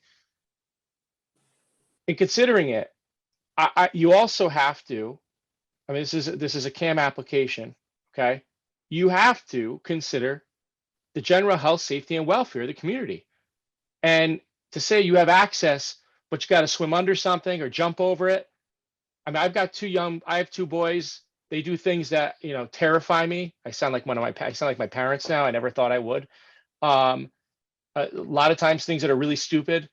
And, the idea that they would have to get their access by swimming under something, jumping over it, not touching it though, is an example of why it would be a safety issue. So I would say that if you're going to rule on this application, if you're not going to just deny it, if you're going to approve it, that it be approved with a condition that there be public access over that bridge, and also access on and off the bridge to the waterway.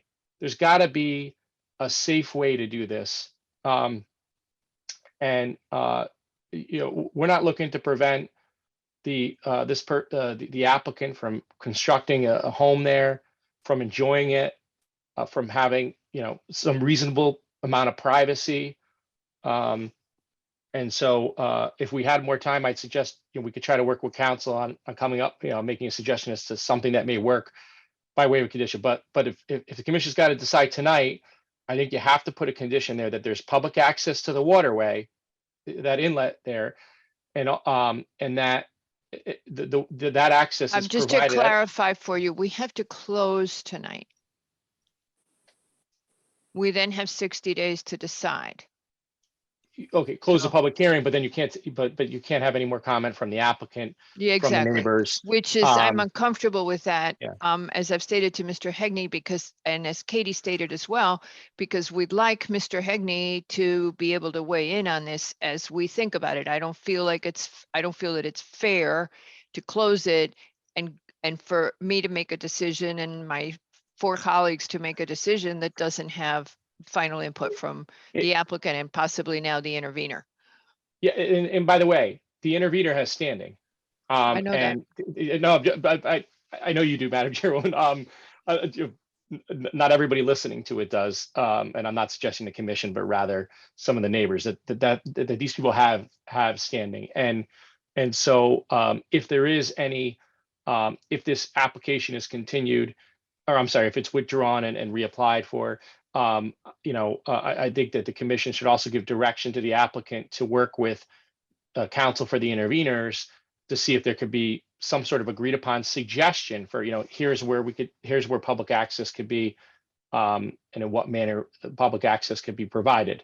I think that makes the most sense. Again, we're not trying to give anybody a hard time, not trying to prevent anybody from enjoying their house, and we'd like to just give reasonable input for access. And my clients have a beautiful property across the way. They're probably not planning on hanging out at this property, over there, but rather just wanting to ensure that there's public access to the waterway. So well, Mr. Coppola, could you just clarify, because you're making it sound like this would be a negotiation with neighbors. Who actually has the intervener status?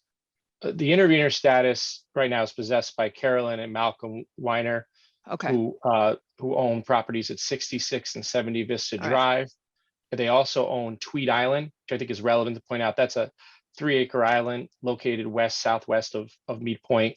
And there may be others who intervene, other interested neighbors there. Okay, there may be other interested neighbors, but as I recall, and we haven't had one of these for a while, only the entity to whom who has applied for the intervener status has the ability in that. It doesn't just then generally go to other neighbors. It Oh, is no, I only understand. to I Mrs. understand that. Yeah. No, I understand that. I'm Mike, suggesting I that. believe I'm correct. I was actually asking you, and Mr. Hegney, please feel free, but as I understand it, it doesn't go broadly to neighbors. It is I only agree for with you. those who have the I- intervener status. I Okay. agree with you. The point I was trying to make is that if this application then is withdrawn, reapplied, that there may be other neighbors who similarly file a 22A19 intervention pleading. Regardless, if I'm representing 2 or if I'm representing, 6 officially or 8 or 10 officially as interveners, hopefully there's, there would presumably be one representative trying to work with the applicant. So again, on this issue of the access, I think it's clear from what I see, from what I read in the letter from DEP, and I'll just again reiterate for the commission on the record here. One point is in page 2, second paragraph, the last sentence. It is impossible to determine, absent a topographic survey taken prior to the dredging of this area, how much of the tidal wetlands area has been located above the mean high water, and therefore may be considered as having been partially created out of private land. And then it goes on to say, unfortunately, neither certificate 1954-0420 or any subsequent certificate or permit on file applicable to this property includes an authorization to construct the causeway outlined in yellow. And then it goes on to say, I'll skip a sentence, even if the causeway had been authorized, such authorization would likely not have created a new privately owned tidal water body, particularly since the vast majority of it was not created by excavating private land. Accordingly, the area within the pond that was and remains part of Long Island Sound lies within the state's public trust area and should therefore remain accessible to the public. And I can tell you that when we talk about accessibility for the public, the state, and I think that includes the state courts, going to err on the side of giving access. So that's my comments with regard to the public access issue. Moving on, we have concerns about the size and intensity of the proposed development. There's a proposal here again for over 15, a residence of over 15,000 square feet, parking court, underground parking, pool, cabana, patio, terrace, asphalt driveway. And in addition to the CAM application, what's before you is a request for essentially a variance from your regulations to allow 295,000 cubic feet of development where your regulations provide for a limit at 150,000 cubic feet. No, our regulations require a special permit at 150,000 cubic feet. We don't limit at 150. Just to be clear, Mr. Coppola, it is a special permit at 150 cubes. Okay, sorry, I may have misspoken. We have legitimate concerns regarding the calculation of the volume of the development, the FAR. The applicant uses, and this is a real concern, I think the commission has to make a decision regarding. The applicant uses an 8-acre property to calculate its volume in FAR, but this is not an 8-acre property. It's probably around 4 acres. It is 4 acres. In fact, it is 4 acres when you subtract the piece of the land that is too narrow. Oh, you weren't hired yet.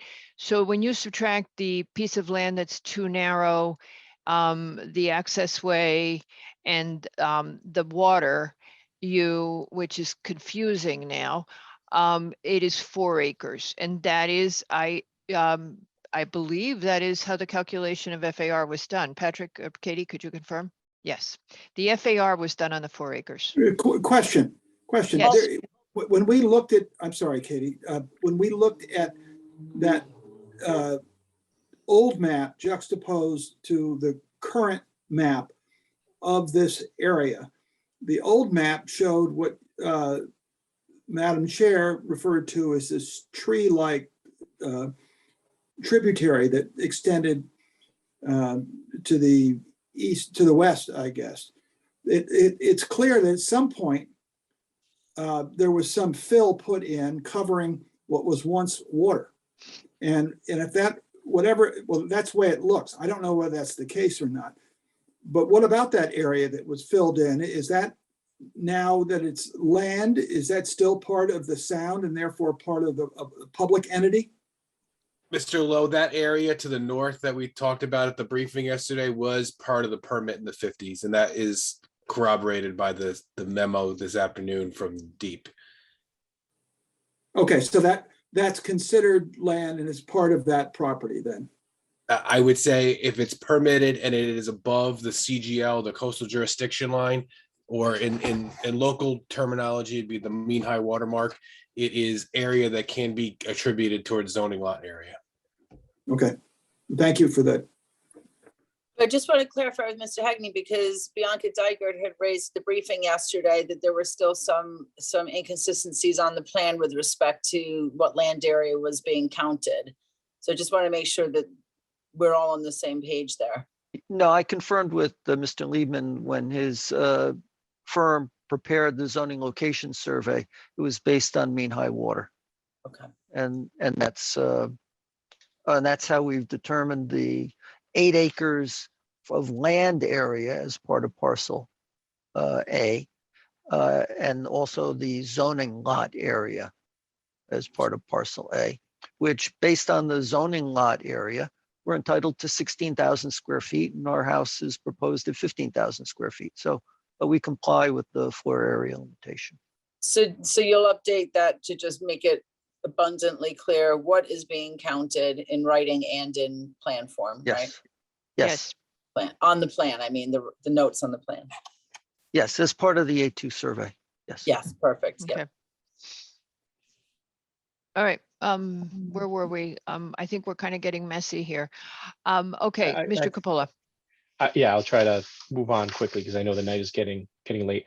So there's limited suitable land for a septic system designed to serve the residents of the size and number of bedrooms. Our clients have a concern regarding rising sea levels, frequent storms, the impairment of the waters of Long Island Sound and Indian Harbor. There's a 15-foot elevation for the garage, a septic system, which may be sufficient today, but maybe not in the future. Over the past 100 years, sea levels have risen about 8/10 of an inch. I'm sorry, 8/10 of a foot in Long Island Sound. Currently, sea level is rising about 1 inch per decade, with increasing global temperatures. Sea level rise is accelerating due to the melting of the ice caps and warmer water weather. Warmer water temperature. So we could experience another 1 to 2 feet of sea level rise by 2050. And so it seems like it's a long way away, but it's really just right around the corner. This property, all kidding aside, this building is going to be there for a very long time, and that has to be considered as part of this application for CAM review.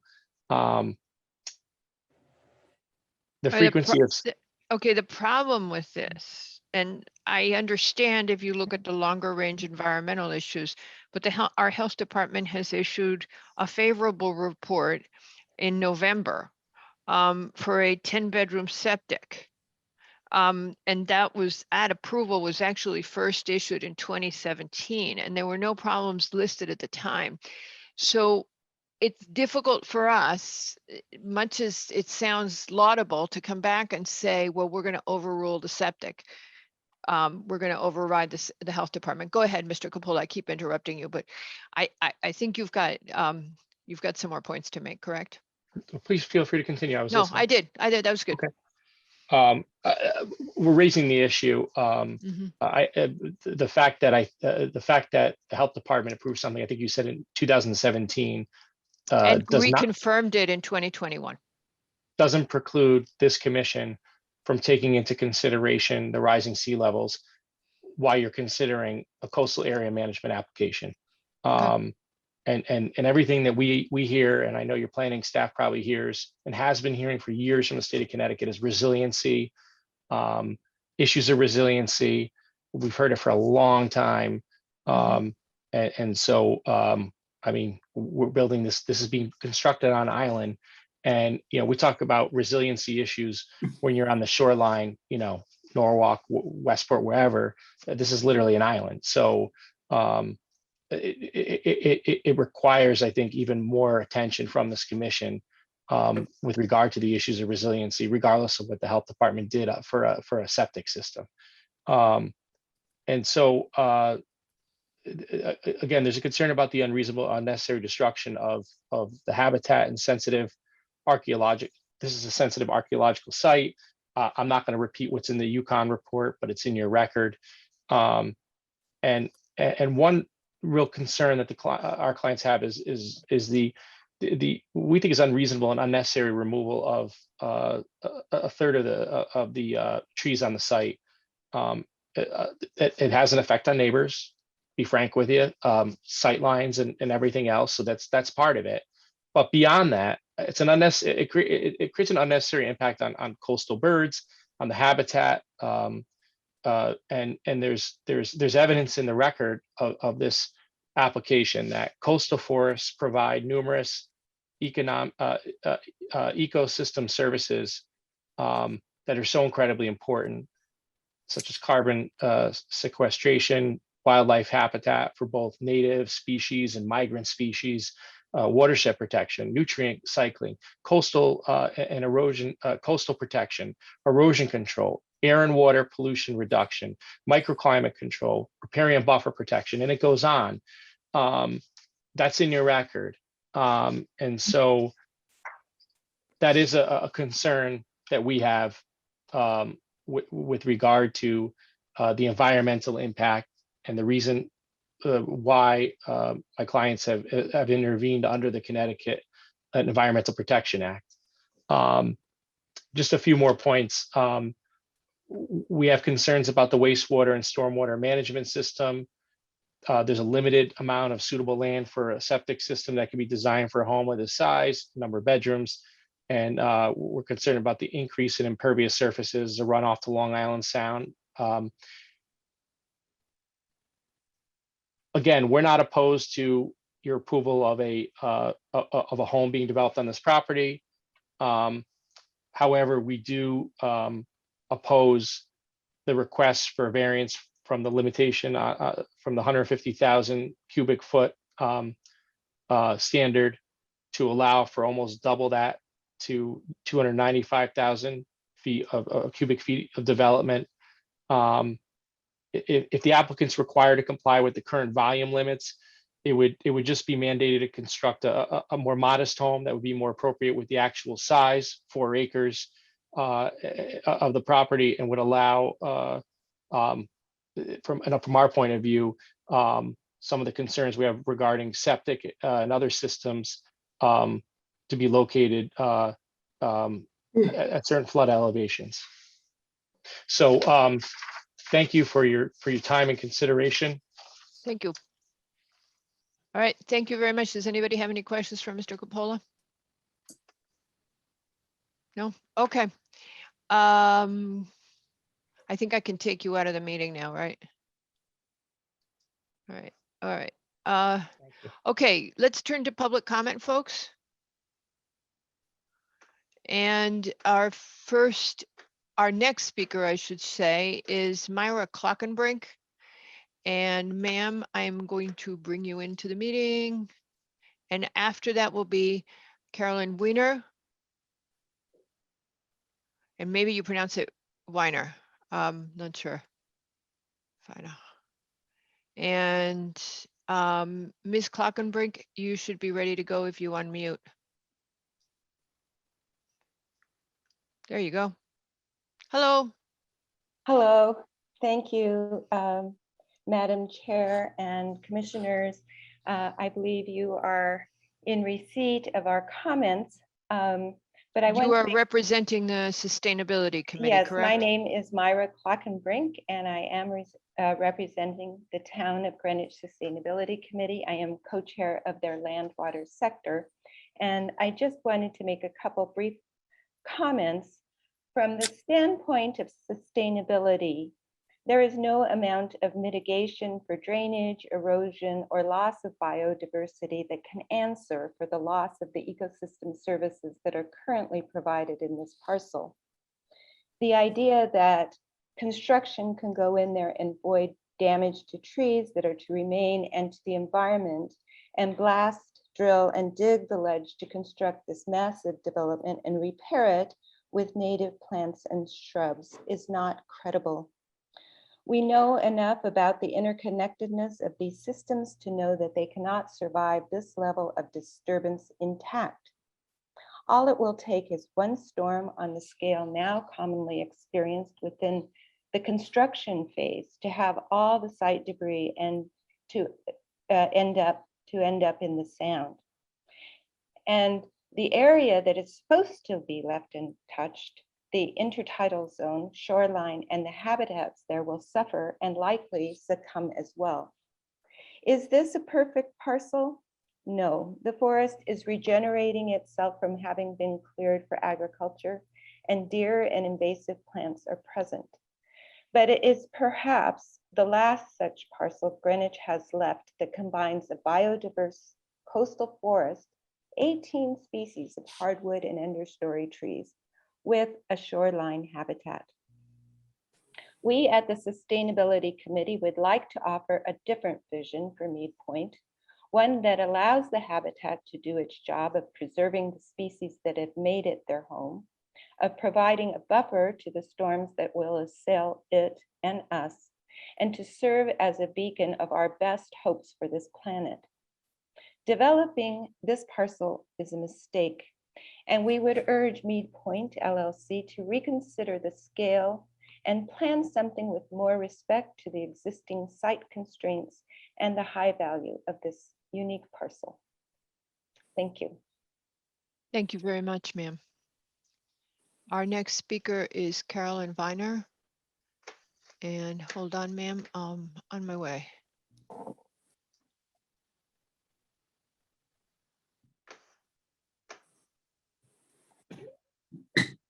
And if you would go ahead, please. And after that is Leslie Carlotti. Yes, ma'am, go ahead. And did I get it right? It's Weiner, not. It's Weiner. It's Weiner. You never know. You were right the first time. And I'm sorry to come in so late. I had come to the very first hearing when you were talking about the subdivision of this property years ago. And I had given my name to planning and zoning staff and also to the lawyers for the subdivision and asked to be kept informed if there were any developments. But I guess in the passing of the years, I got no notice of this. And it was kind of a crazy thing because I don't know if you recall, but we originally denied the subdivision and I it was know, and appealed. I wasn't aware So- of the appeal. And I the wasn't aware- volume of what we have seen since the recession in terms of development makes it really hard to keep, unless we send out mass emails, but it doesn't always help. So go ahead, ma'am. Yeah, so I'm sorry, just trying to explain why we're so late. And you asked about public use, which is what I thought I would comment. I see people on that property all the time. I mean, neighbors walk that property, people treat it as a nature preserve. I don't know what auspices, but they're there. There are people in the pools on the inner coastline of the tidal basins. I mean, it is used a great deal. It has been less since the pandemic because often boaters come in and raft up in Indian Harbor and then they go over the causeway and into the tidal areas. But less rafting up was going on during the pandemic. So it hasn't been as much used in the last 2 years, but it was quite a lot of used, kids splashing in there a lot. I can, from my house, see that property very easily and I can see the use of it. So it's been substantially used, but it would not be able to be used if the only access were underneath the bridge. there would have to be some access over the bridge, a ladder or some, climbing on the rocks up and over the bridge, because I'm sure that that's how people are getting in now, other than the contiguous neighbors who are walking the property. And I've been talking to neighbors, including contiguous neighbors on Mead Point, who were unaware of this. And I know that's some of our fault, but people are in Florida, people from the pandemic have gone places and haven't been able to keep up. So there is a larger group of us around. And the other question that I had was on the setback requirements. If you treat the inner pond as part of the Long Island Sound, does the house meet the coastal setbacks from the Long Island Sound that would be required for that pond? Because if they're treating it as an interior pond and not as part of the coastline, I would think the setbacks might be different. So that was a question I had, but I think that all needs to be treated as public coastline below mean high tide for people to access the coastline and the water. Thank you. Thank you very much, ma'am. I had another hand up, but it seems to have disappeared. So I will, I'm not seeing it anymore. Is there anybody else from the public who wishes to speak on the Mead application? No? All righty. Okay, Mr. Hegney. I have just wanted to ask. Wait. Okay, Mr. Levy, go ahead. The archaeological report, is that something that's going to be available to us? Yeah, we have it. We do. Oh, because I haven't seen it. Okay. I think actually we submitted both the stage 1, stage 2, and also the stage 3 archaeological studies, which are very, very extensive, describe every single artifact that was removed from the site. It goes on for many, many pages. And we have retained Professor Wiegand to supervise the construction as well. He identified a couple of areas that he thought were sensitive that he had seen before, and we'll work with him on that. But this site has been extensively reviewed, the entire property, not just the site where we're looking to construct the house, but the entire property. And the areas where there are artifacts have been specifically identified. And we'll work with Professor Wiegand on that. And you were going to have the, oh no, that's the other one. Okay, Mr. Hegney. If I could respond to a few of the things, Madam Chair. First, as you pointed out, the 150,000 cubic feet is merely a threshold. It's what brings us to this public hearing. Otherwise, we would have just a site plan as a coastal site plan. But because it's over the 150,000 cubic feet, and I take some of the blame for creating this, having voted for this particular regulation, but it does bring it to you as a special permit item. But it is not something that requires a variance or something that the board doesn't entertain or the commission doesn't entertain regularly, frankly, for all of the houses that surround this property, like the one immediately to the north that was just approved a couple of years ago.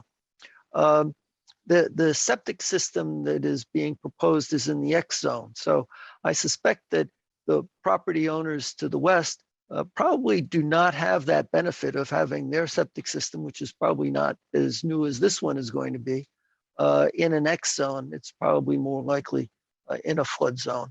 And if Mr. Coppola's clients are worried about sea level rise, I think they need to be worried about sea level rise given where their houses are located. The Yukon report that Mr. Coppola referred to, one of the suggestions, in fact, the main suggestion, is that we hire Professor Wiegand to review and be present during any excavation so that material and artifacts can be preserved, and we intend to do that. The stormwater system has been reviewed by the town engineering department and found to meet the town's drainage manual. and both Mr. Liebman and Mr. Kenny reviewed that. That the house is too big when it's not going to be as big as the neighbors' houses. I don't quite follow that line of reasoning or argument. And the sustainability report, essentially it says donate this to the land trust. This property, before the applicant purchased it, was on the market for 2 years. The town could have bought it, the neighbors could have bought it, the land trust could have bought it. It was available. It's a building site, and we're bringing you a plan that meets all of the zoning criteria and protects the environment and meets all of the special permit requirements. So to bring this up at the third hearing we're having, that, oh, but we think the house is too big, is I think a little late. The fact that there are a lot of people walking on the property, that is a problem, but I got it. As you pointed out, Madam Chair, yesterday, that doesn't make it a public park. That just makes it trespassing. And the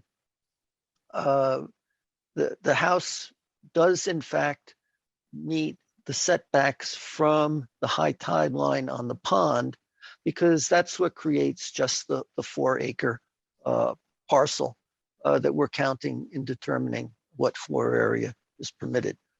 The reason that I went through all of the criteria with Mr. Liebman and Mary Kavavos and Bill Kenny is the knowing that Mr. Coppola, being a very skilled and capable land use attorney, knows what section 22A-19 of the Connecticut General Statutes discusses and what it leaves for in terms of interveners. And the questions that I asked both Mr. Liebman and Mr. Kenny in their capacity as environmental experts was, is this going to have an unreasonable impact on the air, water, and other natural resources of the state? And both of them said no. And that's why I went through that, anticipating that, although having not received it yet, that's what Mr. Coppola would file.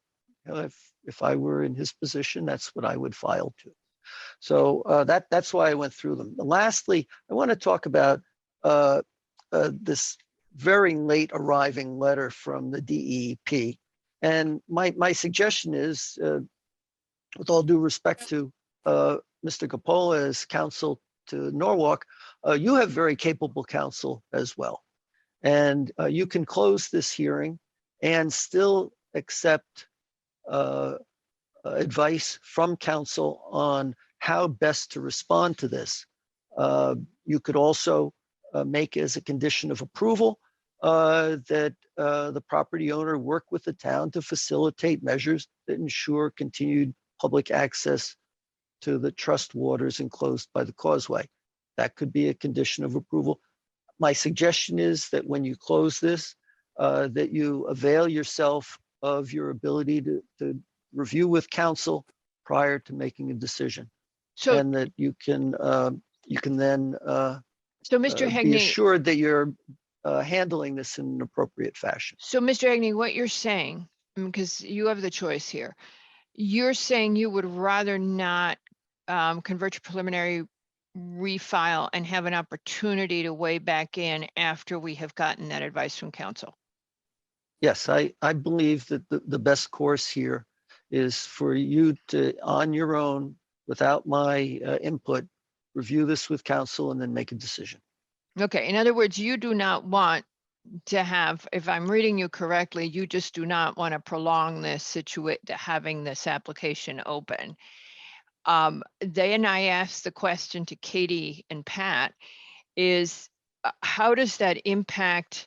It's been a while since we had somebody file intervener status, and I don't know what consideration, I don't remember what consideration we have to give that in terms of, I know we have to make a decision, we have to make We have to make a finding on it, but what else do we have to do other than the findings? Well, they're entitled to the record, but before we get into that issue, let's just say for the sake of argument, you close this and then want to make a finding that something be done with this bridge that satisfies the other agency. That's a problem, because you're now making your decision based on the decision of another board. Number one. And number two, let me extend that. Here's my biggest concern with where Mr. Hegney is leaning. I think it's kind of what you're saying. Let's say that the bridge is a problem and that somehow or other they have to give access on the bridge, on the causeway, blah, de blah. That may be some sort of site plan change may be involved in that. And Mr. Hegney has just taken himself out of the process of evolving the site plan. That's what concerns me.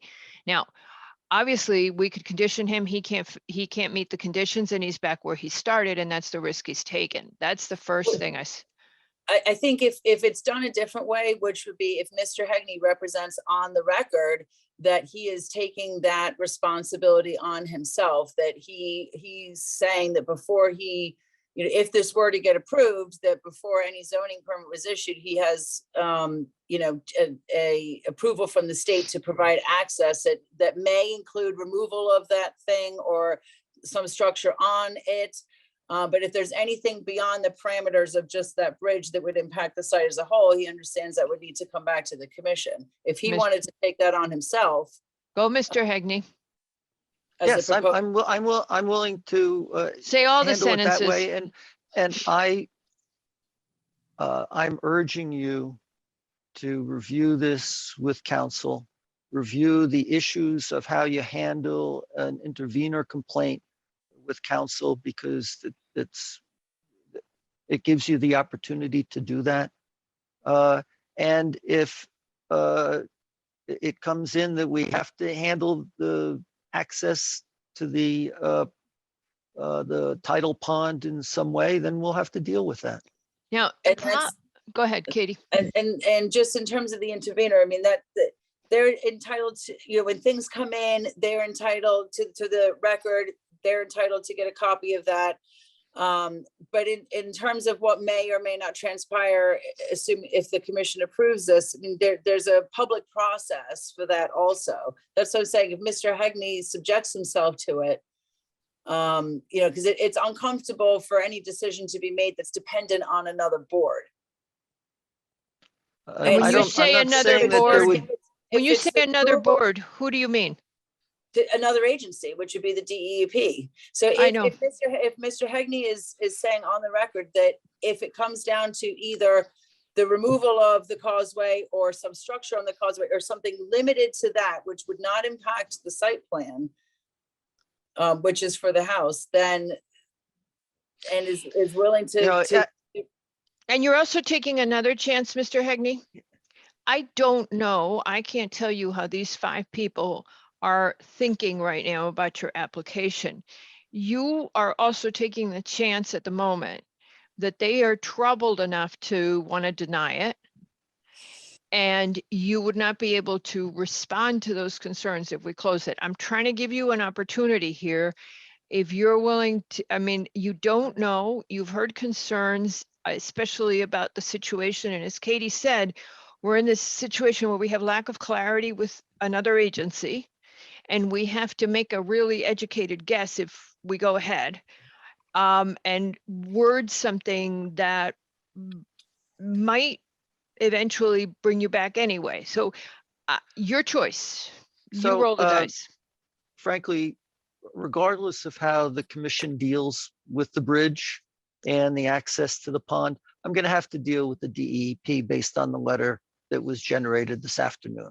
So, but the biggest issue for us, is we also have to comply with what the DEP has asked, and we don't quite know how to do that. So we're gonna take. That's why I think you need to review with council. But council And- cannot and- seek, council cannot bring us input from the DEP anymore. And so we are in a situation where we don't have an answer. We don't have the clarity. It's your call. I think it's a gamble because there's too then much. sometimes things are more risky than others. And Okay. having gone over this, my request is that you close the hearing, review with council, and make a decision. Okay.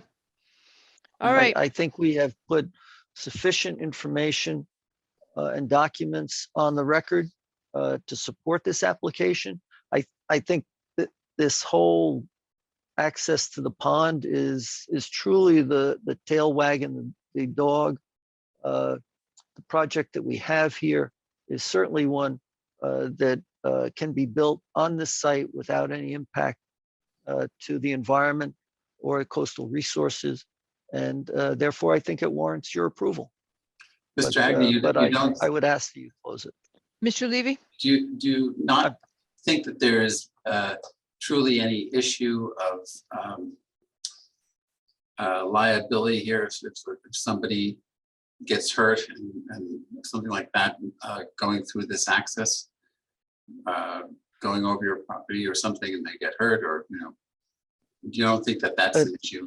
Is that there may be, and that's something that my client would need to look at and determine how best to respond to it.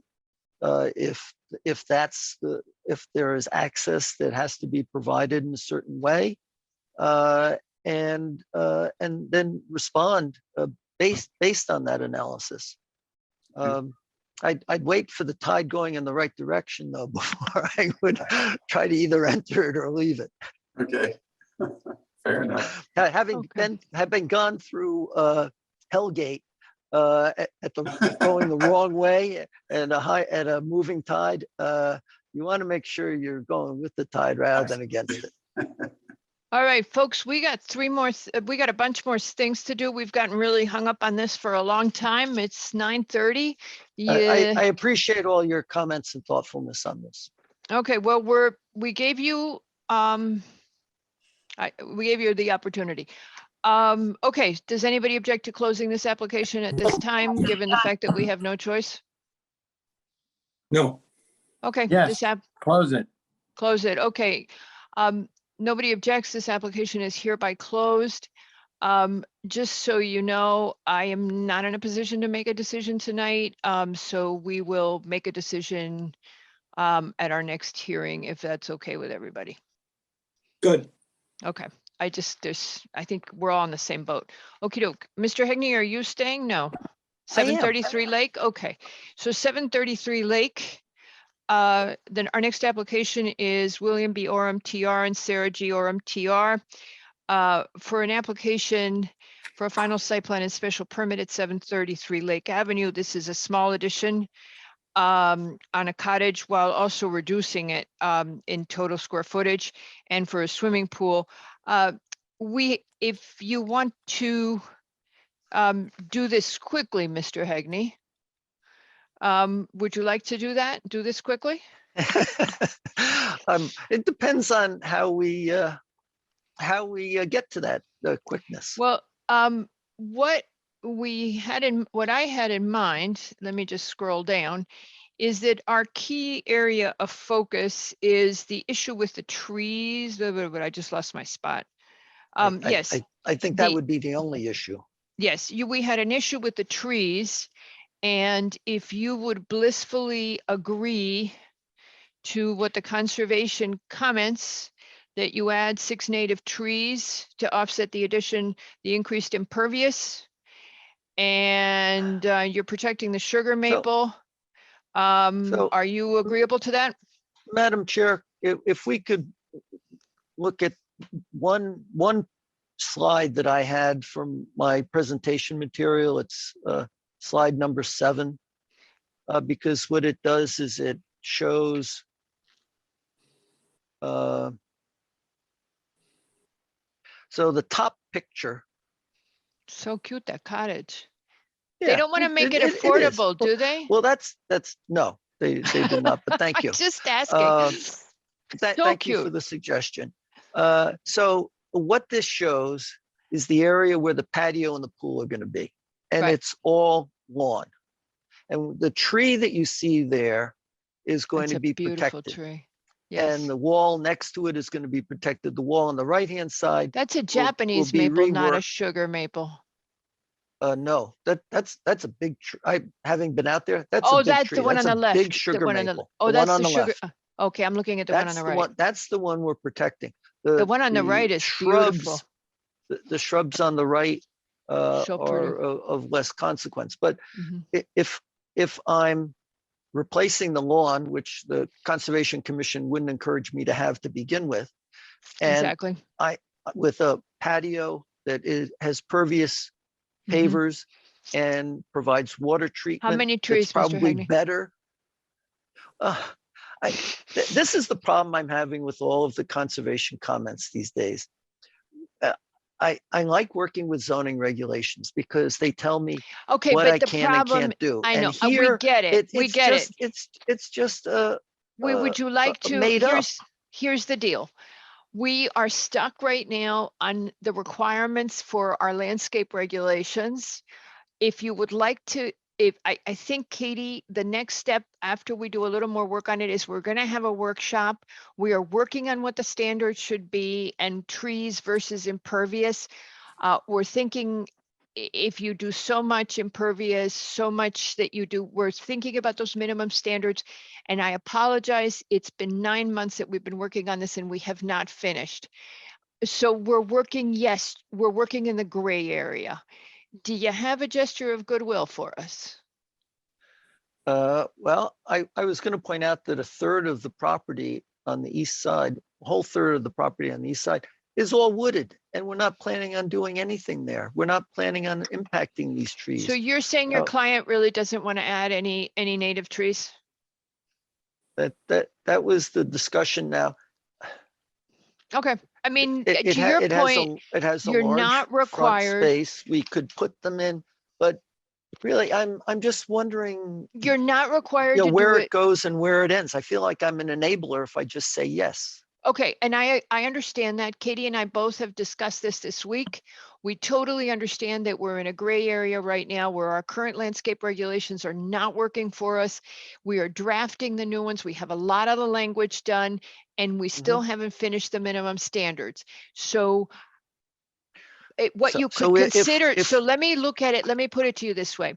If you were helping create minimum standards for this application and you had a regulation in place, would it leave you alone as to trees?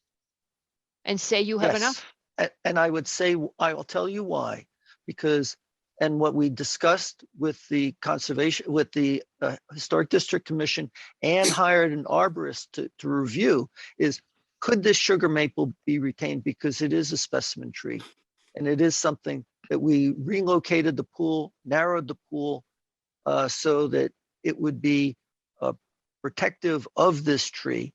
And I think that that's what you would want to look at. And the fact that we're putting a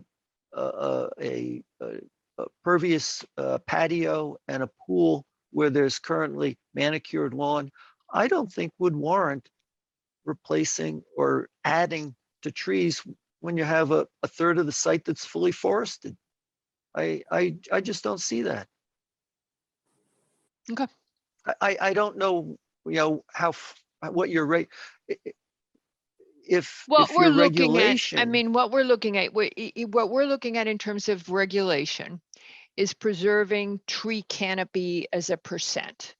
You have not impacted the tree canopy at all in this Correct. application. Therefore, you are keeping the tree canopy. You're reducing your lawn. Pool, as you know, adding a pool doesn't create green area, but you know that and I know that.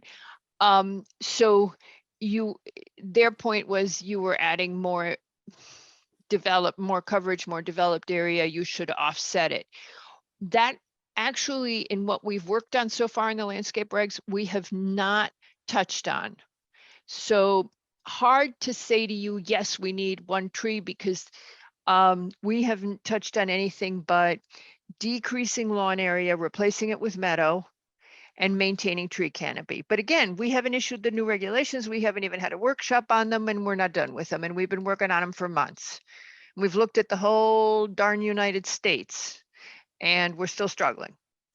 Yeah, and Okay. I think it's a worthy endeavor Mhm. to have regulations that add some structure and you know, when clients say to me, well, what am I going to need to do if I put a pool in, then I can tell them. But right now, I can't tell them. Yeah, I get it. And that's Except a what you problem. do So know, what doing you this do know is regulation is important.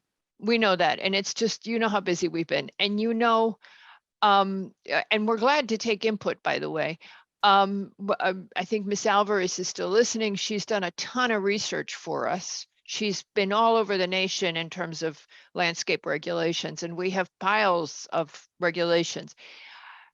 I would encourage your clients every time they ask you to say the commission is looking for any increase in canopy. They're looking for trees. They're looking for deep rooted plantings. They're looking for native species. They were looking for a reduction of lawn while they are working on their landscape regulations. Now, you know, we have a little bit of leeway. We've been asking people from good faith. Your clients don't want to do that. We don't have It's anything just to enforce. It's I got just it. a slippery slope. And I got it. frankly, we are maintaining a specimen tree and have specifically Mhm. addressed that Okay. with an arborist. We are Okay. removing lawn and we're providing water treatment. So and we're retaining the canopy. Mhm. So I think, you know, it's not Mr. DeAndrea's plan, but I think it's a good plan. I can't force you because there are no regulations, obviously. So I'm up to your goodwill, and your goodwill is not on this one. I'll just include it in my little book on goodwill points. Yeah. So, but we can't, but we know that we're in a position where we are negotiating a lot on the applications. You know what we're looking for. Katie, Bianca, Jackie, Nick, a whole bunch of people are working on this, and we'll get there eventually. Katie, we just, you know, we're going to have to work faster. And then I'll advise my clients that this is what they need to do if they want to get an All right. approval. So But right now, I basically- can't do that. So basically, Katie, what Mr. Hegney is saying is they're keeping the canopy. They're making their patio pervious. Pool is more coverage, but it does, you know, it's always been a debate, and some towns don't treat it the same way. Coverage mitigated with drainage. Yeah, and they've done drainage, and he doesn't want to add trees. Okay, I mean, all right, and we need to work on it. All righty, your only other next outstanding item was the items that the ZEO is missing. Yeah, and we can comply with Okay. what he has there in All right. terms of, as I said to the staff, there's plenty of room between the cottage and the property lines, 35 feet to put in the pool equipment. That it will meet that the 25-foot setback, which is the accessory in the RA2 zone. And you also noted in that you're protecting the stone wall, correct? Yes, that Okay. is because All right. that's adjacent historic. to the tree.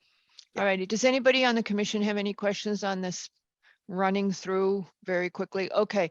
So does anybody from the public wish to speak on this application? Does anybody object to closing this application at this time? No. This application is hereby closed. Thank you, Madam Chair. All righty. Thank you, Mr. Hegney. Well, maybe. Didn't even get it. It's going to pay the next time. Going to give me 10 keys. All right. Now I believe, Katie, we are over to you. And I'm deeply thankful for all the people who have been patiently waiting, because I believe we have people speaking on our zoning amendments. Katie, the item number 7. So this is a proposal to revise section 6-99 of the zoning regulations. It deals with accessory housing. The main gist of the proposal is to facilitate more opportunities to create accessory apartments. We have about 100 in town at the moment, and we'd like to see that increase. We'd also like, the regulation also incorporates disabled persons as those eligible to use this housing option, in addition to what we have already, which is restrictions for elderly and for affordable. The big one that I think will have the most impact is we're eliminating the requirement that the structure be listed with the tax assessor for 5 full years. And this creates the option for new builds to have an accessory unit as part of the improvement. And I should note that we did receive public comment on this that was very much in favor of that provision. And also, the proposal is to eliminate the requirement that the dwelling unit is accessible from the primary dwelling. This will create more flexibility for conversion of existing structures. Eliminate the restriction that the affordable unit shall only be the accessory unit, thereby allowing either the primary or the accessory unit to be rented as affordable. This kind of flexibility is what we've had in the past just for elderly, where you could be either in the primary unit or in the accessory unit. So we're proposing that option for affordable also. And then lastly, to change the deed restriction period to 10 years for the affordable units as opposed to just an annual renewal process, and change the income restriction to state medium income as opposed to area medium income. The reason to do this is that they would be compliant then with state statutes, and we would be able to count these units in our overall affordable housing count. When these regulations were first written back in the 80s, they did comply with the then 830G provision of the state statutes. And it's a shame that we have to make this change in order to comply, because I think we would be better off having it stay with the added flexibility of the affordable units. But on the other hand, I think it does make sense to make sure that if we're going to have these units, that they comply with the statutes. So that's effectively. Did you mention disabilities? Yes, it did. Yes, that was the second thing. So I think just the idea here again is just to create more opportunities by making these regulations a little bit more flexible. We did make a change within the last year, if you recall, that was of that same vein, and this is basically part 2 of that. Just to have a conversation, the state affordable, what is it called? The state median income is below a lot of the incomes of some of the services that are provided by the police and the fire department and teachers. That was Katie. Yes, exactly. So just to kind of go over this again, it's a little frustrating to not accommodate our local workforce that way.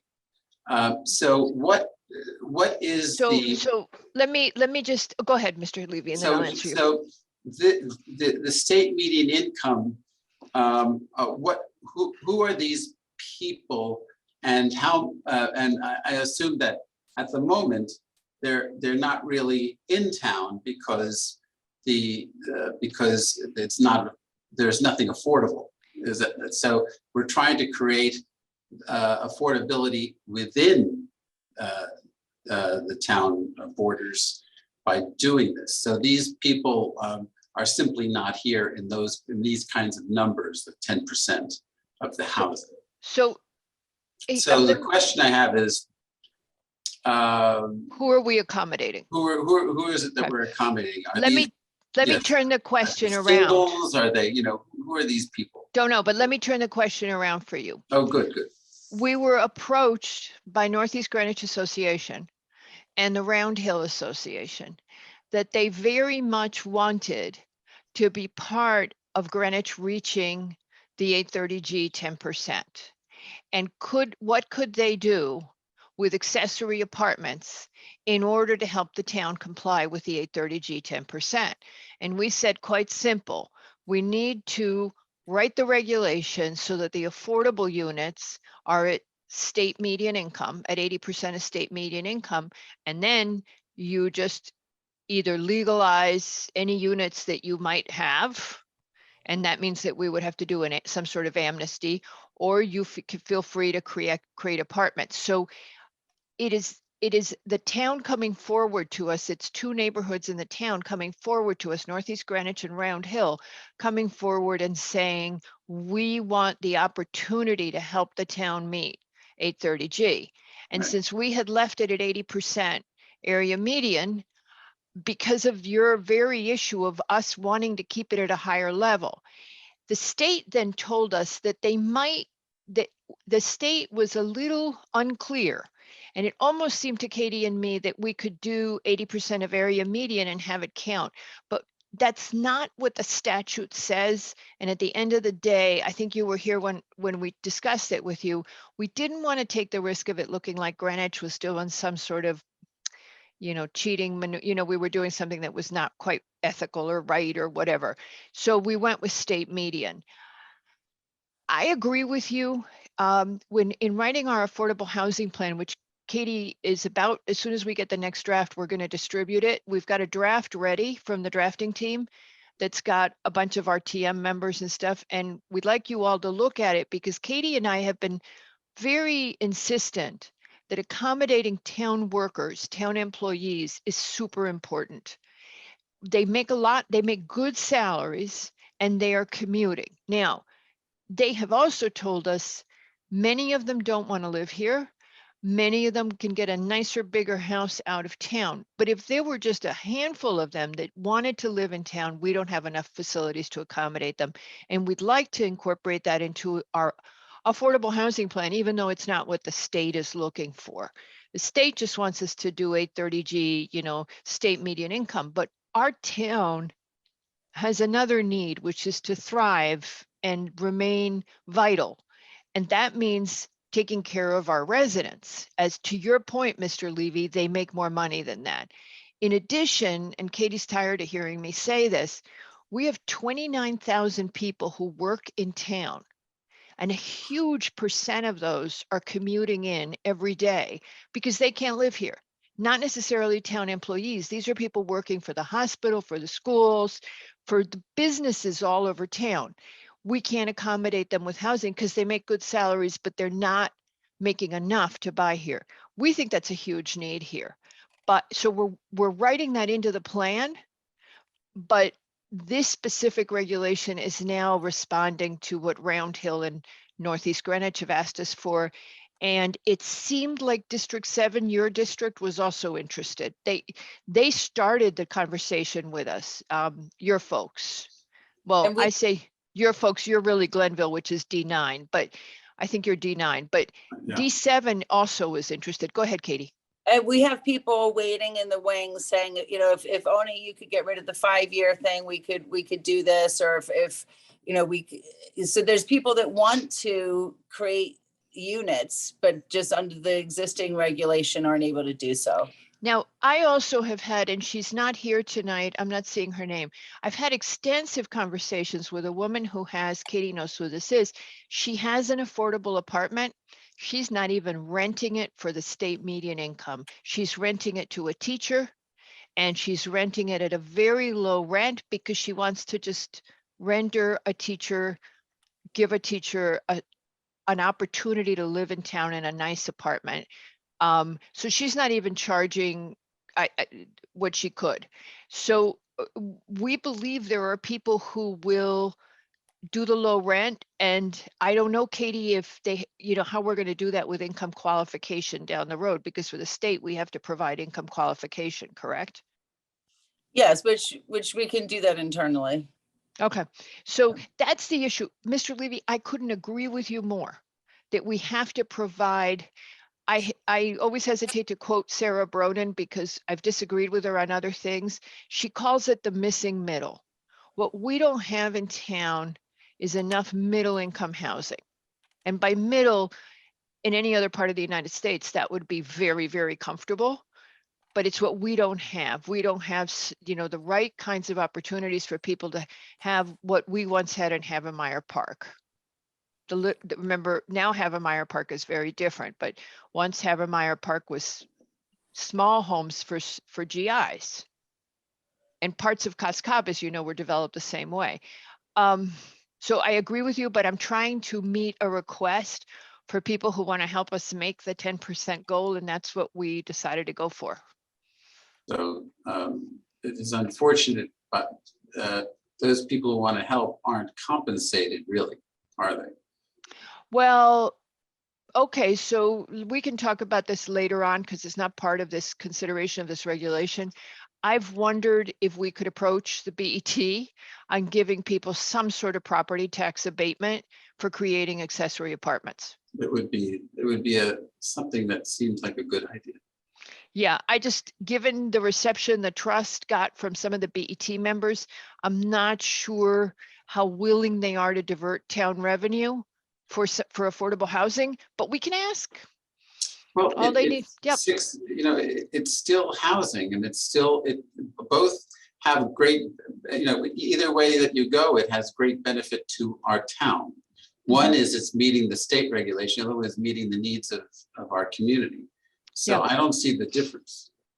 And so, we've talked about other things, other ideas. So when we all have the affordable housing plan, which I want to share the draft with both the commission and staff as soon as Katie's ready. And then I'd like to have a workshop where we all talk about it and see what we would add to it. And then we could go to the Board of Selectmen and the RTM with it. Any other thoughts? Anybody? No. Okay, good. But we'll get a chance to talk about this. Mr. Gunsberg, I am going to recognize you. If nobody has, does anybody have, I know I went real fast talking. I never do well with, no other comments? Okay, I'm just gonna let Mr. Gunsberg talk. Okay. Oh, and Ted Walworth is here, the very person we quoted. Hello, Mr. Gunsberg. Thank you for having an inclusive meeting. I enjoyed your comments a great deal last night, especially 4 hours into that hard plastic chair. I was so happy to be first online. Yeah, you were very blessed. It was quite fortuitous. But really, I'm here to thank you not only for an inclusive meeting, but for including the First Selectmen's Advisory Committee in the early stages of when you started to 2 years ago. I apologize. This regulation. And I got to tell Mr. Levy that people with disabilities who are being included are at the bottom end of the spectrum when it comes to having incomes. Some of us, some people on social SSI are making $12,000 a year. So being able to include the population, parents having their kids stay, brothers having their sisters live nearby or in the same place, really will make a difference overall. I can't tell you how many apartments we're going to rent, but this will make a big difference in the community. So I thank you for that. And I appreciate your time. And at disability level, you could make a full market. For disabled, those apartments can be rented at full market, and they can be high end. It's just, I don't think they will be. I think it's going to be for folks that people know. But right. I'm very glad, and I apologize that it's taken us 2 years to add this, because I remember when we first approached you. In the meantime, the state had better language on disability, so I was able to use the state language, which was much better. Right. Now, what was the thought process also about caregivers? Completely. They would likely fall as affordable, given what I know about caregiver salaries. They would qualify too. So that's another portion of the world that really would fit in there. I know that there are certain people who, are nurses' aides who make exactly under $20 an hour. Yeah, and yes, exactly. So yes, you absolutely could. If you had an aide, you could make it part of you could make your apartment affordable. So I think it really does solve a need. I'm not sure if we're gonna solve a problem, but we're gonna solve a need. I So hope I so. appreciate it and I thank you for your time. Thank you so much for coming, and I apologize. It's been a long meeting. We've gotten really down some rabbit holes. Our next speaker is Ted Walworth, and I'll move. And we really enjoyed your comments, Mr. Gunsberg, last night.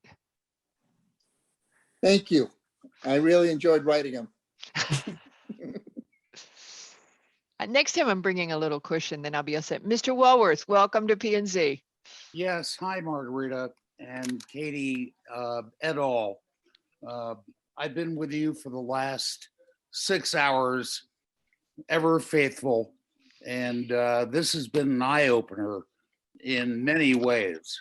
And so I'm so glad to hear what you've had to say, and from Mead Point to 5 Brook Ridge, and in terms of our quest to do the right thing, I think it's very important, and I really appreciate what you've done and what you're doing.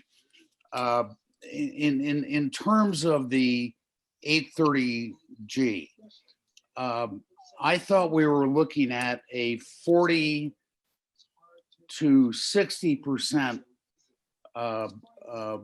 level of income. 80% of state median. Depending on state median, but I thought we wanted to focus on area median income. We did. The be able legal to ad- help teachers, we did. You know, We did, Mr. Walworth. The problem that Katie and I were just explaining is we got legal advice on it, and there was discomfort that we were going to be able to have the 80% at area median counted.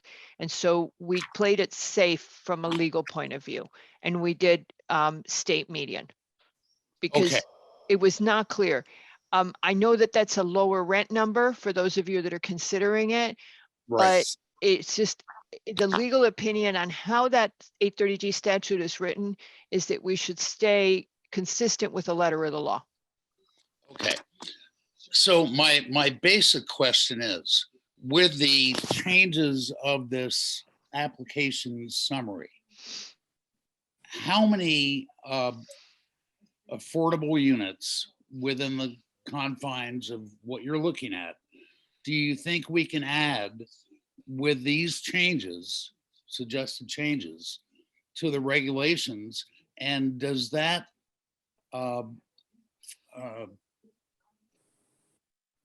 end up in a opt-out agreement with the state, or Okay, if we could add 1,200 affordable units of accessory apartments, we would be able to reach a moratorium. My guess is we won't have those, but we have so many 830G applications. The housing, Greenwich Communities is developing some properties.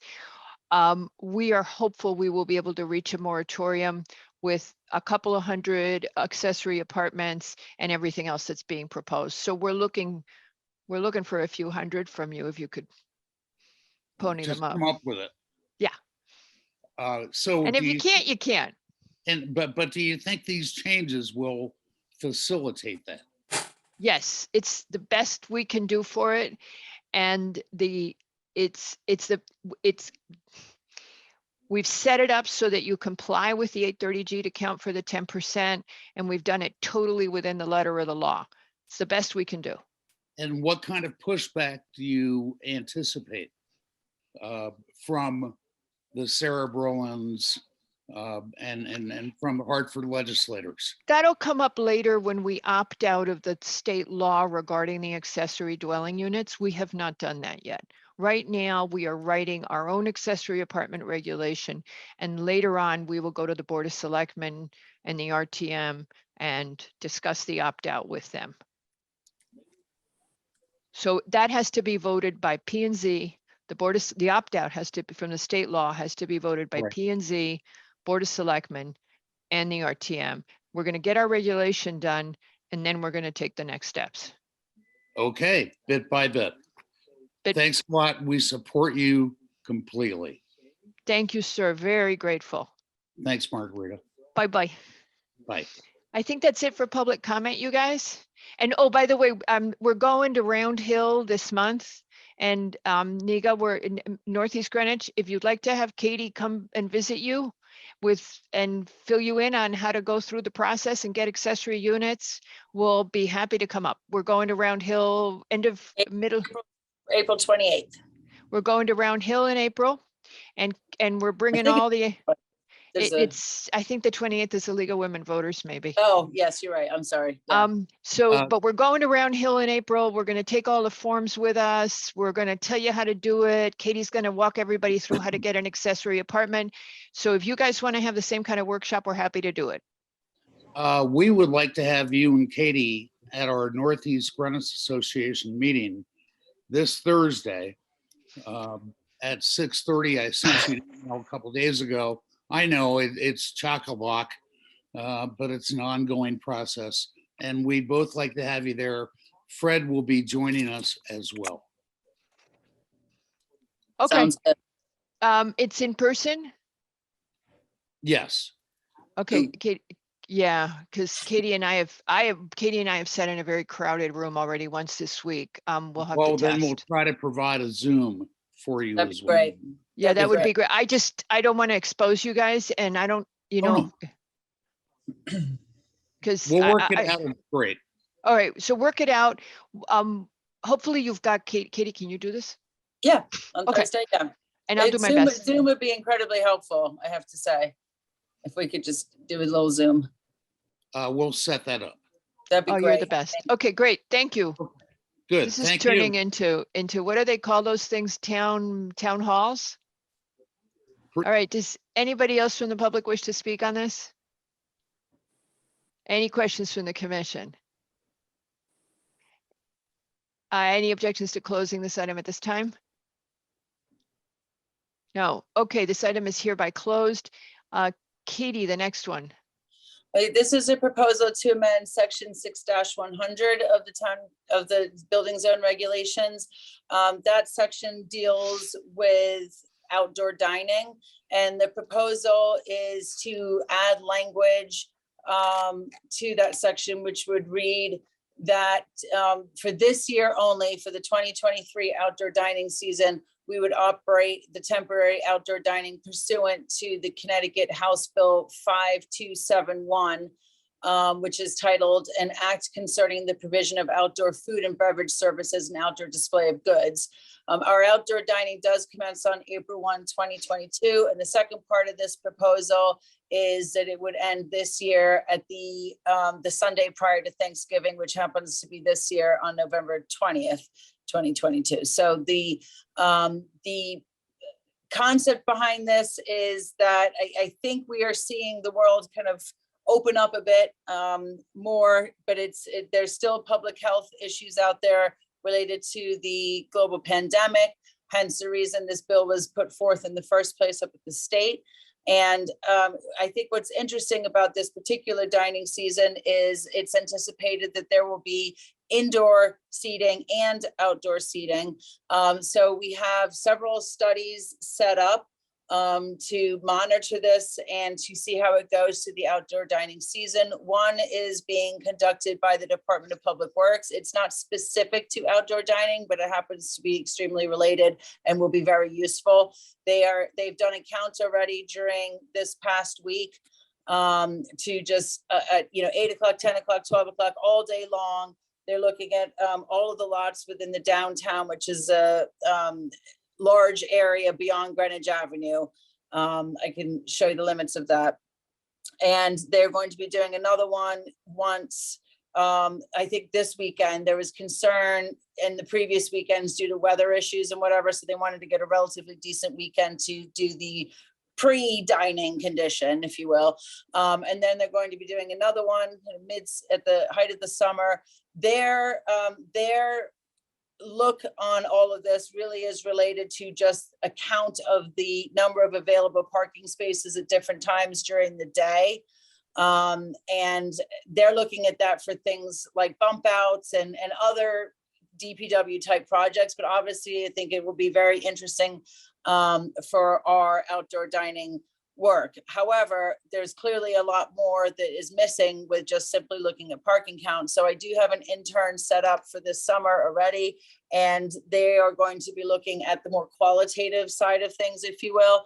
I'm not sure exactly how it's going to be structured, but the concept of it is that they will interview or get information, gather data, etc., from the retailers, the residents, the public at large, the restaurateurs, where the employees are parking, how are they getting to work, what are the peak number of employees, how it's all basically going from their standpoint. So I think you kind of need that information to balance it out with what's happening with the number of parking spaces. And this also, by the way, extends beyond Greenwich Avenue. That was the focus of my comments up until now, but I'm also very interested in how these amendments will impact the villages. It's been actually quite interesting that some people have decided to come in under the current rules and do what they've done in the past, and that's obviously fine too. It's still within the same House bill because it's just less number of seats and that kind of thing. So we'll see what happens through this season, and I think it'll be an interesting look. Any comments or questions from the commission? The only comment that we made yesterday to Katie, who was agreeable, was that if we encounter the same kind of habitual violators that we have encountered in the past, that Katie is going to deny their outdoor dining permits or revoke them, to make it clear, because as we go forward, if we continue to do this, we're going to have a set of standards that is adhered to. And under the pandemic, rules were looser, but as we move forward, we really have to have people observe health and safety issues. Do I have any comment from the public on this application? Seeing no comment, does the commission object to closing this application at this time? I see no objection. This application is hereby closed. Mr. Basili has left. Okay. I thought he left her. Did he get that part on? Is he gone already? Oh, there he is. I see him. He has his hand up. I see. Okay. I didn't realize that he had fallen out of the meeting, so I'm bringing him back in, and then I can tell him to go home. Hello, Mr. Basili. Did you get all that? And I don't know when you fell out. I'm so sorry I didn't notice. No, once I was taken out as a panelist, I just sat back and said, I'm not doing this, so no, I did it. Everything is. But I don't know how you came out as a panelist. I have no idea what happened. I don't know. It just kind of happened. It happened. So we must have, all I can think of is that we were removing one of the lawyers and we unwittingly removed you. Yeah, well, could be. But My apologies. It's okay. But the good news is the public hearing is now ended. That is pretty good news, I'd say. And you do have my email address, and I think you have my cell phone number. Feel free always, if something like that happens again, feel free to reach out and let me know something's gone wrong. Thank you. Yes. Please let us know. Get very anxious. We wouldn't stand for that in court, but I guess they're allowed to do that now here. So no, we're not allowed to remove you. No, we're not allowed to remove me. Oh, I'm sorry. Oh, no, I thought you were talking. Oh, no, text us. Yes, you can. Sure. Thank you. Yeah, if it's the court reporter, he has every right to reach out to any of us and let us know there's a problem. Okay. Thank you. Everybody else gets ignored, but you count. Oh, thank you. Thanks a lot. Thank you very much, Mr. Basili. We'll see you in a couple of weeks. You're welcome. See you then. Bye-bye. All right, Mr. Hegney. We are now on to the discussion items. This is Eagle Hill Foundation for a pre-application at 45 Glenville Road. You had some specific questions in your application. You want to just hit them real fast? We do, Madam Chair. I'm joined this evening by the head of school, Jim Heiss, Director Okay. of Finance, Tom Lasley. We have our architect, Eric Kyer from KG. Okay, I've got Jim Heiss. Could you ask the other people to raise their hands? Mr. Cross, We have okay, Tom everybody. Cross and Wes Stout from Wesley This is- Stats Associates, our landscape architects as well. All right, you only had to,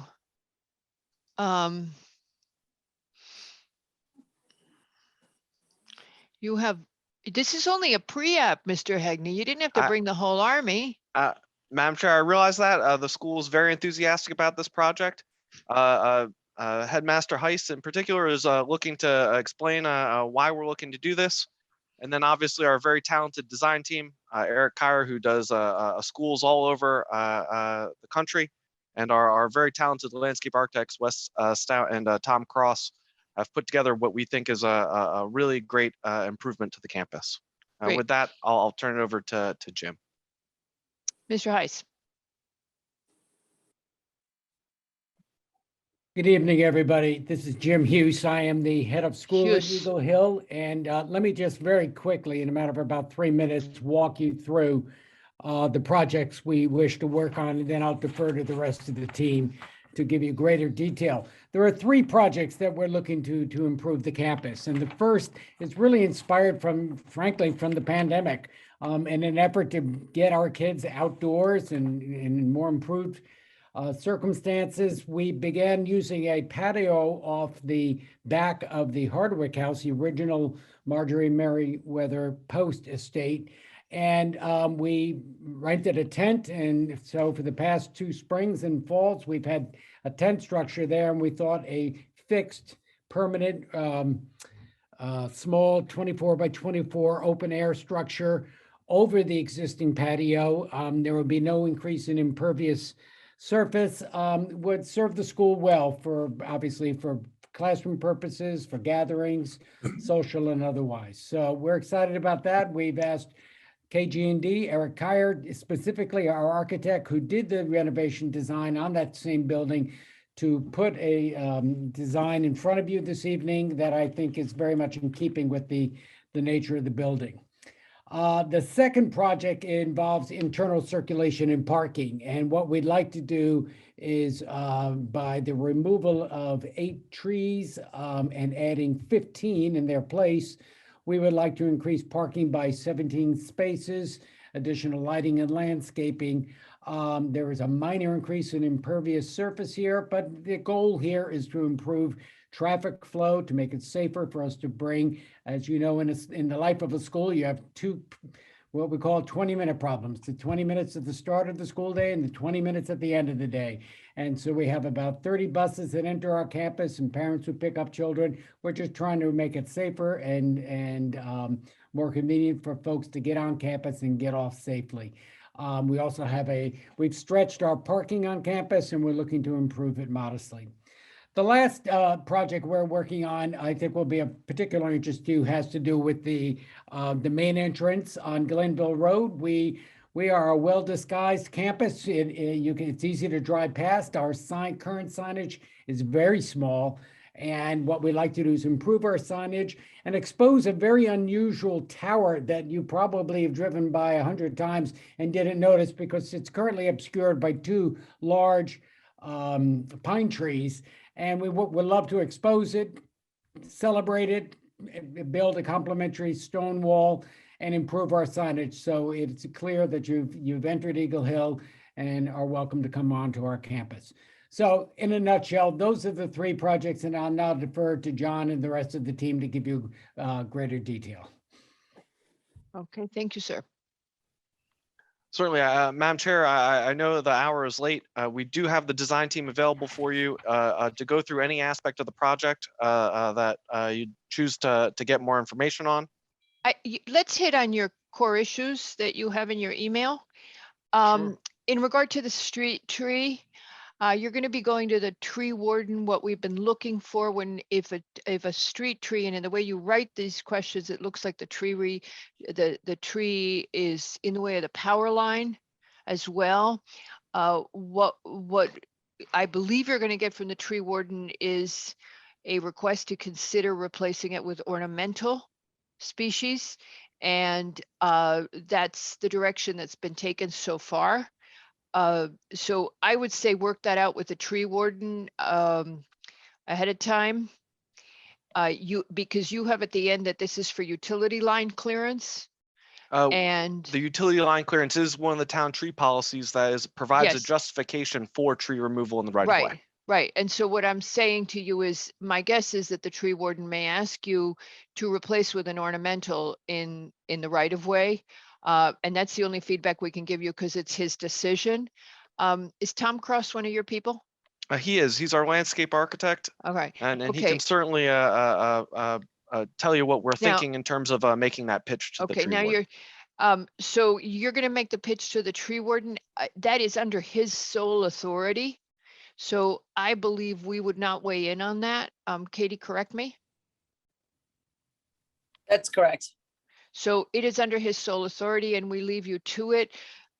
We always look for, and you heard us discussing it with another Mr. Hegney, you heard us talk about how we are working on landscape regulations to maintain tree canopy, but we're still a little bit stuck on them. So that's what we keep asking people to do. In regard to your second question, the commission, we're going to discuss it again here, but we did kind of toss it around at the briefing yesterday. Since you are improving on-site circulation, I don't see that you would need a traffic study. You are not impacting off-site traffic except to improve it.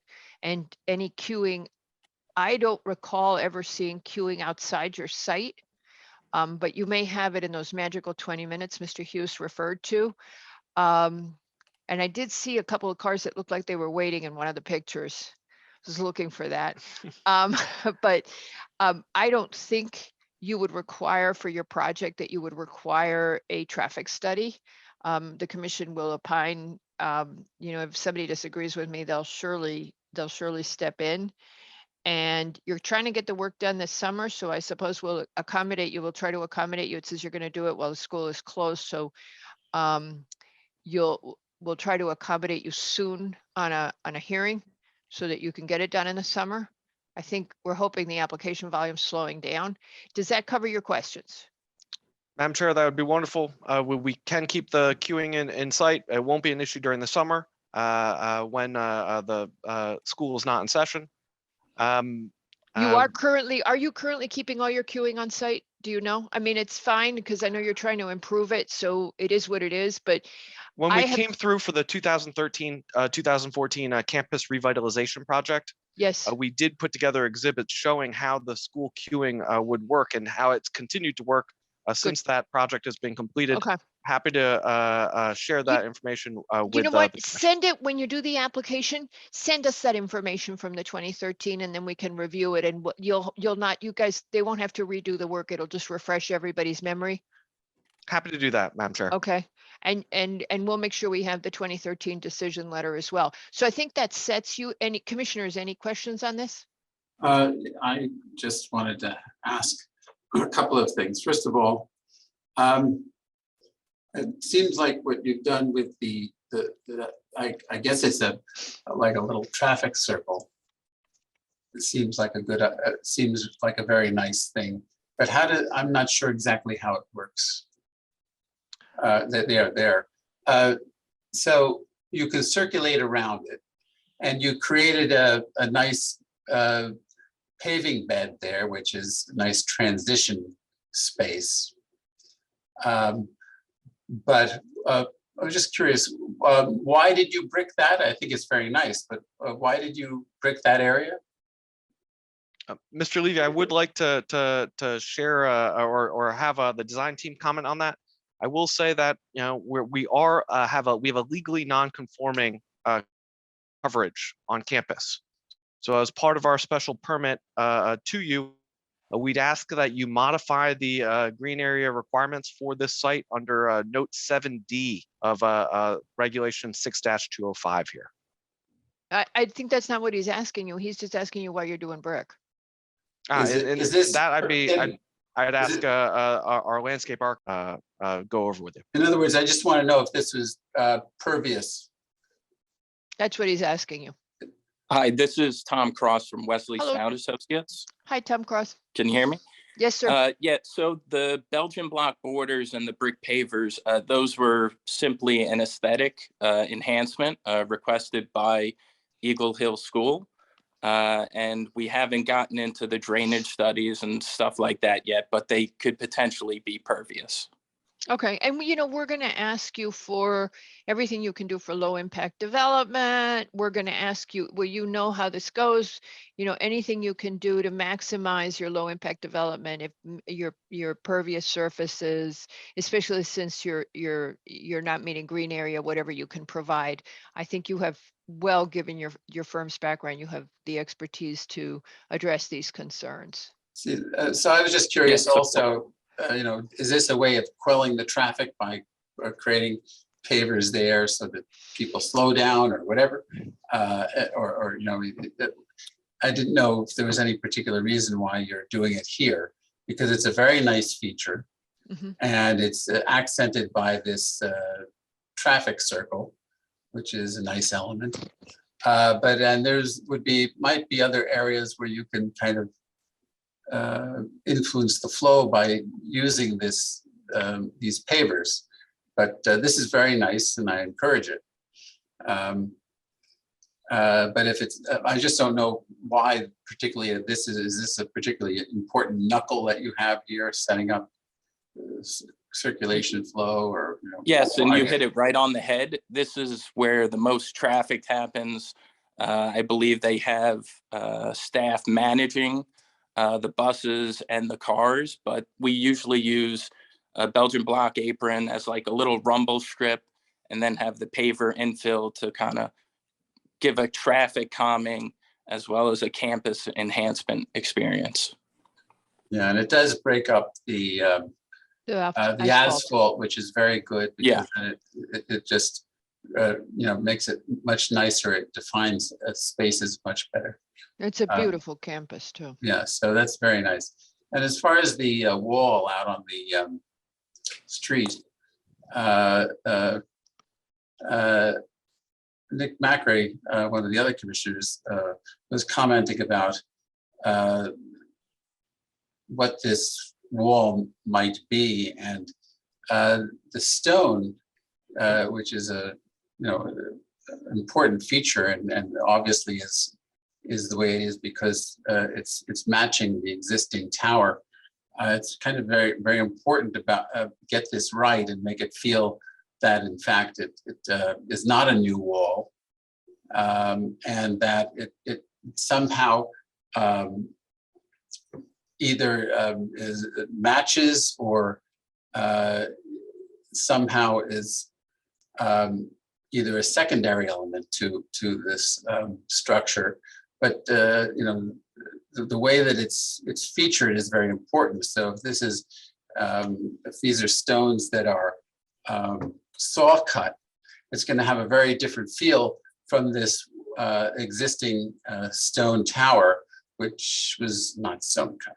So I urge you to consider the method in which this, the choice of the stone and the method in which it's constructed. If it's a veneer wall with cinder block backing, it's going to look that way. It always does. So I would encourage you.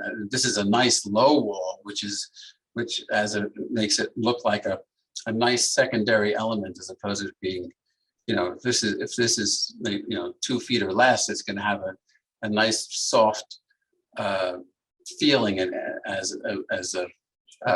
and very welcoming. But if it's a little on the high side, it's going to seem more fortress-like and not as welcoming. So I like the way that it feels right now, where it's nice and low and almost something you could sit on. That's a very welcoming feeling. And of course, having the landscaping behind it also softens it very nicely.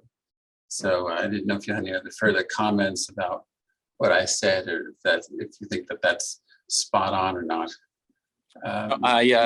I definitely agree. The wall should be a dry laid look, fieldstone material, not sawn and cut with grouted joints. We're going to get into all those details when we submit the full application, and we expect to review that with ARC. And I encourage you to consider how to make the signage feel right, because it's very hard to represent it in this way without any real details, but it looks a little bit awkward the way that it does look. And just by having a stone wall, which is another third element there at a different height and a different bulk with a sign on top of it, doesn't look quite right. And it would be, as a feature, it might look better if there was no stone there and not get too imbued with the idea of everything needs to somehow relate to the tower. Let the sign be a sign. I think a great architect once said, let a brick be a brick. Well, let this sign be a sign and not muck it up with too much attention to creating some kind of massive base. Let it look more airy and country. This is not a corporate campus. Don't give it that look. Can be a little understated. So I just urge you to think about that. Sure. Like Wes always says, maybe it should be a little more honest. We'll take a look at that when we're submitting. I love Architect Duck. It always makes me laugh. Okay. I thought that was the Girl Scouts that did that. Okay. But thank you. It looks pretty good. Thank you, folks. So we've answered your questions, everybody? Yes. All right. Certainly, Madam Chair. And are you planning to go? I think it would be fine if you were to, well, there's a couple of pieces. I think you're going to be all right with conservation. So if you want to go to ARC first, is everybody okay with that? Katie's making a smiling face because Nick's not here. Yeah. I think you've gotten the architectural comments from Mr. Levy. You know what we're thinking. Staff will relay them to ARC. He wants honest things. I'm sure the ARC will speak his language. They normally do. And so I think if you want to do that and get that out of the way, and you know what we're looking for. We're looking for sustainability, even though we haven't finished writing the regulations. So whatever you can do is much appreciated. All right. Okay. Thank you all. Now the Army can depart. Thank you very much, Madam Chair. Thank you, gentlemen. And take care. Now we go to our Thank you. last application. Pat, can you do all the removing, or I'll help you for a sec? Tom Cross. And we're coming, Mr. Hughes. Bye. Okay, there we go. Okay, and there's Mr. Rydberg. Did you listen yesterday, Mr. Rydberg? I did. Okay. So let me just announce it a little bit. Did I get public comment on the last one? I'm not sure there was any. I don't think Well, the land trust is here. Did anybody from the public want to comment on Eagle Hill? Please raise your hand. Good. Phew. All righty, Mr. Rydberg. Our last item is OG Retail Partners at 2020 Sound Beach Avenue, and better known to us as the Sound Beach Cafe. And this is renovating the interior and the exterior and create an outdoor seating area in the rear, as well as increase the number of seats in the front. Hello, Mr. Martin. I guess you're with Mr. Rydberg? Yes, ma'am. Okay. Most of the, do you want to present, or can I just barrel through? Go for it. Okay, so Mr. Rydberg, you heard the concerns yesterday. We had some concerns about that location in terms of the windows on the adjacent building and whether or not they met code. That was the first and foremost thing that Mr. McRae raised.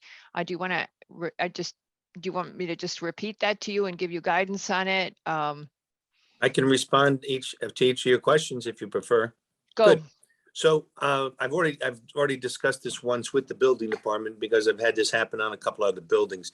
As we all know, that those windows are grandfathered. They're not supposed to be there. It's a property line, so therefore they should have no windows at all, but they're there. So the only limit that Peter Robinson from the building department discussed with that is that there is a rule for what they call interior environment, which is light and ventilation and potential egress from that floor. Well, there's no potential egress from that, no need for that potential egress. That's a commercial building, first floor grade. There's no bedroom space per se there. So we don't need, What if there's a fire during the day? Well, that's where they have exit doors to consider, because that would, in theory, be a solid wall to begin with in today's code. But anyway, the light and ventilation can also be handled via artificial light.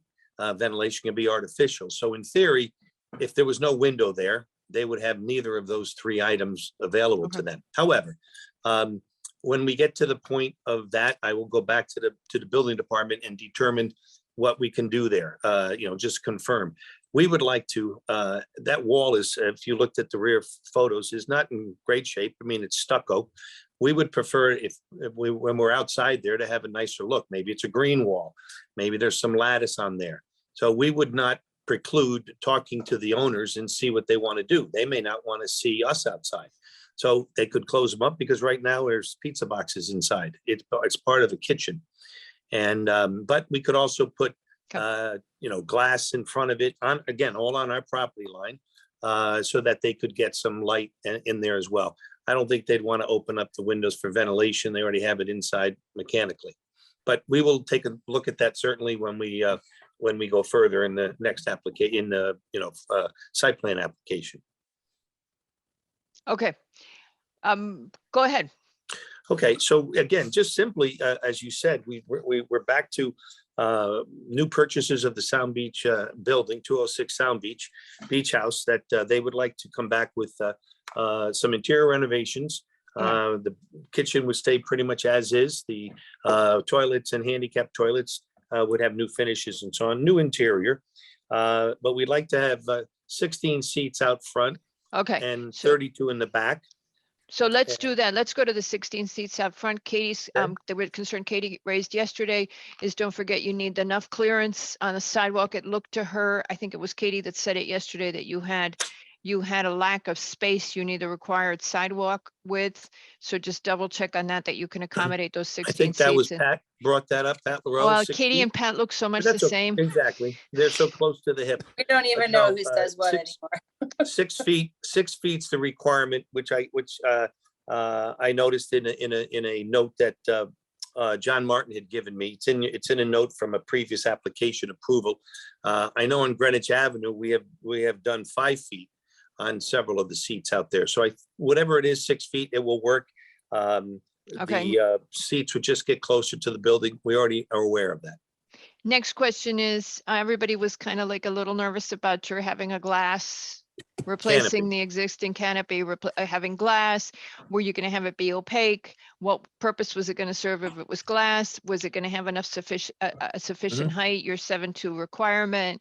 Okay. You can go off and work on that. Yep. My take is ARC is going to have some input. I would expect input from Paul Pugliese specifically. Already spoke to Paul. Good. All right. So you're done your homework. So you're going to have impact from Old Greenwich. You're going to have impact from Paul because he's very interested in awnings and signage. I really think that ARC should address this issue with your canopy. Yes, we will. Exactly. Katie's, the next concern we had is you got all those tables parked up, piled high in the back there.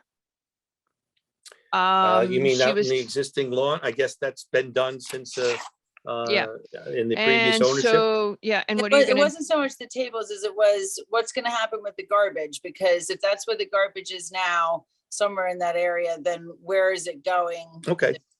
So let me comment on that. If you look at the Tony D'Andrea's survey, if you look at Tony D'Andrea's survey, which is one of the sheets that maybe Pat could find there, there is exactly perfect. So if you go back on that sheet there, Pat, perfect. If you go to the bottom right of that plan, there's a, it says existing, what's that say, freezer there? Existing walk-in freezer. So right below that, there is a concrete slab. That's where the garbage and dumpsters and everything is rolled up there now. There's a fence around it. That's where the garbage should go. I think right now, when this picture was taken, there's a small garbage can outside. Again, the reason if you look at the back of this building, it's in really poor shape. Oh, yeah, it was vastly unattractive is what is the, So yeah. we want to, and it's a mixture of some weeds on the ground, some gravel. Yeah. There's some hard surface. The back of the building, they already have a building permit to renovate and repair the second floor egress stair. It hasn't been enacted yet, but they have a building permit for it. I think they'll be starting that in the near future. They'll redo the columns up above under that building permit. We also want to put up some screening to hide the exhaust fans up on the roof. There's a poorly designed railing up there. So we want to reskin that building. But if you look at a photo that I think that Pat received today from John that shows this pergola, what we're trying to do here is to make the back of this building have some nice presence. And I think you all mentioned it yesterday, that the back of Sound Beach Avenue properties want to have a nice look like they've redone now across the front. And I don't know if Pat can find that picture. There's one picture there of the potential pergola. This one is one by Renson. I've used it several times on residential and a couple of commercial projects. It's an aluminum structure that happens to have a motorized louver at the top. So you can use it for open air. You can adjust it to, to adjust with the sun angles. Right now everybody puts these awnings out, not awnings, but umbrellas, and then they fold them and then they get knocked over in the wind. I think what we're trying to do here is to put up a pergola that, if you can find the photo, it shows outdoor seating underneath the pergola, which would give you a very nice look that would serve the purpose of the umbrellas, but not have the multitude of umbrellas all over the place. The umbrellas sometimes have names on them and advertising. There you go. But I've used it successfully on several other buildings. So it's clean. It's 6x6 aluminum posts. And that's the kind of a style it would be. You can add elements. If you look at the rear of that photograph, they have some louvers. So we could have louvers in points to kind of define the space, help bring down any potential noise that the space might be. But it's fixed, okay? And it's something that could be, it's fairly clean. There's no FAR. We could get it. We'll have a full rendering of the back of this building with the total renovation with our next application. So I think that kind of gives a much nicer look in the back than a series of umbrellas. So that's the thought of the pergola. And if you saw on our site plan, we have the new stair, which is clear of the pergola. And you'd be able to walk out from the building, from the restaurant inside through a set of glass doors that could be open. And then they would close down at the after hours when they're no longer supposed to be open. So that's our thought. Mr. Rydberg, the last concern that Mr. McRae, you guys tell And he's Mr. not there. McRae, we didn't throw him under the bus a single time. The other concern he raised is he thought that the way the stairs worked to access the dining patio were a little bit uncomfortable for a client. I leave that to you, your architectural expertise, but he raised that point and he will surely ask you again. I'm missing that point. The stairs, you mean to serve the second floor? No, to come down to the patio you've got a walkway to come down to the patio. Yeah, Right, that if patio, you- the walkway's on grade. The stairs that are being put in under the new outdoor stairs, those are feeding the second floor office space right now. Got it. There is that patio and the whole outdoor seating It's is all that level. rear view. It's that rear view, Patrick, if you can get to it. Yeah, you can find that photo one more time, which should Yeah. continue at the end. There you go. There you go. So Okay, that set of so stairs was the egress for the second floor. for they're gonna and go this is office space in here, and That's office that's, space on the got it. second floor. So that's you- gonna move to the left adjacent to the building. So Gotcha. now when you exit out of the basement, or if you exit out of the restaurant, you have a clear shot to exit. And then the door on the left there, as somebody noted yesterday, that's the door I think Nick noted that. Nick that's the said door that was the kitchen. exits Now, out of the restaurant, and that's also the access for service and deliveries into the building. And that's why that walkway really wants to stay there. So the fenced in area is where we're talking about. It's roughly a 12-foot wide pergola by, I think it's 40, right now it's about 47 feet. okay, and one question, Mr. Rydberg. So if Uh-huh. somebody is coming from the restaurant to this patio, they will just have Patrick show us exactly how they're gonna make that trip? Yeah, if you can go back to that right there, okay? If you Okay. zoom in a little bit there, come across right up, go up a little bit more, Patrick, to the right. There, There's okay. a all glass opening. It will fully open 10 feet wide. We'll have the same thing on the front of the building, which has doors now out to the front. All three of those will be, folding doors. It's very popular. We're trying to get, people in this whole COVID time have wanted to have more open air and so on. So we would open those up in nice weather and they'll close down at night. Yeah. Anybody got any questions on this left? Yeah, just one, Mr. Rydberg, on the, Mhm. part of the reason why people like umbrellas is to get out of the sun. Is your pergola gonna provide protection from the sun, or is it gonna sort of have slats there? No, So- that, I thought I said it, but no, those are motorized. They can be set to a sun angle. They can fully close. They have a rain gutter built into the system, or they can fully close to an angle to protect you from the sun. Exactly. Great, thank Okay, did we talk, you're gonna discuss the. So you will be protected from the elements, including the rain. In theory, you could, if it was, again, if If it's not raining torrential sideways. rain, but you could close that down, and there's a gutter system that you take and the water comes down inside the columns, and we would either pick it up with whatever Mr. DeAndrea has with his creative mind, or goes into a Cultex or out on the ground, which is what's there now. Very nice. Okay. So going back to the awning and to the change of the awning, the only other thing is for you to reach out to the old Greenwich Chamber. Yes, Okay. yes. So I our thinking mean, I there just was- think you would be badly served to come in and talk to us and have them be upset about it. No, that is definitely part of the process, and I know that Okay. the owners of this new building are also Old Greenwich residents, and they are very proud of the building, and they really want to make it look great. We know the rules. We've done glass canopies before in several buildings in town. We don't use clear glass because they get dirty. They're laminated, so they're safety. We know they'll be Which one high did enough. you do? We did 777 West Putnam Avenue, which is quite a large one. on Yeah, the do one, entrance of that do one office that's building. more. And then that- you yeah. have Gramercy at next Got to it. Acme, Yeah. smaller version. You've got one Fawcett Place, which is again a smaller version. You've got one Okay. on West Putnam across from the old Pickwick Theater. I'm dating myself there. And then the other one would be on Railroad Avenue across from the train station at 55 Railroad Avenue. Okay, that'll So give us they're- enough they're- to get they're a around sense of town. it. They're a little bit right. smaller. Here we would propose a larger one, which would also serve instead of needing awnings again. I Okay. think when you saw during the COVID that they're so haphazard, and I think you were bringing it up before, down the road, there needs to be a little bit more organization of what's happening on the buildings from an architectural standpoint. Well, and New York City's going through the whole same thing. And they Mhm, just decided it exactly. was way sloppy. The outdoor dining was Yep. way too sloppy, and they're gonna have, they're working on regulations for it.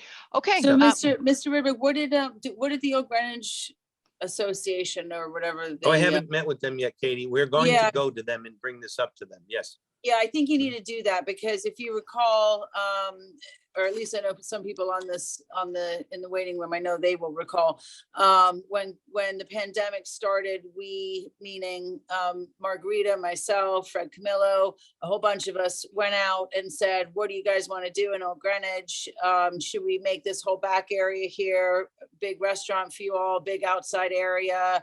Would you like that? And they said, no, we would not like that at all. So this No obviously interest. just started that this would obviously start something like that. You probably heard my comment yesterday about concern for cars and cross easements, and your lot goes way back. But so does the fellows next to you. So how do you ensure safety back in that area? And what if you do it and then 4 doors down wants to do it and it's not a cohesive thing? And there's a lot to think about there. Well, if Katie, Just Rudy, also, I think one of the unique things to point out here is that our little area that we're trying to put the pergola in is actually in between two buildings. It's not out in the parking lot, right? And if But there, everyone under, but there are cars parked right at the end, correct? I mean, it Yes. seems to me the photo showed the hood of a car that seemed to be, you know, absent having some sort of significant ballards or something, or bollards there. It looked like a car just could easily plow into the end of the pergola, but. I'm If sure you could- look, we will put bollards in. If you look at Mr. DeAndrea's survey, there is an easement that serves from Arcadia. And there are bollards that this space parks against. So that, if you also recall, there's an old previous application that requires them to have 5 parking spaces back there, which we have.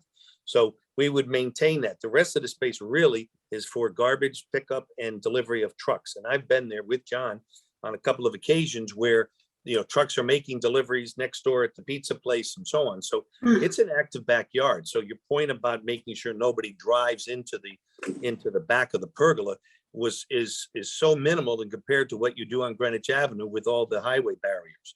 Well, There they need it as well. So Yeah, we I mean, just definitely would take that into anecdotally, I consideration. used to live back there, so, So you you know, know. in the building, so I'm very familiar with how it functions back there, and also very familiar with when it's packed on Sound Beach Avenue.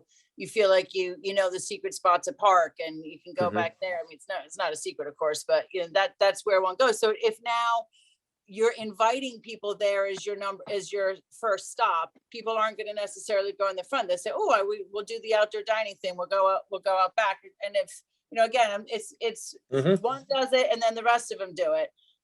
So the concern is that it's very unstructured back there. I don't think I have to tell, you know, I don't think that's a secret or a surprise to anybody. There's, you know, some parking spaces that come out in some of the lots, some don't. One's in between two buildings, one's not. I mean, it's not structured back there. So Mhm. so you need to think about that as a whole. So you're looking at your individual space naturally, but you have to think about the safety of the area as a whole. Yeah, good point. It may be that there needs to be a communication between the adjacent properties owners to find out what's the best solution for everybody. Sure, you could come in there Absolutely, and yeah. barrier your own property, but that also may not function properly with a 10-foot wide driveway easement for trucks and cars to passage. So Yeah. this is again, you know, from what, the 50s, the 60s, you know, it's kind of a unique environment there. And I think actually the way this property goes at the back of there's what's called westerly portion of lot number 80. I think that's also used as sort of a turnaround to access these lots in the back. So Mr. DeAndrea is quite familiar with it, and I'm sure he'll have some comments on it when we come back with our application, assuming we're going to move forward with all this. But we'd like to clean it up and provide seating. We have 137 seats approved, and we're still well under that number, even with the outdoor seating. What is the square footage, including the outdoor area? The area, the square footage of the whole property? Yeah. Or Well, with all of the seating area, so indoor and the outdoor. seating area back there is, we're adding a 47 by 12-foot pergola. So that's what, 600 feet. So back there, maybe you have where the walkway was, maybe it's 800 square feet right now. I mean, there was seating in there during the COVID, during COVID as well. As you can see, there's some tables that were out there. I don't know how many there were, but at that time, because I've only seen what's on the photo. So, Okay, I think we're in good shape. Once again, I asked the commission if anybody would object to them going to ARC first, get the canopy and the pergola addressed. The only thing I ask you, Rudy, is before you do that, Mr. Rydberg, please make sure you're cool with the building next door, because Oh, yeah. we don't, and also, as Katie has also said, to talk to the old Greenwich Chamber. will do. Mhm. I whatever they call themselves, merchants, I can't remember the name, but do those things so that we don't end up with contention at the public meeting Mhm. when we hear it. And just not to waste the ARC's time, if there is contention, you Come really here. should go to P and Z first. Just Oh, yeah, because sure. no point Oh, in getting, Mr. Yeski, unmute first. Mr. Yeski? Oh, I thought he was coming. He turned off his vid. I think he has a comment. Mr. Yeski, did you want to speak? I thought he was leaving. He can't. He has to vote still. Well, I know, I thought that's why you were All trying right. to get him back. So Mr. Rydberg, while we wait for Mr. Yeski, or maybe he just is letting us know he was turning off his vid for a sec. So Mr. Yeah, as Katie says, if you run into a problem, come to us first so we can iron it out. If it looks Yes. like it's smooth sailing, go ahead. And you know, Katie and Patrick are always helpful and ready. Well- Do I have any comment from the public on this application? Mr. Saunders, Stevens, Sue Baker, Tony, I guess Tony, that might be DeAndrea, huh? Anybody from the public wish to speak on this application? There's only 6 people left right now. We were at 120 or something at some point. Okay, doesn't look like you have any public comment. But Katie, you said you thought someone from Old Greenwich was here to comment. No. Oh, okay. You said the people in the waiting room had lived this. Oh, yeah, no, I was saying that they were aware of the comment from the chamber because they were involved in those conversations. Okay. Yeah. All righty. Okay, so we're in good shape then. If you're smooth sailing, it's fine. We're fine with you going to ARC. What was the issue for not wanting to? We couldn't figure it out, Mr. Levy. We just couldn't. They just didn't want to do it. We couldn't Do you figure out think what. it could have something to do with the fact that sidewalks are kind of narrow, or what might it be? No, because we were trying to get them in the areas behind the buildings, and then people, I can tell you some of the things they said to us in the meeting. That's where the dumpsters are. People are going to have to sit next to the garbage. And we said, so move the dumpsters and make it better, make it work better. But they just, it was just, people had reactions in COVID where everything seemed overwhelming. And I think that's what happened there. They just, because it would have taken a big effort to beautify the back enough, as Mr. Rydberg is saying. And they had objections like, who's going to want to sit next to the smelly garbage? Well, shoot, it's better than not doing any business at all was our take, but okay. So we'll send you guys on your way. Mr. Martin, I think it's the first time we've seen you as not being opposition, isn't it? Well, this is an important project. All right. Well, welcome to the other side. Oh, thank you. Thank you, sir. All right. Have a goodbye, great evening, everyone. Long one. Yeah, actually, yeah, much longer than I thought we were going to go. Okay. Mr. Yeski, I got to call him. It's really 2 a.m. No, I think he had an 11 o'clock curfew and we've just gone beyond it. Oh, but we need to vote. Well, we're going to vote 4 of us, you guys. Okay. So 4 of us are going to vote and we'll be all set. Oh, he's back. There we go. There we go. Okay. All righty. Let's I'm go. sorry. I'm sorry that I repeated the same topics, Mr. Yeski. That was on the restaurant. Can we vote? Yes. Okie doke. Think I'm in trouble. All righty. First of all, No, Arn is not here. all right. No, Arn is there. Arn? No, he just got up and left. No, there's a white light there. Yeah, no, that's just the ghost of Warren. You guys. Ghost of Arn passed. I'm sorry. I know, I'm sorry, Mr. Yeski. I know that you feel we talked too long about that. Oh, there he is. Can we Okay. just vote? Yes, well, no, because we had to wait for Mr. Wells to come back. All right. Okay, the first one. Planning and zoning, I hereby move approval of the Planning and Zoning Department's proposal to amend section 6100 for the, to be consistent with the requirements of the Connecticut House Bill 5271. In so doing, I note that we don't, although it is consistent with our plan of conservation and development, it does not have to be so because we are complying with a state mandate. Do I have a second? Second. I think Levy got it by a nose. No, but that's all Lowe right. got it. Lowe No, got give- it by a nose. give Moved it to by Levy. Albin and seconded by Mr. Lowe. Mr. Wells, how do you vote? Aye. Mr. Levy, Aye. Mr. Lowe, Aye. Mr. Yeski? Aye. Albin is also aye, and with that, the motion passes 5-0. The next one is from the Planning and Zoning Department for a zoning text amendment to amend section 699 of the Town of Greenwich Building Zone Regulations regarding the conversion to accessory housing. I hereby move approval and note that this is consistent with objective 2.1D of the Plan of Conservation and Development to update the elderly and affordable accessory housing requirements in the BZR to promote hidden housing. And in addition, that we have gotten comments from Westcog. One of the comments is that we will need to make a decision about the opt-out from state law after we approve this. With that, do I have a second? Second. I'm giving it to Levy. All right, Mr. Levy has seconded. Albin has made the motion. Mr. Wells, how do you vote? Aye. Mr. Levy, Aye. Mr. Lowe, Aye. Mr. Yeski? Aye. Albin is also aye, and with that, the motion passes 5-0. And finally, William B. Oram, TR, and Sarah G. Oram, TR, at 733 Lake Avenue, her final site plan and special permit. I hereby move approval of this application to construct a small addition to the east side and rear of the cottage and a proposed swimming pool in the HO zone on a 2-acre property.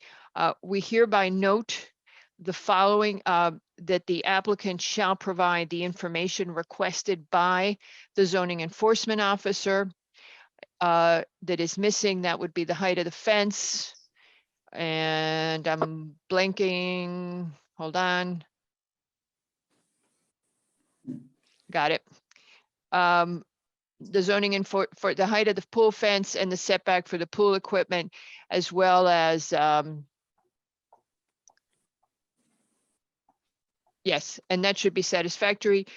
We also note that the HDC has found favorably in regard to this application and that there has been sign off from all other relevant staff departments that although we did request that 6 native trees be added to the site, that the applicant has declined to consider that. Do I have a second? Oh, and all outstanding departmental and staff comments should be addressed. And Mr. that Lowe? they did say that a mature tree, a sugar bear. Thank you. And the commission also notes that the applicant is protecting the existing mature sugar maple.